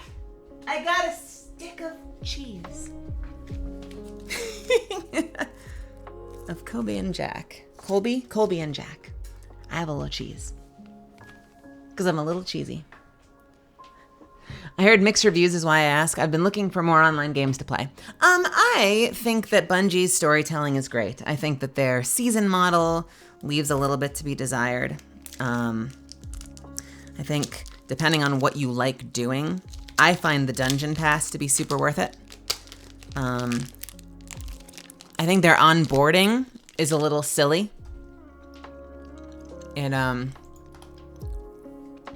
it's not an easy game to learn to play if you've never played before. They don't tell you as much as they used to. But feel free to watch and stick around. Although I'll be forewarned, I'm kind of half-assing this while we hang out. So, you know.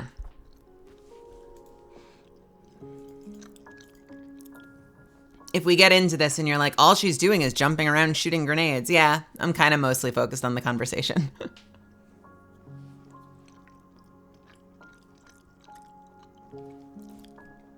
Hey, Yang, what's happening? Ukulele? Hello, hello?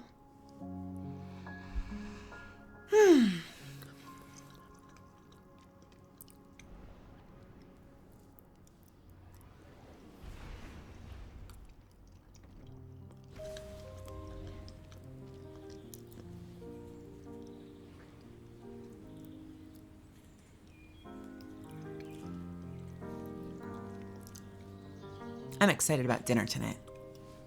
I'm gonna get halal again. It's been a handful of days, and I want some, damn it.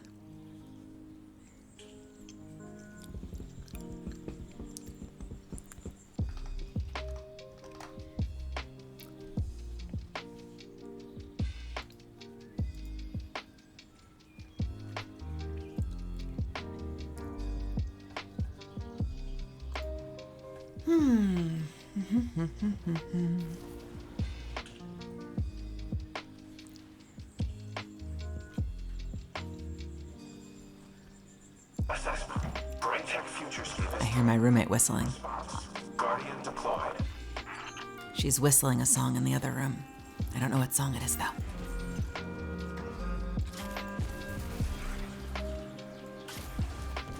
Oh, that was a miss. Ah!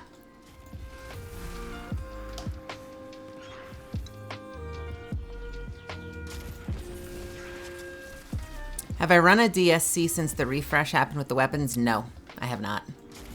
I kept telling myself I would, but because I've been streaming, I haven't done any raids, really. Which is a bit of a bummer, because I like raiding content.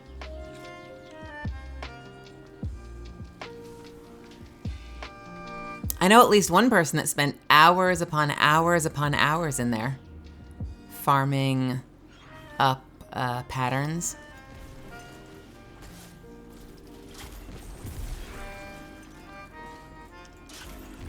Guardian, I need those cleared. And I think they got all the patterns they needed, but spent a terrifying amount of time in there doing it.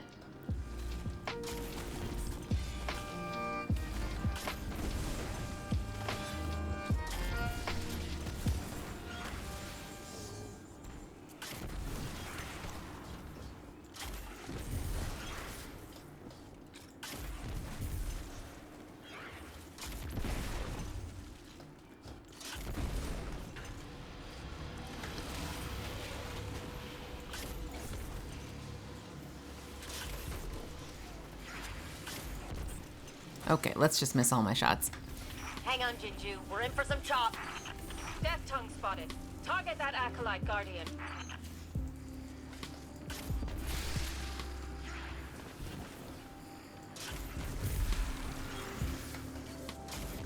There we go. That's what I was waiting for. This is not a great weapon for close quarters combat.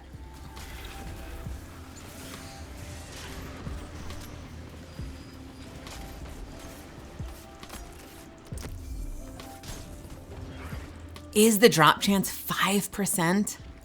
Oh, that's horrifying.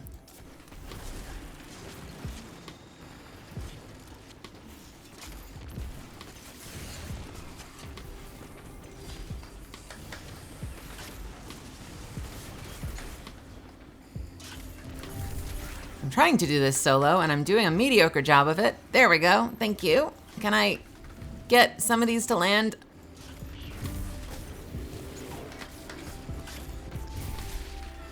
All right, we're gonna bait this person into shielding. And then once the shield is up, we're just gonna go ahead and super him. Moving back to a holding pattern. Good luck. Or we're gonna miss with both? What?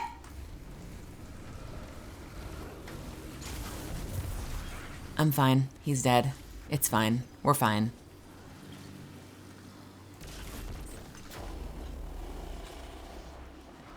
It's totally fine. I'm fine. Super fine.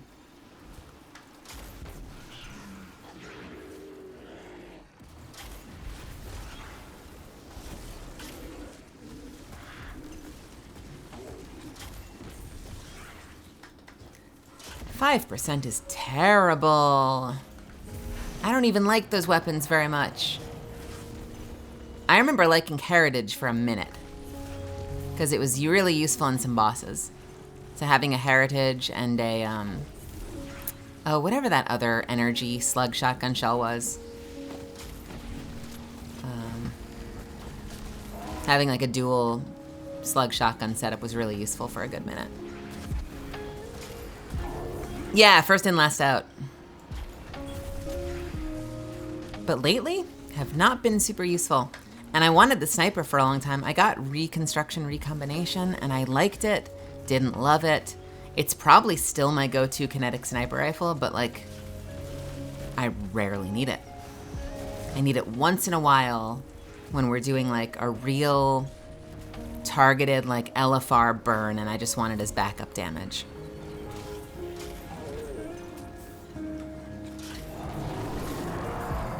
Hey, Purple. Towers are ours again. Grabbing you a laser core for the gunk.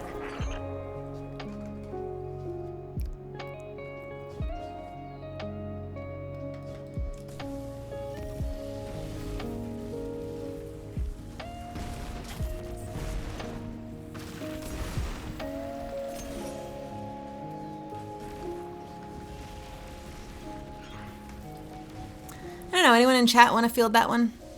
What games are Destiny like?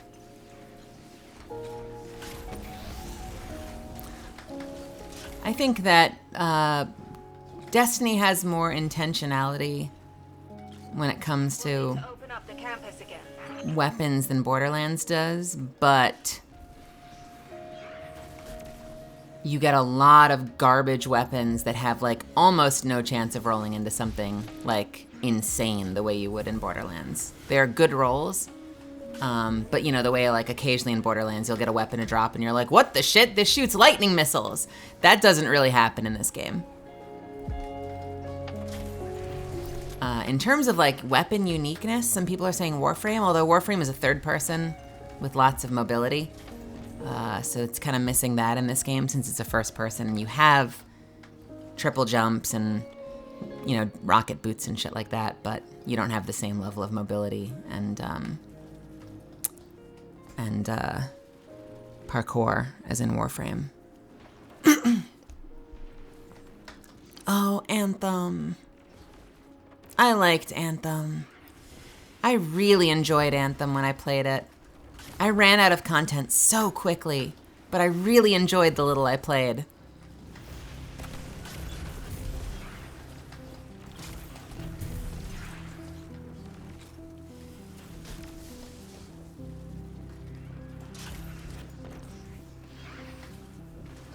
I don't know, like, what is Destiny? Destiny's almost like, you know,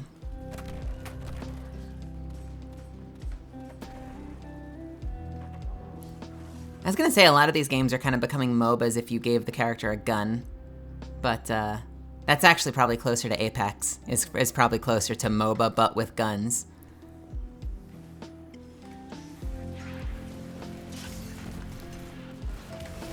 Halo, but with space magic.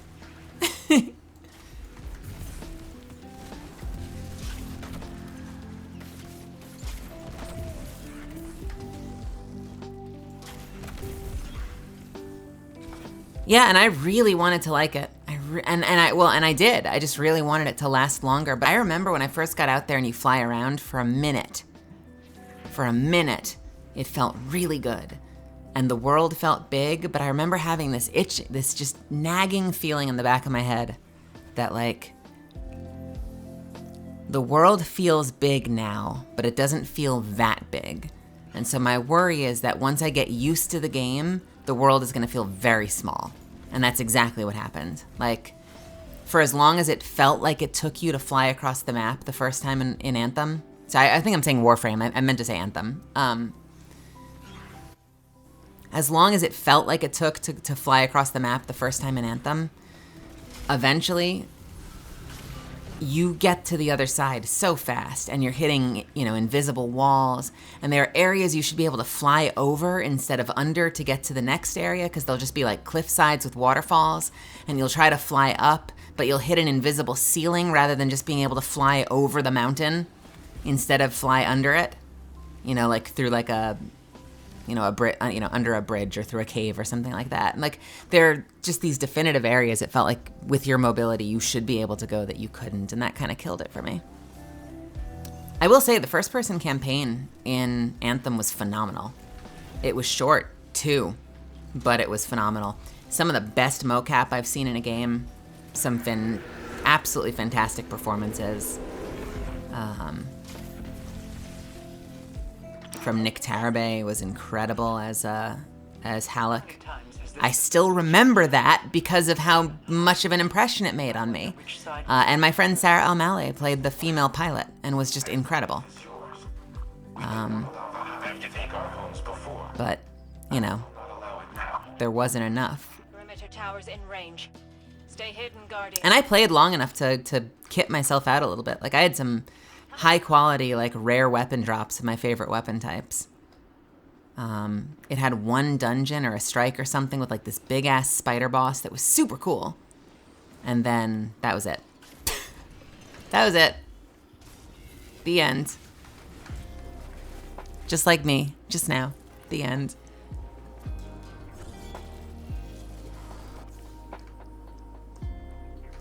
There are a lot of games with systems that I wanted to like so badly and then didn't. And then either didn't get into or wasn't into as long as I should have been. I still, once in a while, log on to Guild Wars 2.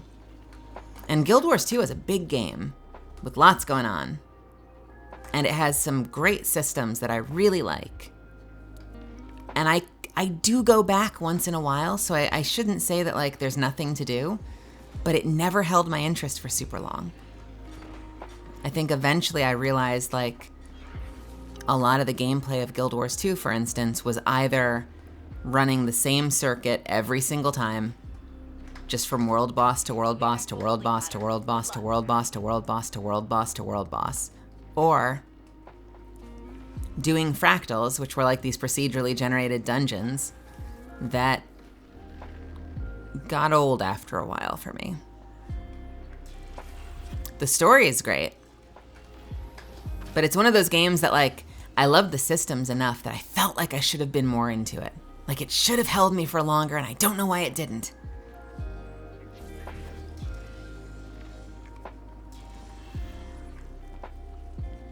Yeah, right, exactly. I was just watching one of Jonah Scott's clips about that where he's screaming like, "A year of patches! A year of patches!" Try again. Spot on. Though I might have taken it too literally. I mean, hell, I never finished Mass Effect Andromeda, but when I went back to it, I fucking had fun.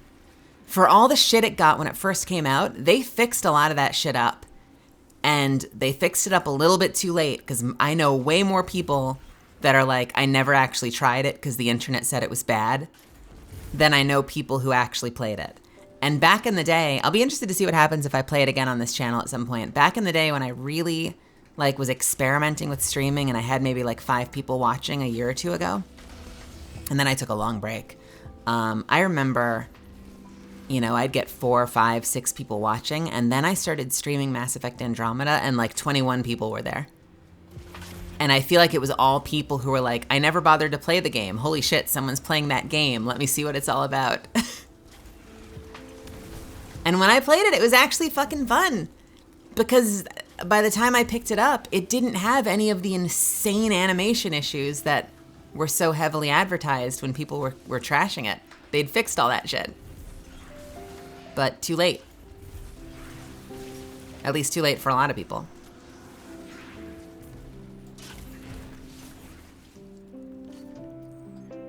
My big problem with games that have open world elements, and Andromeda does have some open world elements, arguably more so than any of the other games.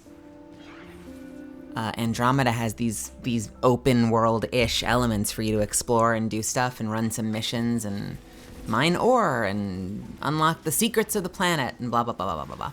And rather than take place over the course of sort of a linear mission like a lot of the Mass Effect ones originally did, it's a lot more open world. And I run into the same problem that kept me from finishing Fallout 3, that kept me from finishing Fallout 4, that's kept me from even bothering to start an Elder Scrolls game, which is that I am such a completionist.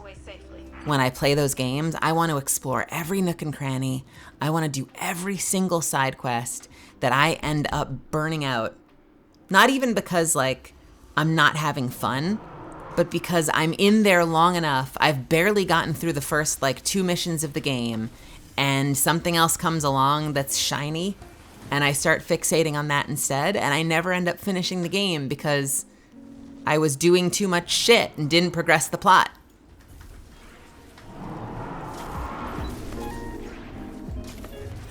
It's like a blessing and a curse, because I guess I can go back at some point and continue, but I'm always worried when I start a big single-player game that I'm gonna not burn out is a bad way of putting it, but be super fickle with it because something else will get my attention. I love the Mass Effect trilogy. Didn't hit with you, Astrum? I fucking adore it. My biggest missed opportunity, honestly, with the I haven't played the Legendary Edition yet. I picked it up, and I'll probably do it at some point on stream. I might go through a series where I go through Mass Effect Legendary, if people are into that. Biggest missed opportunity is that they built this incredible character creator in Andromeda, and then they didn't use it in Legendary. I guess on a scale of design decisions, they decided to just have exactly the aesthetic choices they had in the original Mass Effect trilogy, but polished up a bit. Whereas if I were designing it, I probably would have wanted to include all of the new design options. Let people have tons of cool character designs in Legendary, rather than it just being the original batch. That's me, though. Have a good night, Jorlin.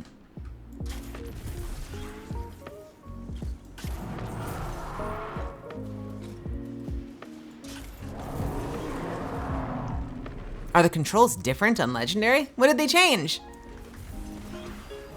Is this a controller thing in particular, or?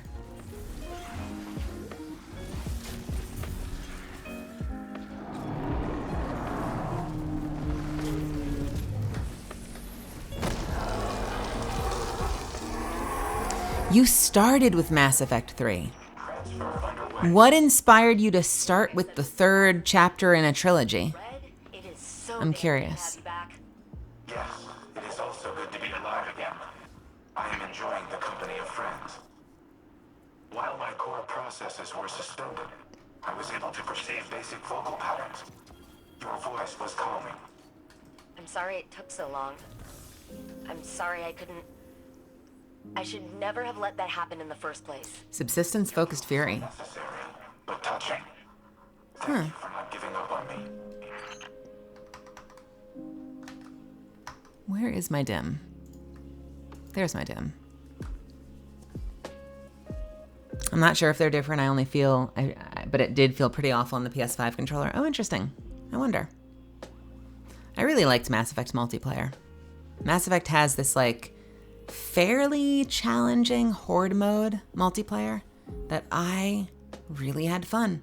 I think I probably put more time into Mass Effect Andromeda's multiplayer than I put into the game itself, because it had a solid multiplayer.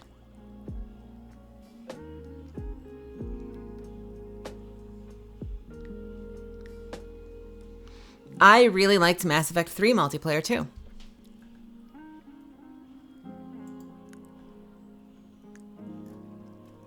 I was really, really bad at Mass Effect 3 multiplayer. I got geared out a lot faster in Mass Effect Andromeda, so I think I had like more classes to play, more weapons to experiment with. So I think that kind of made it more fun. Whereas when I was playing Mass Effect 3 multiplayer, I got really unlucky. I spent some money, which I probably shouldn't have done, because like once you get to the high enough level, you can just be constantly funding boxes to unlock new gear if you're playing platinum matches. But I was spending money and not really getting anything that I wanted to use, and I liked it. I just wasn't very good. Had a bad kit. Hey, Ios, welcome.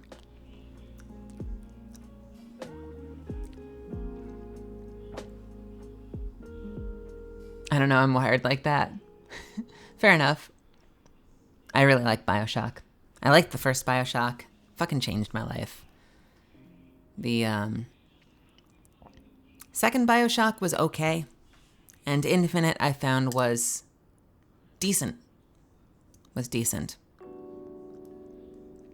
Decent, I think one of the things that kind of...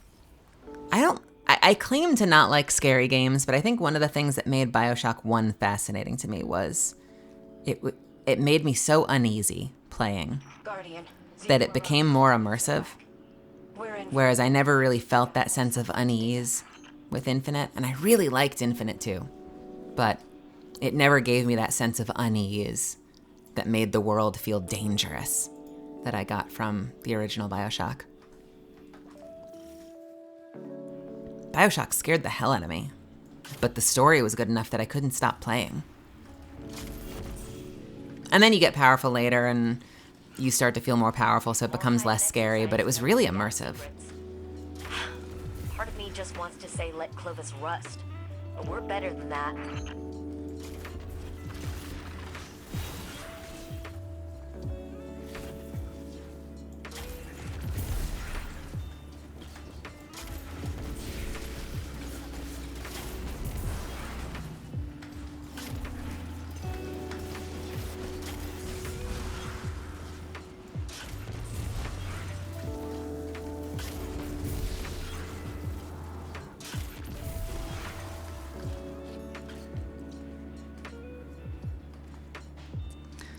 BioShock 1 and 2 are amazing, but holy crap, my thalassophobia went off so much in that game. What is thalassophobia? Let's look that up. I don't know that. Fear of large bodies of water. Oh no. Oh no. Yeah, that would hit hard in that game. Especially the areas where the leaks are happening and there are cracks and like the sealed doors are spewing. Ugh, yeah, I can imagine.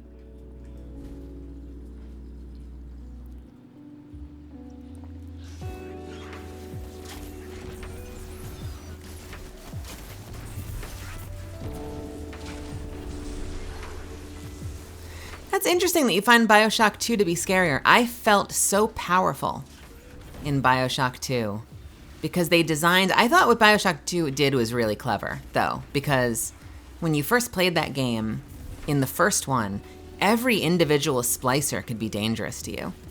And then you're so powerful in BioShock 2 that you're often fighting hordes because it just takes that much to bring down a Big Daddy.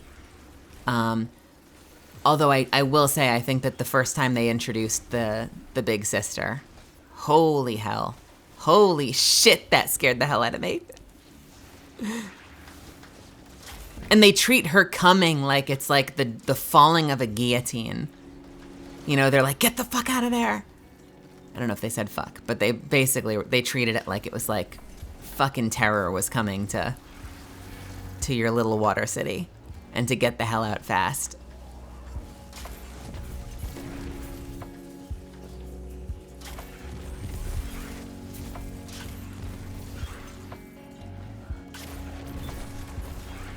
I never found the Rosie big daddies to be particularly threatening, but the big daddies, the big boys with the drill, those things scared the hell out of me.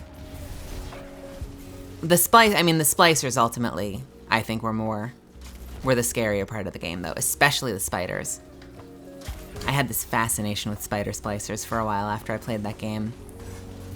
I always wanted to dress up as a spider splicer for Halloween, and I never quite found what I needed. Like, I couldn't find a good enough mask. The hooks didn't look right. I'm not really a cosplayer, so I didn't really know how to make my own.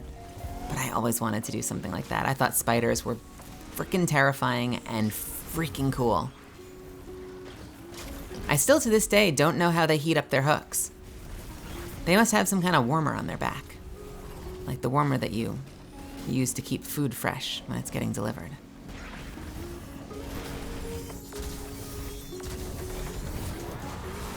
Red hot hooks, baby.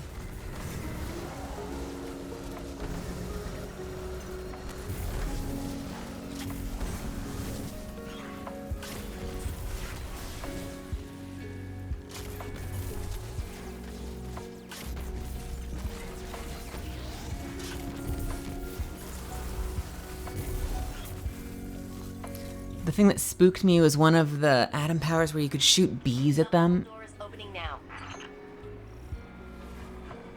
And when they were dead, you'd watch the bees burrowing into them. Yeah. Wait, was that in the second one, or was that in Infinite? I do remember the bees, though. Oh, and then there was that Elizabeth DLC, was really interesting. You were so powerful in the Elizabeth DLC, though. That stealth was like the most powerful stealth ever. I think in Bioshock 1, you eventually, you were moving so quietly that things didn't detect you quickly, and if you stood still, you'd be invisible. So a lot of the game, if you played as stealth, it would involve kind of positioning yourself and then standing still and catching splicers as they pathed around the area, and then, you'd headshot them and then just stand there and you'd go invisible again. And then, something else would walk by and you'd hit them.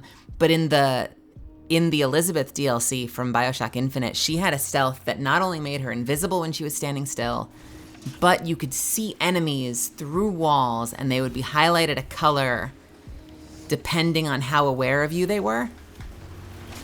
And it was just hilarious. There would be a room full of bad guys and you'd make a noise and one of them would come running out and you'd be invisible, you'd kill them. Another one would come running out being like, what just happened? Who's out there? And you'd just be right next to them. They'd walk outside past the door. You'd kill them. A third one would be like, what's going on out here? You'd kill them. A fourth one would come out and be like, I know you're there. You'd kill them. And it would be like a clown car of splicers. Or whatever they were called in that game. Just a clown car of enemies coming out of each room. And you'd just stand there and murder all of them. I did 2 playthroughs of the original Bioshock. I did a stealth crossbow playthrough, and then I did a no weapons, all wrench, all the time playthrough. And I do not remember which one I had more fun with. I think I might have had more fun just running around beating things with a wrench.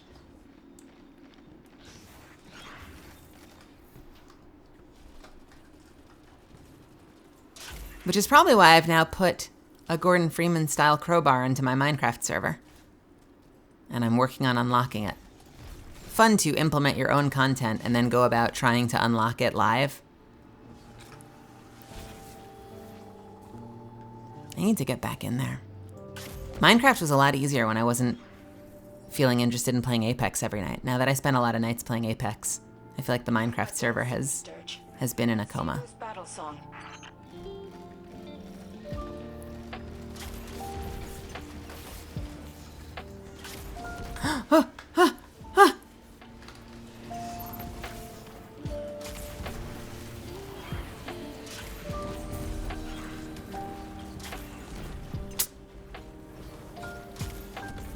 Oh, come on.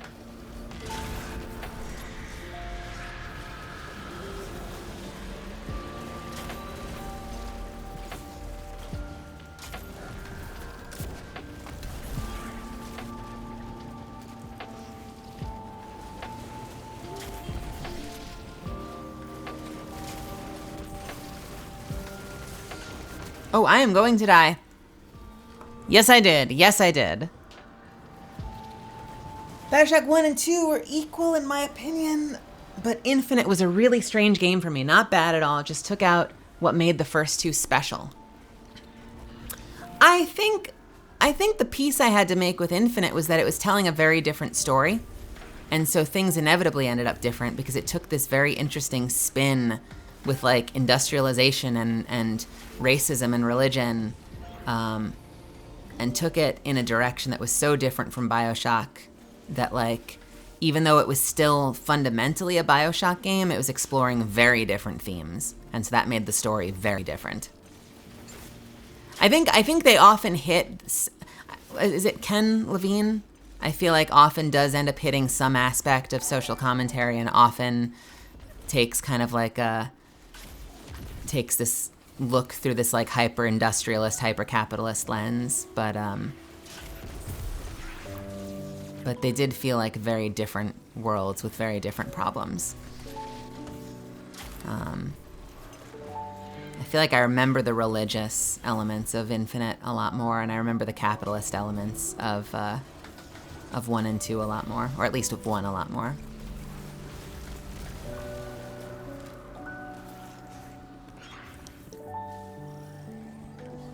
Hey, congratulations, Purple. There was not a Bioshock game announced. There was a Ken Levine game announced that looks exactly like it should be a Bioshock game. So I don't know if that's a legality thing, a company production thing, who has the rights thing. But it definitely looks like a spiritual successor to Bioshock, even though it is not, in fact, part of the Bioshock franchise.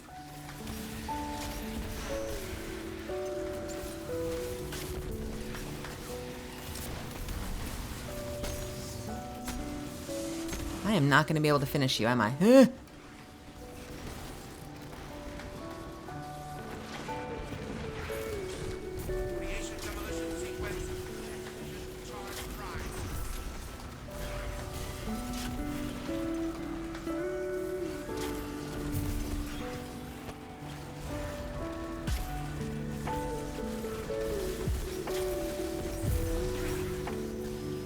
With a female pro tag, I think, which always makes me happy. I'm an easy mark when it comes to stuff like that.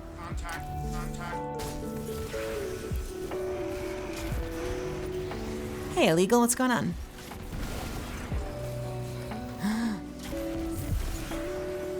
Frame status calamitous.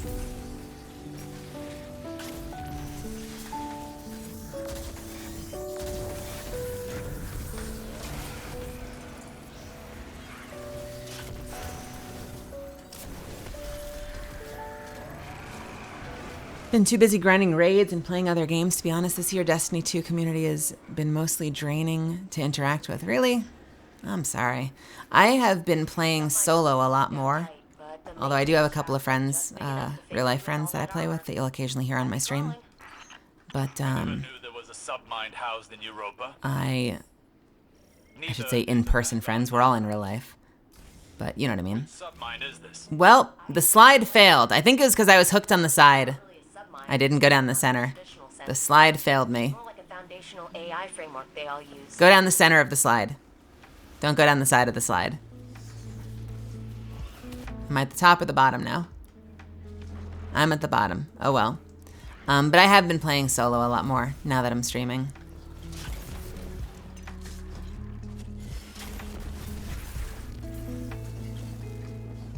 I'm sorry to hear that, though. I also haven't been raiding a lot this season. I remember a lot of bad raid experiences, and I love raids more than just about any other content. GMs and raids are like my two favorite things to do. And I haven't been raiding very much just because stream. You'd think it was Call of Duty with all the toxicity. Oh, yuck. Well, that sucks. I'm sorry about that.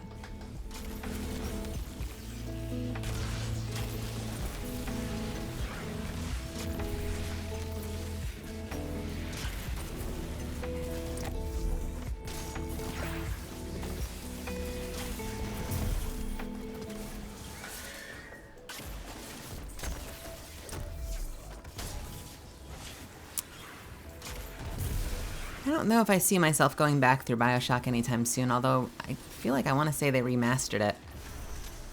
I do want to go back through Mass Effect at some point, but I also want to get back through Andromeda. So, at a certain point, I might have to do a Mass Effect trilogy followed by Andromeda series.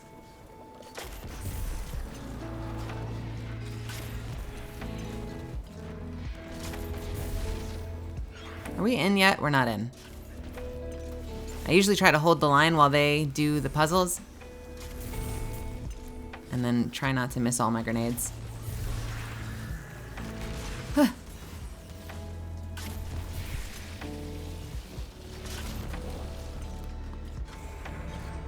Hi, Melly Chat. I'm feeling tired and dispirited today. Can y'all keep me company? Keep Svi company! Welcome back, Svi. Guardian, get I'm happy you're here.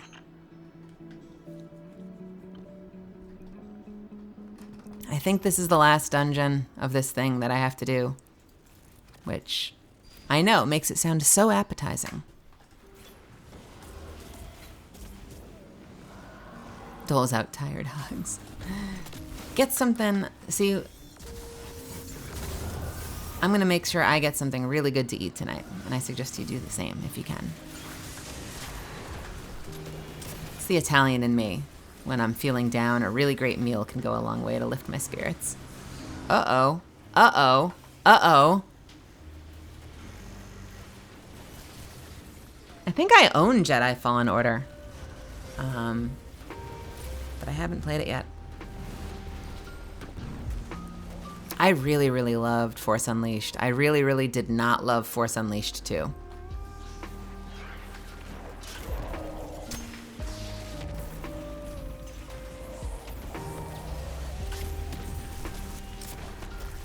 I had such wildly different reactions back when I played those games. Like, I finished Force Unleashed and I was like, why wasn't this a prequel movie? Like, this should have been a movie. I want to watch this. I want to live in this world. Played the second one and I was like, what happened? Why am I not having fun? I barely got through 3 missions. And then I never went back.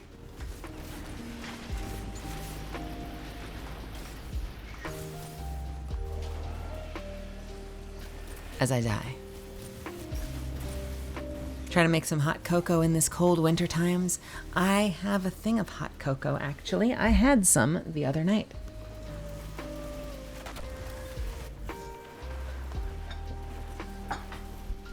Good choice. Hot cocoa is so soothing.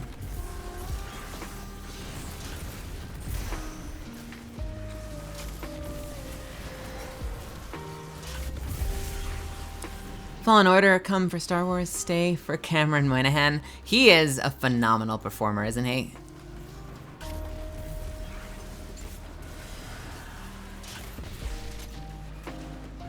You liked Force Unleashed too. I don't know what it is about it. I could not get into it. Absolutely adored Force Unleashed. Played it multiple times. Could not become interested in Force Unleashed 2. It felt so different to me.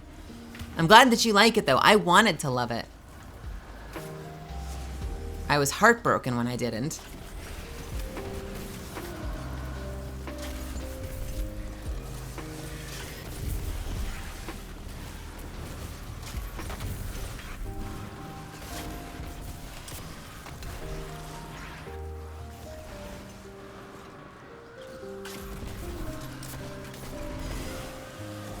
I think the premise felt really contrived to me. And that kind of I could never escape that. Because it was such a good standalone movie. And, until we had stuff like Rogue One and now Andor and stuff like that, sort of like threading, tying it all together, it felt like the most satisfying story to tie the prequels with the original trilogy together. Because it was such a wonderfully fully realized story. And I loved that there was kind of like two endings, one which was like an AU ending where your character ends up becoming like the main antagonist that goes, or becoming one of the main antagonists going forward. I don't want to spoil too much, but if you've seen the trailers for it, you know that you're Darth Vader's apprentice. And so they kind of have like there were two wonderful endings, one of which took you into this awesome alternate universe world, and one of them threaded perfectly into the trilogies. And then it's like the Mel Brooks Quest for More Money. They're like, Starkiller was a mistake. Starkiller was a failure. Good thing we have more of them. And like, they just bring him back because they needed a sequel. It didn't need a sequel. One last lecture. I don't know. It might have been a fun game. It just felt like such a contrived story to be like, we needed a sequel. So let's just forcibly bring back the character that had this full, complete, amazing story arc and went out with a bang, and we didn't need more of him. I might be biased in that regard because I'm often very wary of sequels. And so I might be extra sensitive to it. I'm willing to admit that much. Because frequently I love origin stories, and often after that, if they make a sequel, I get nervous. Because the origin story has such a beautiful framework. And then once you get to the second chapter, you have to have a fully realized story, and a lot of sequels end up feeling like the continued adventures of so-and-so, introduce new villain, introduce contrived plot. And there are certainly exceptions to that, but I feel like oftentimes the sequels end up feeling more like cash grabs to me. I don't know. I'm always hopeful, but I'm always worried and wary. I am excited. I do want to play Fallen Order at some point, because that seems really exciting. I also like the idea of a character that is sort of living outside of the time of, what we know as Star Wars, and has to sort of figure it out. And from my understanding is a lot of Fallen Order involves like him sort of figuring out what it means to a Jedi in a time when Jedi don't exist, right? At least that's what I think I've heard. And I like shit like that. Actually, one of the most compelling aspects of Kylo Ren in the sequel saga that never really went fully explored was the fact that Kylo was living in this time and space outside of Jedi. And there were so many like little visual indicators that I found compelling. The fact that like they pointed out that he was in an early interview, they pointed out that he did not count as a Sith. And before the whole issue with the third movie, like I wasn't sure if Snoke was like this person studying the dark arts of the Sith, but as an outsider who wasn't part of the culture, and like they were creating their own idea of what it meant to be a Sith. Like I had all this headcanon written up. The fact that he had this lightsaber that vented out the side and crackled made me wonder if he had like cobbled together his own lightsaber using a broken kyber crystal and like was doing the best he could. So he had this shoddy secondhand, like messed up lightsaber because it was the best he could do. There were so many cool potentials there that like none of them panned out the way I hoped they would. So, that's the kind of stuff that, I find captivating. So if there is an element of that with Fallen Order, of like trying to find your own way in a world where the culture and the tradition doesn't really exist anymore, I find that fascinating. Dear Disney, make Mara Jade canon again. To me, Mara Jade will always be canon, and I have not one but two of her lightsaber hilts made by two different designers. I fucking love that lightsaber. If the broken Kyber crystal is canon, they have never shown it to us.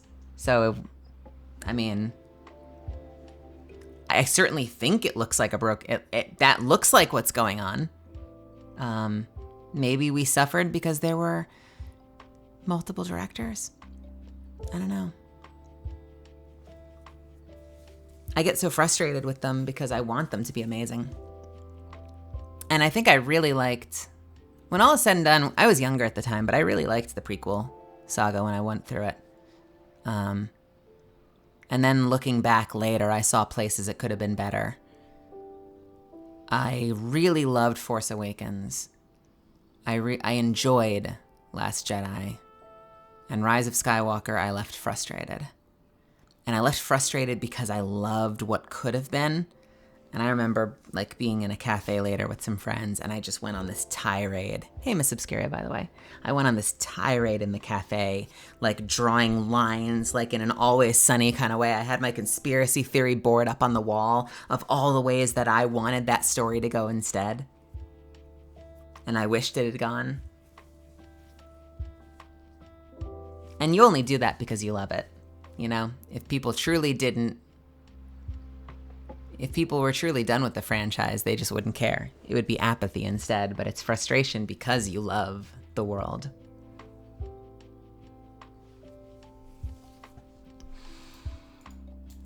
I think that is it for all this stuff. I think that's it. I think I'm gonna switch lanes. Oof. You wanna hear, I made a list back in the day. This might be controversial. I hated Rogue One the first time I saw it. I watched it later, a second time, and I've since seen it a third time. And I have more respect for it now. I always liked the third act. I thought the third act was incredible.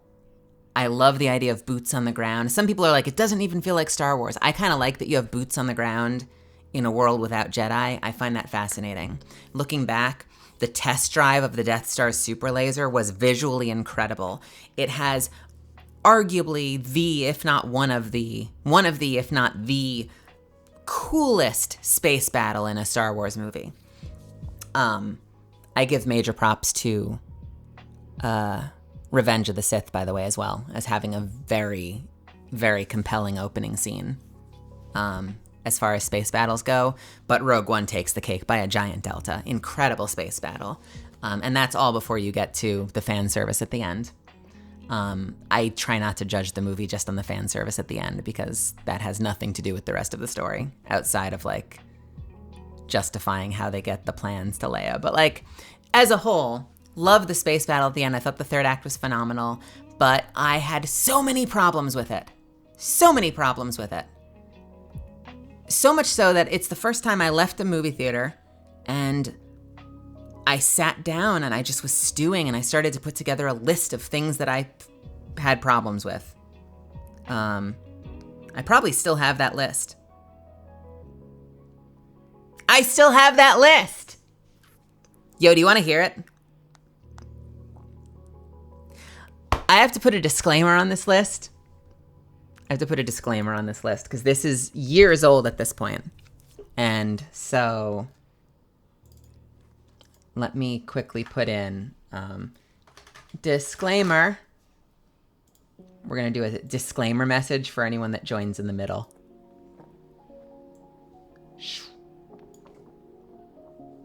It needs to be in front of the game, doesn't it? All right. Bam. Oh, Doc, get out of the way. This is going to be a disclaimer. I am reading years old notes about my opinions on a movie.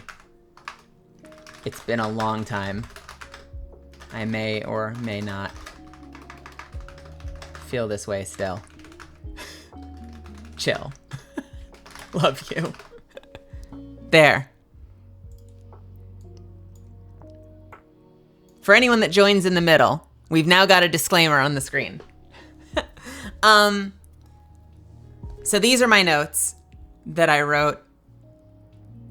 Jill, I love you. From when I first watched Rogue One and I left the theater confused and frustrated and angry and disappointed. All right, let's see. This is literally the first time I'm reading it in years.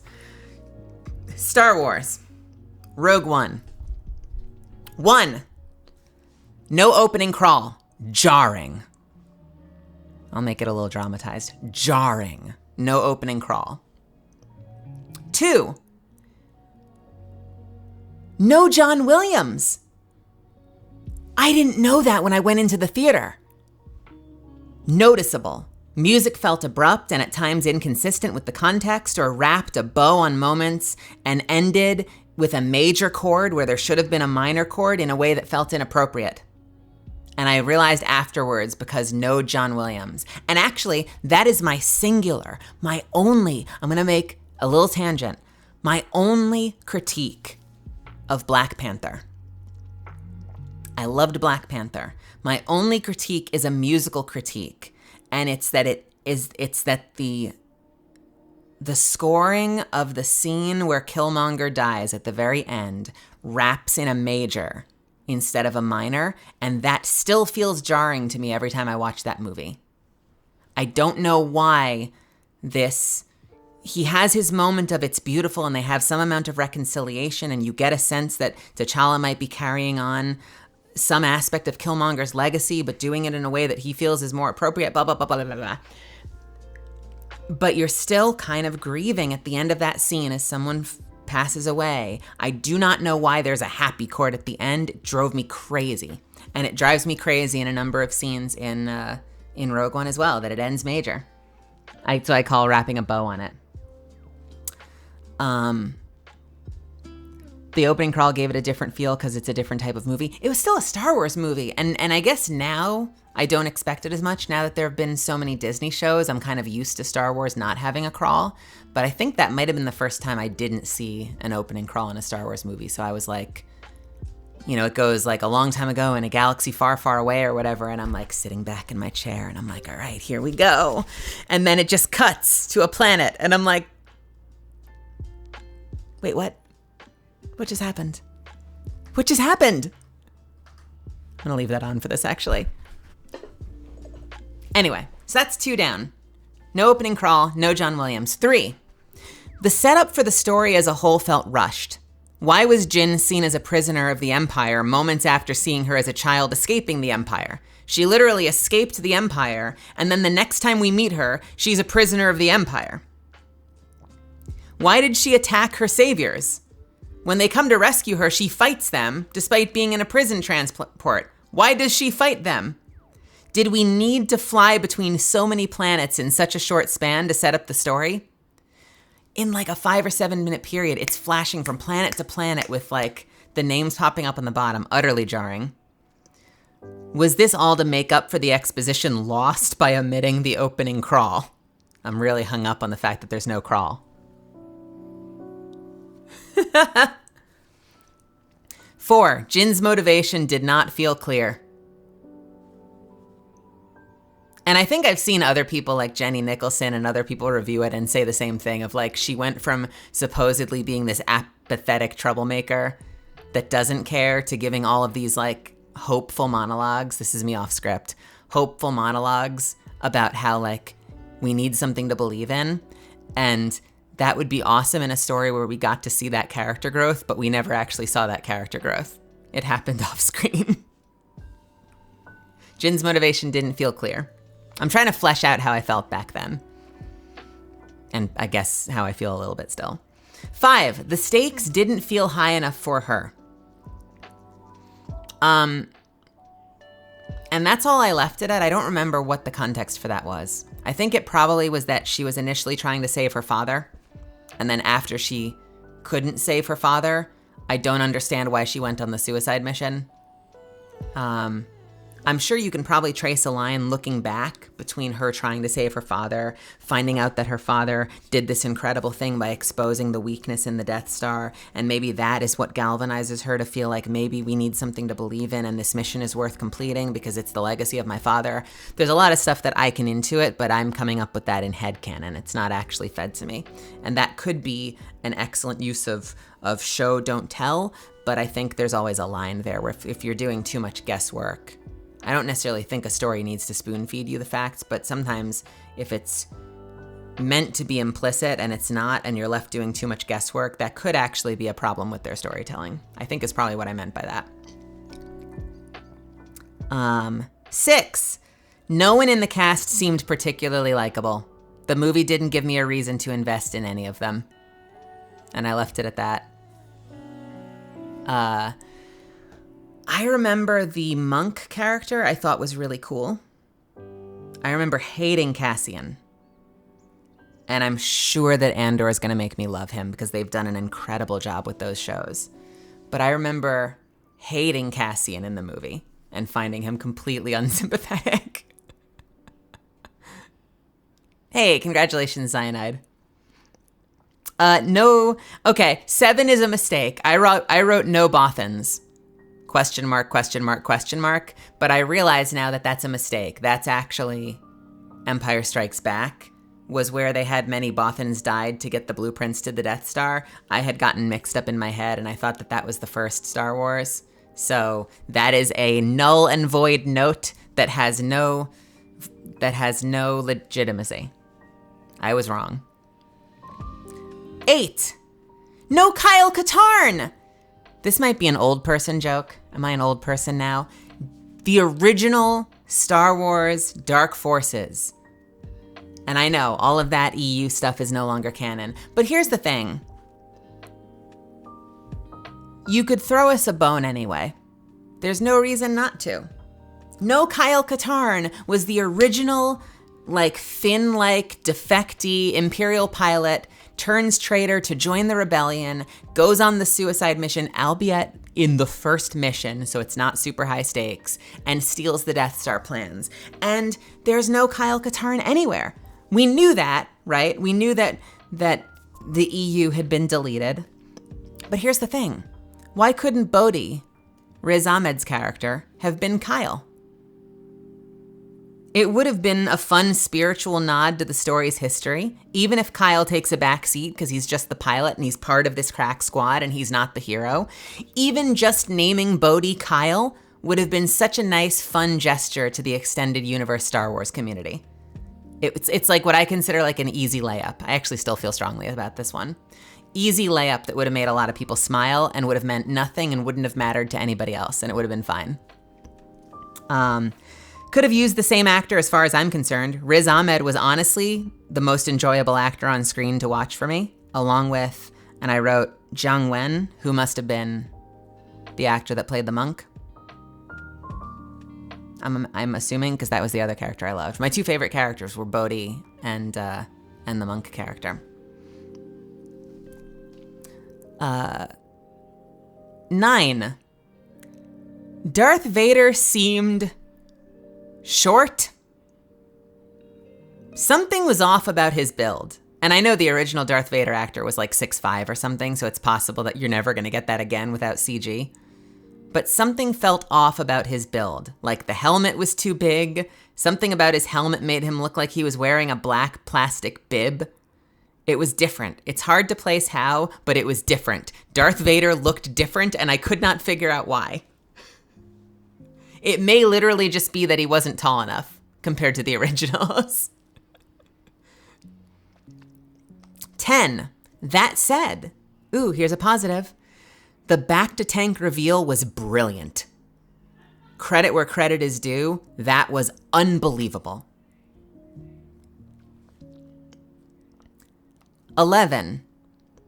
Saw Gerrera, which was Forrest Whitaker's character. For all the importance he was built up to have, was not allowed substantial impact on the story, and died a purposeless death. Was his name intended to evoke thoughts of Che Guevara?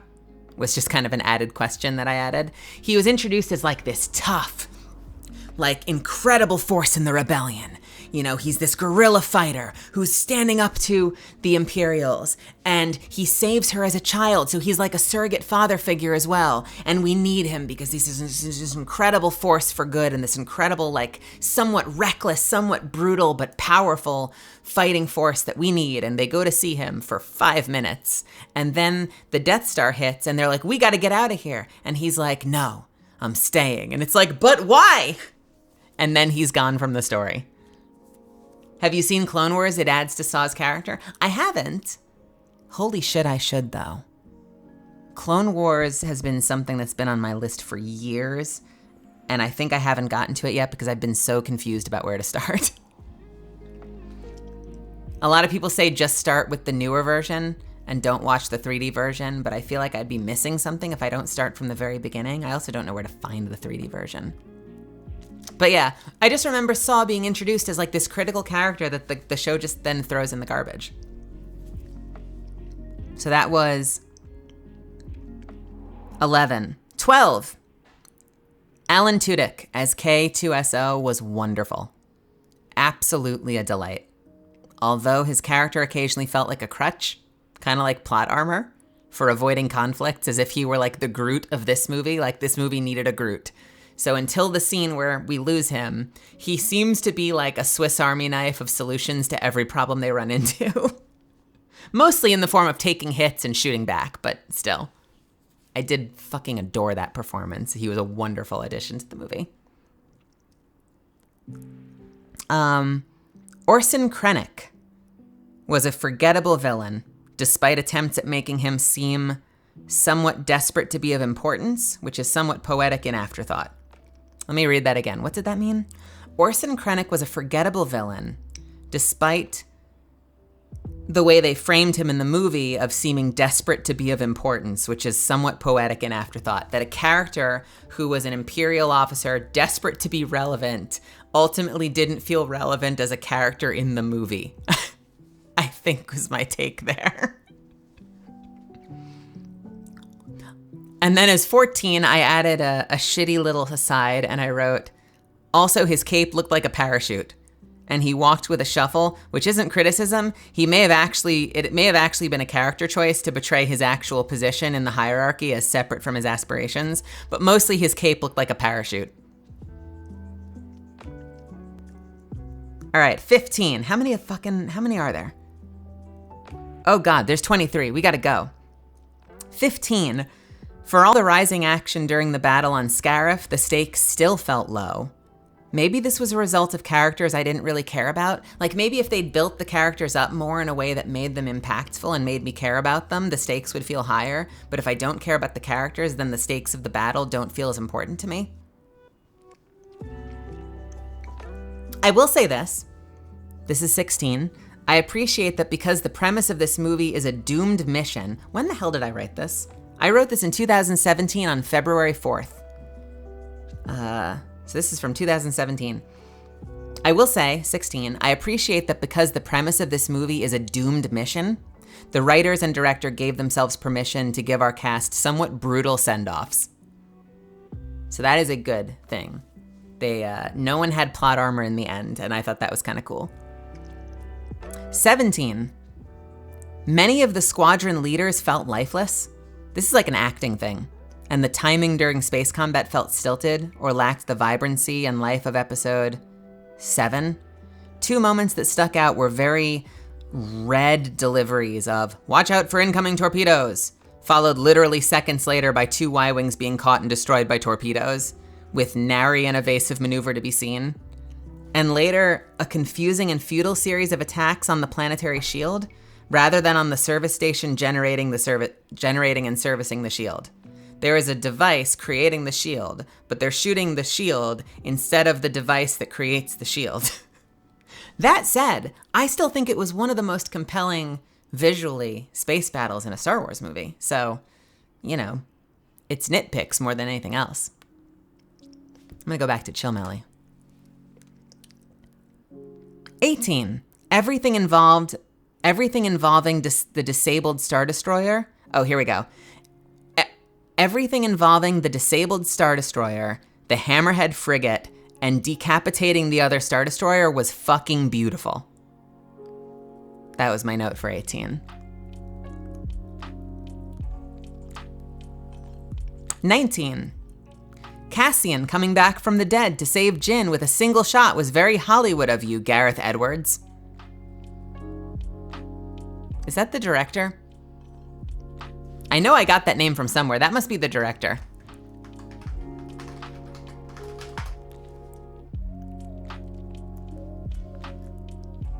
Yes, that's the director, I think.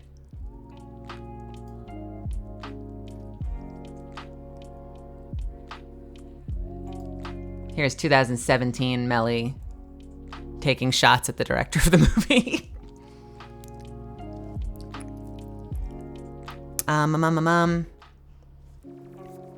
20. Cassian in general felt like a shoot-in Han Solo figure, including the murder at the beginning, only instead of a cutthroat smuggler gunning down a gangster who was threatening him, we saw Cassian gun down an innocent and scared informant, which really just made Cassian look like an asshole.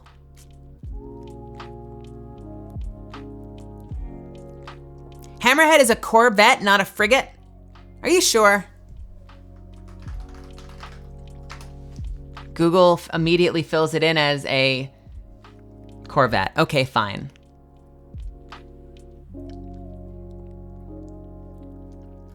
Are they that small?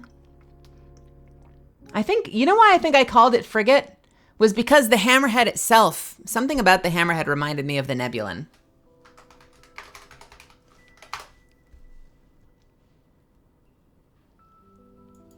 Okay, fine. Fine. It's a Corvette, fine.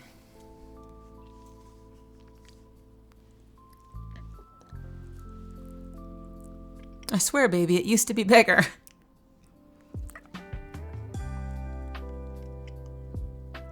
All right, 21. That said, so this was, they just made Cassian look like an asshole. That said, 21, I understand the intention to make the rebellion feel messy and alignments ambiguous, so introducing a hero by showing him as ruthless makes sense. Put together with rebel commanders throwing away nuanced plans for assassination all seem to fit into the same narrative folder. So that's me saying, like, I get that from an overarching perspective, I think that it probably made sense, but I don't know, in a movie about a suicide mission, it didn't feel like a good formula to have you not like the characters. All right, 22, second to last one. The beachside send-off of the two primary characters felt silly. The whole them, like, sitting on the beach watching the sunset felt silly to me, at least in 2017. 23. The most compelling and emotionally riveting moment in the entire story came at the very tail end on board a Nebulan B frigate, where the stakes suddenly fired through the roof and into space. It was terrifying and awesome. We're talking about the Darth Vader scene. It was terrifying and awesome in the traditional sense. Awesome. But it left me wondering why the entire movie didn't feel this way. Shouldn't the stakes have been this high from the opening scene?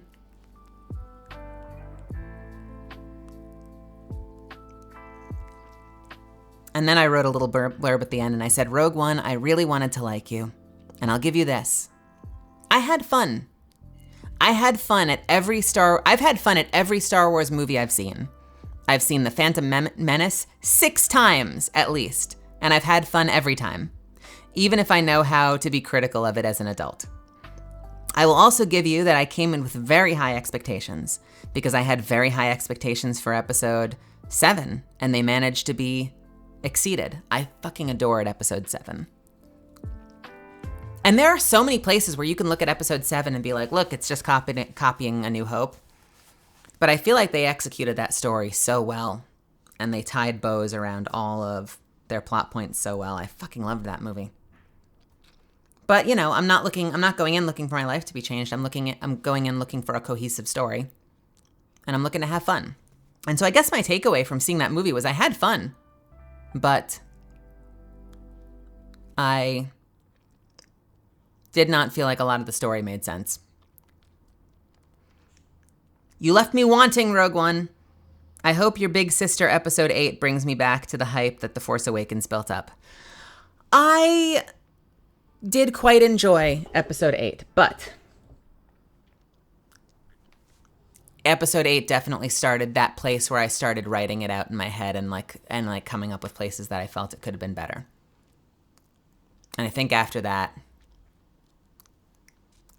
So you sound like someone who hated episode 8. I did not hate episode 8. I quite enjoyed episode 8. But if I zoom out, episode 7, I don't think I would change.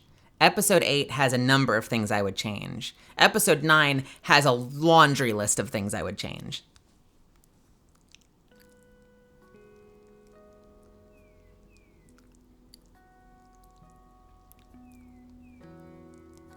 And I think a lot of the things I would change about episode 9 start in episode 8. Like, I think the most compelling part about Last Jedi to me was that when Rey was training, they made this really poignant moment where Luke gets nervous because he sees, and there's a monologue about it, where he notices that Rey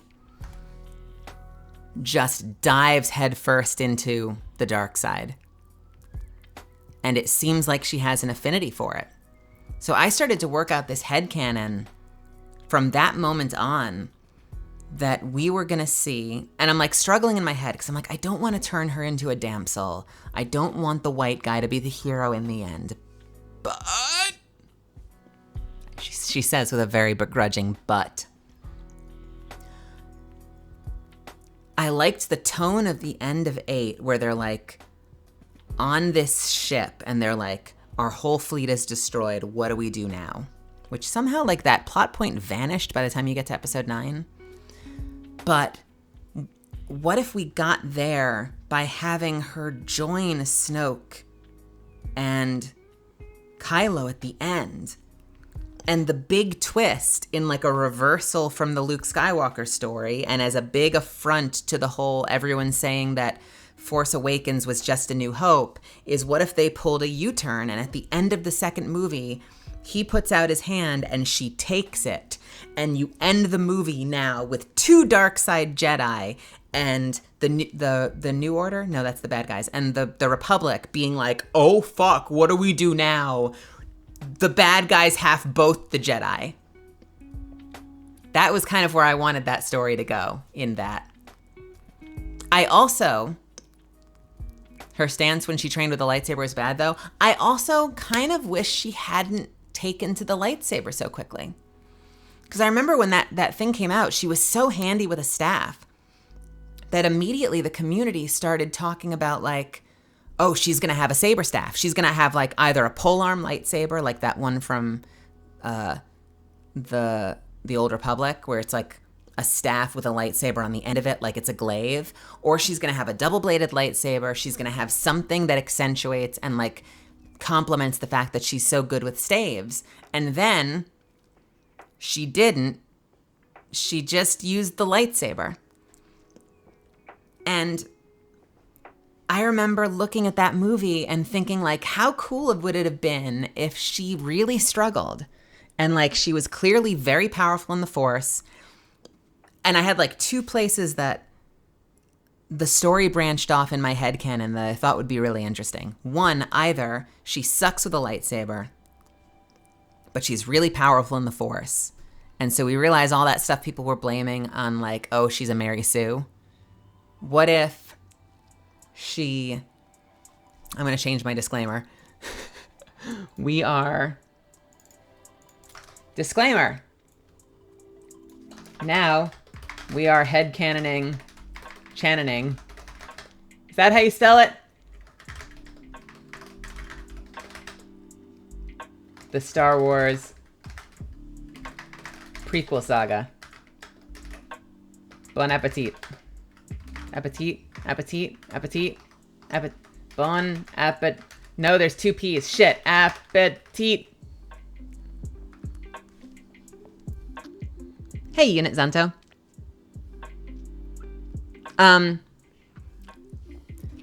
So I had 2 kind of headcanon ways that I thought you could go, and it goes all the way back to the prequels and the fact that I thought that Yoda should never have had a lightsaber, as cute as it was. My revision of Revenge of the Sith was you had this battle taking place at the end between Anakin and Obi-Wan at the same time as this fight taking place between the Emperor, Palpatine and Yoda. And I kind of thought, maybe I'd been playing too much The Old Republic at the time, but I kind of thought that he should never have had a lightsaber and that it should have been a battle between two Force sorcerers at the same time as two Force warriors are duking it out with a lightsaber. And then when you start to mix it up, it could be really interesting. Where what happens then when Yoda fights Count Dooku, who's an exceptional swordsman, fighting a Jedi that doesn't use a lightsaber? And how would that have mixed it up to have a lightsaber Jedi versus a Force user, really Force-heavy sorcerer Jedi? How would they fight?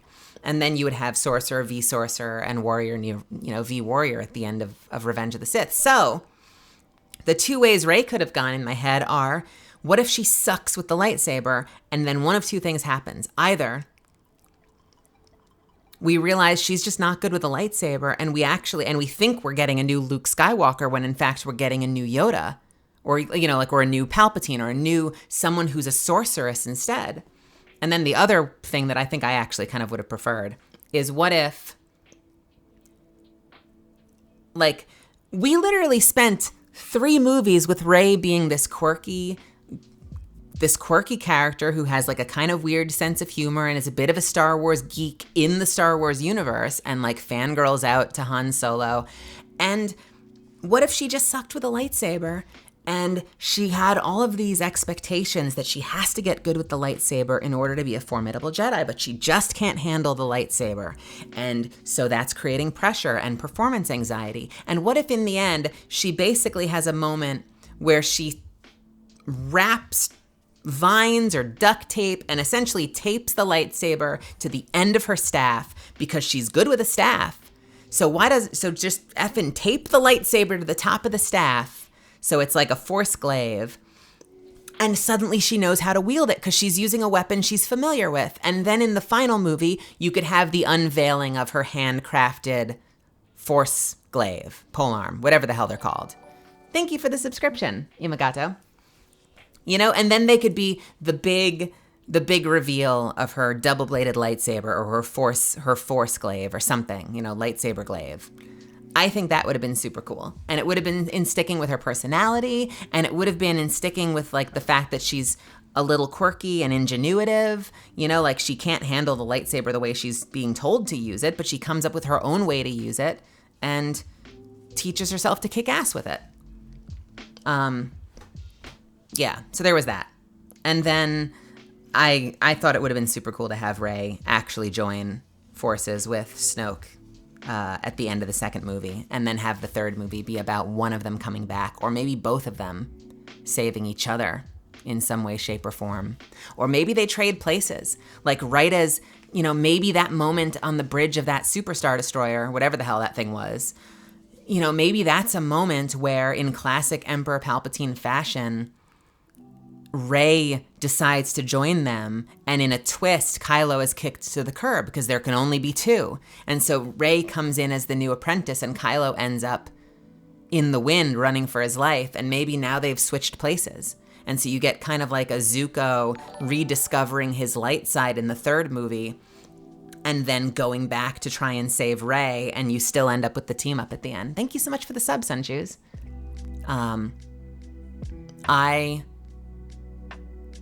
I loved in the third movie the way Rey started to spiral and lean into the dark side. I loved it. I wanted so much more. So if I'd had my way, that would have started at the end of the second movie. And then you'd have the better part of 2/3 to 3/4 of the third movie to fully explore her immersing herself in the dark side, rather than it just being this one moment in this one fight, or this one moment at the end of this one segment of the story. I wanted more. Also, anyway, I was going to say something about the Chewie scene in the third movie, which is a little silly, but, Star Wars, am I right? Holy shit.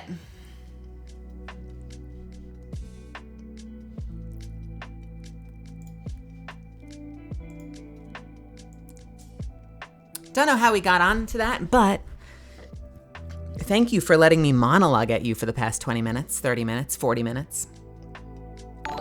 I feel very passionate about this stuff, and I'm glad that a lot of you do too. That's what I always say, is that we get cranky because we care so much, you know? If we didn't care, we wouldn't get passionate. I find it really annoying that Rey was supposed to be finding this balance between light and dark side, becoming a gray Jedi. Then she became one of the most stereotypical good guy characters ever.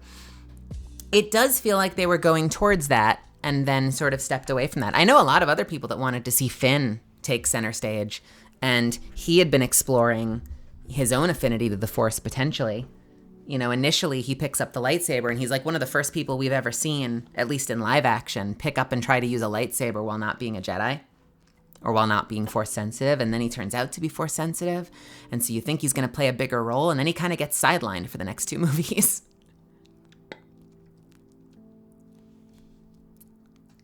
I agree with you about Zuko. Obscuria.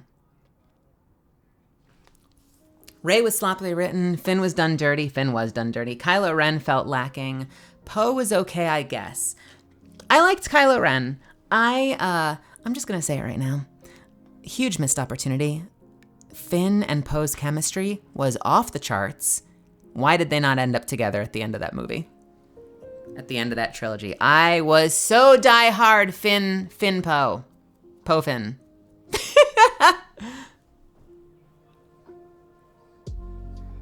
But for that, Rey would need more precise training because it felt like her powers came to her way too easy. Well, and that might have been the twist towards Miss Obscuria. That might have been the twist towards having her be like a sorcerer, in that like what initially comes off as her being a little bit of a Mary Sue and being way too powerful in the Force way too quickly could have been counterbalanced by her being absolute dog shit with a lightsaber. And we find out that maybe she's just better at the Force and doesn't have the chops to wield a lightsaber the way many Jedi have. And then you could be like, oh shit, that's why she's a prodigy with the Force, because she's not meant to be like Anakin or Obi-Wan. She's meant to be like Yoda or Palpatine, which, you know, but still.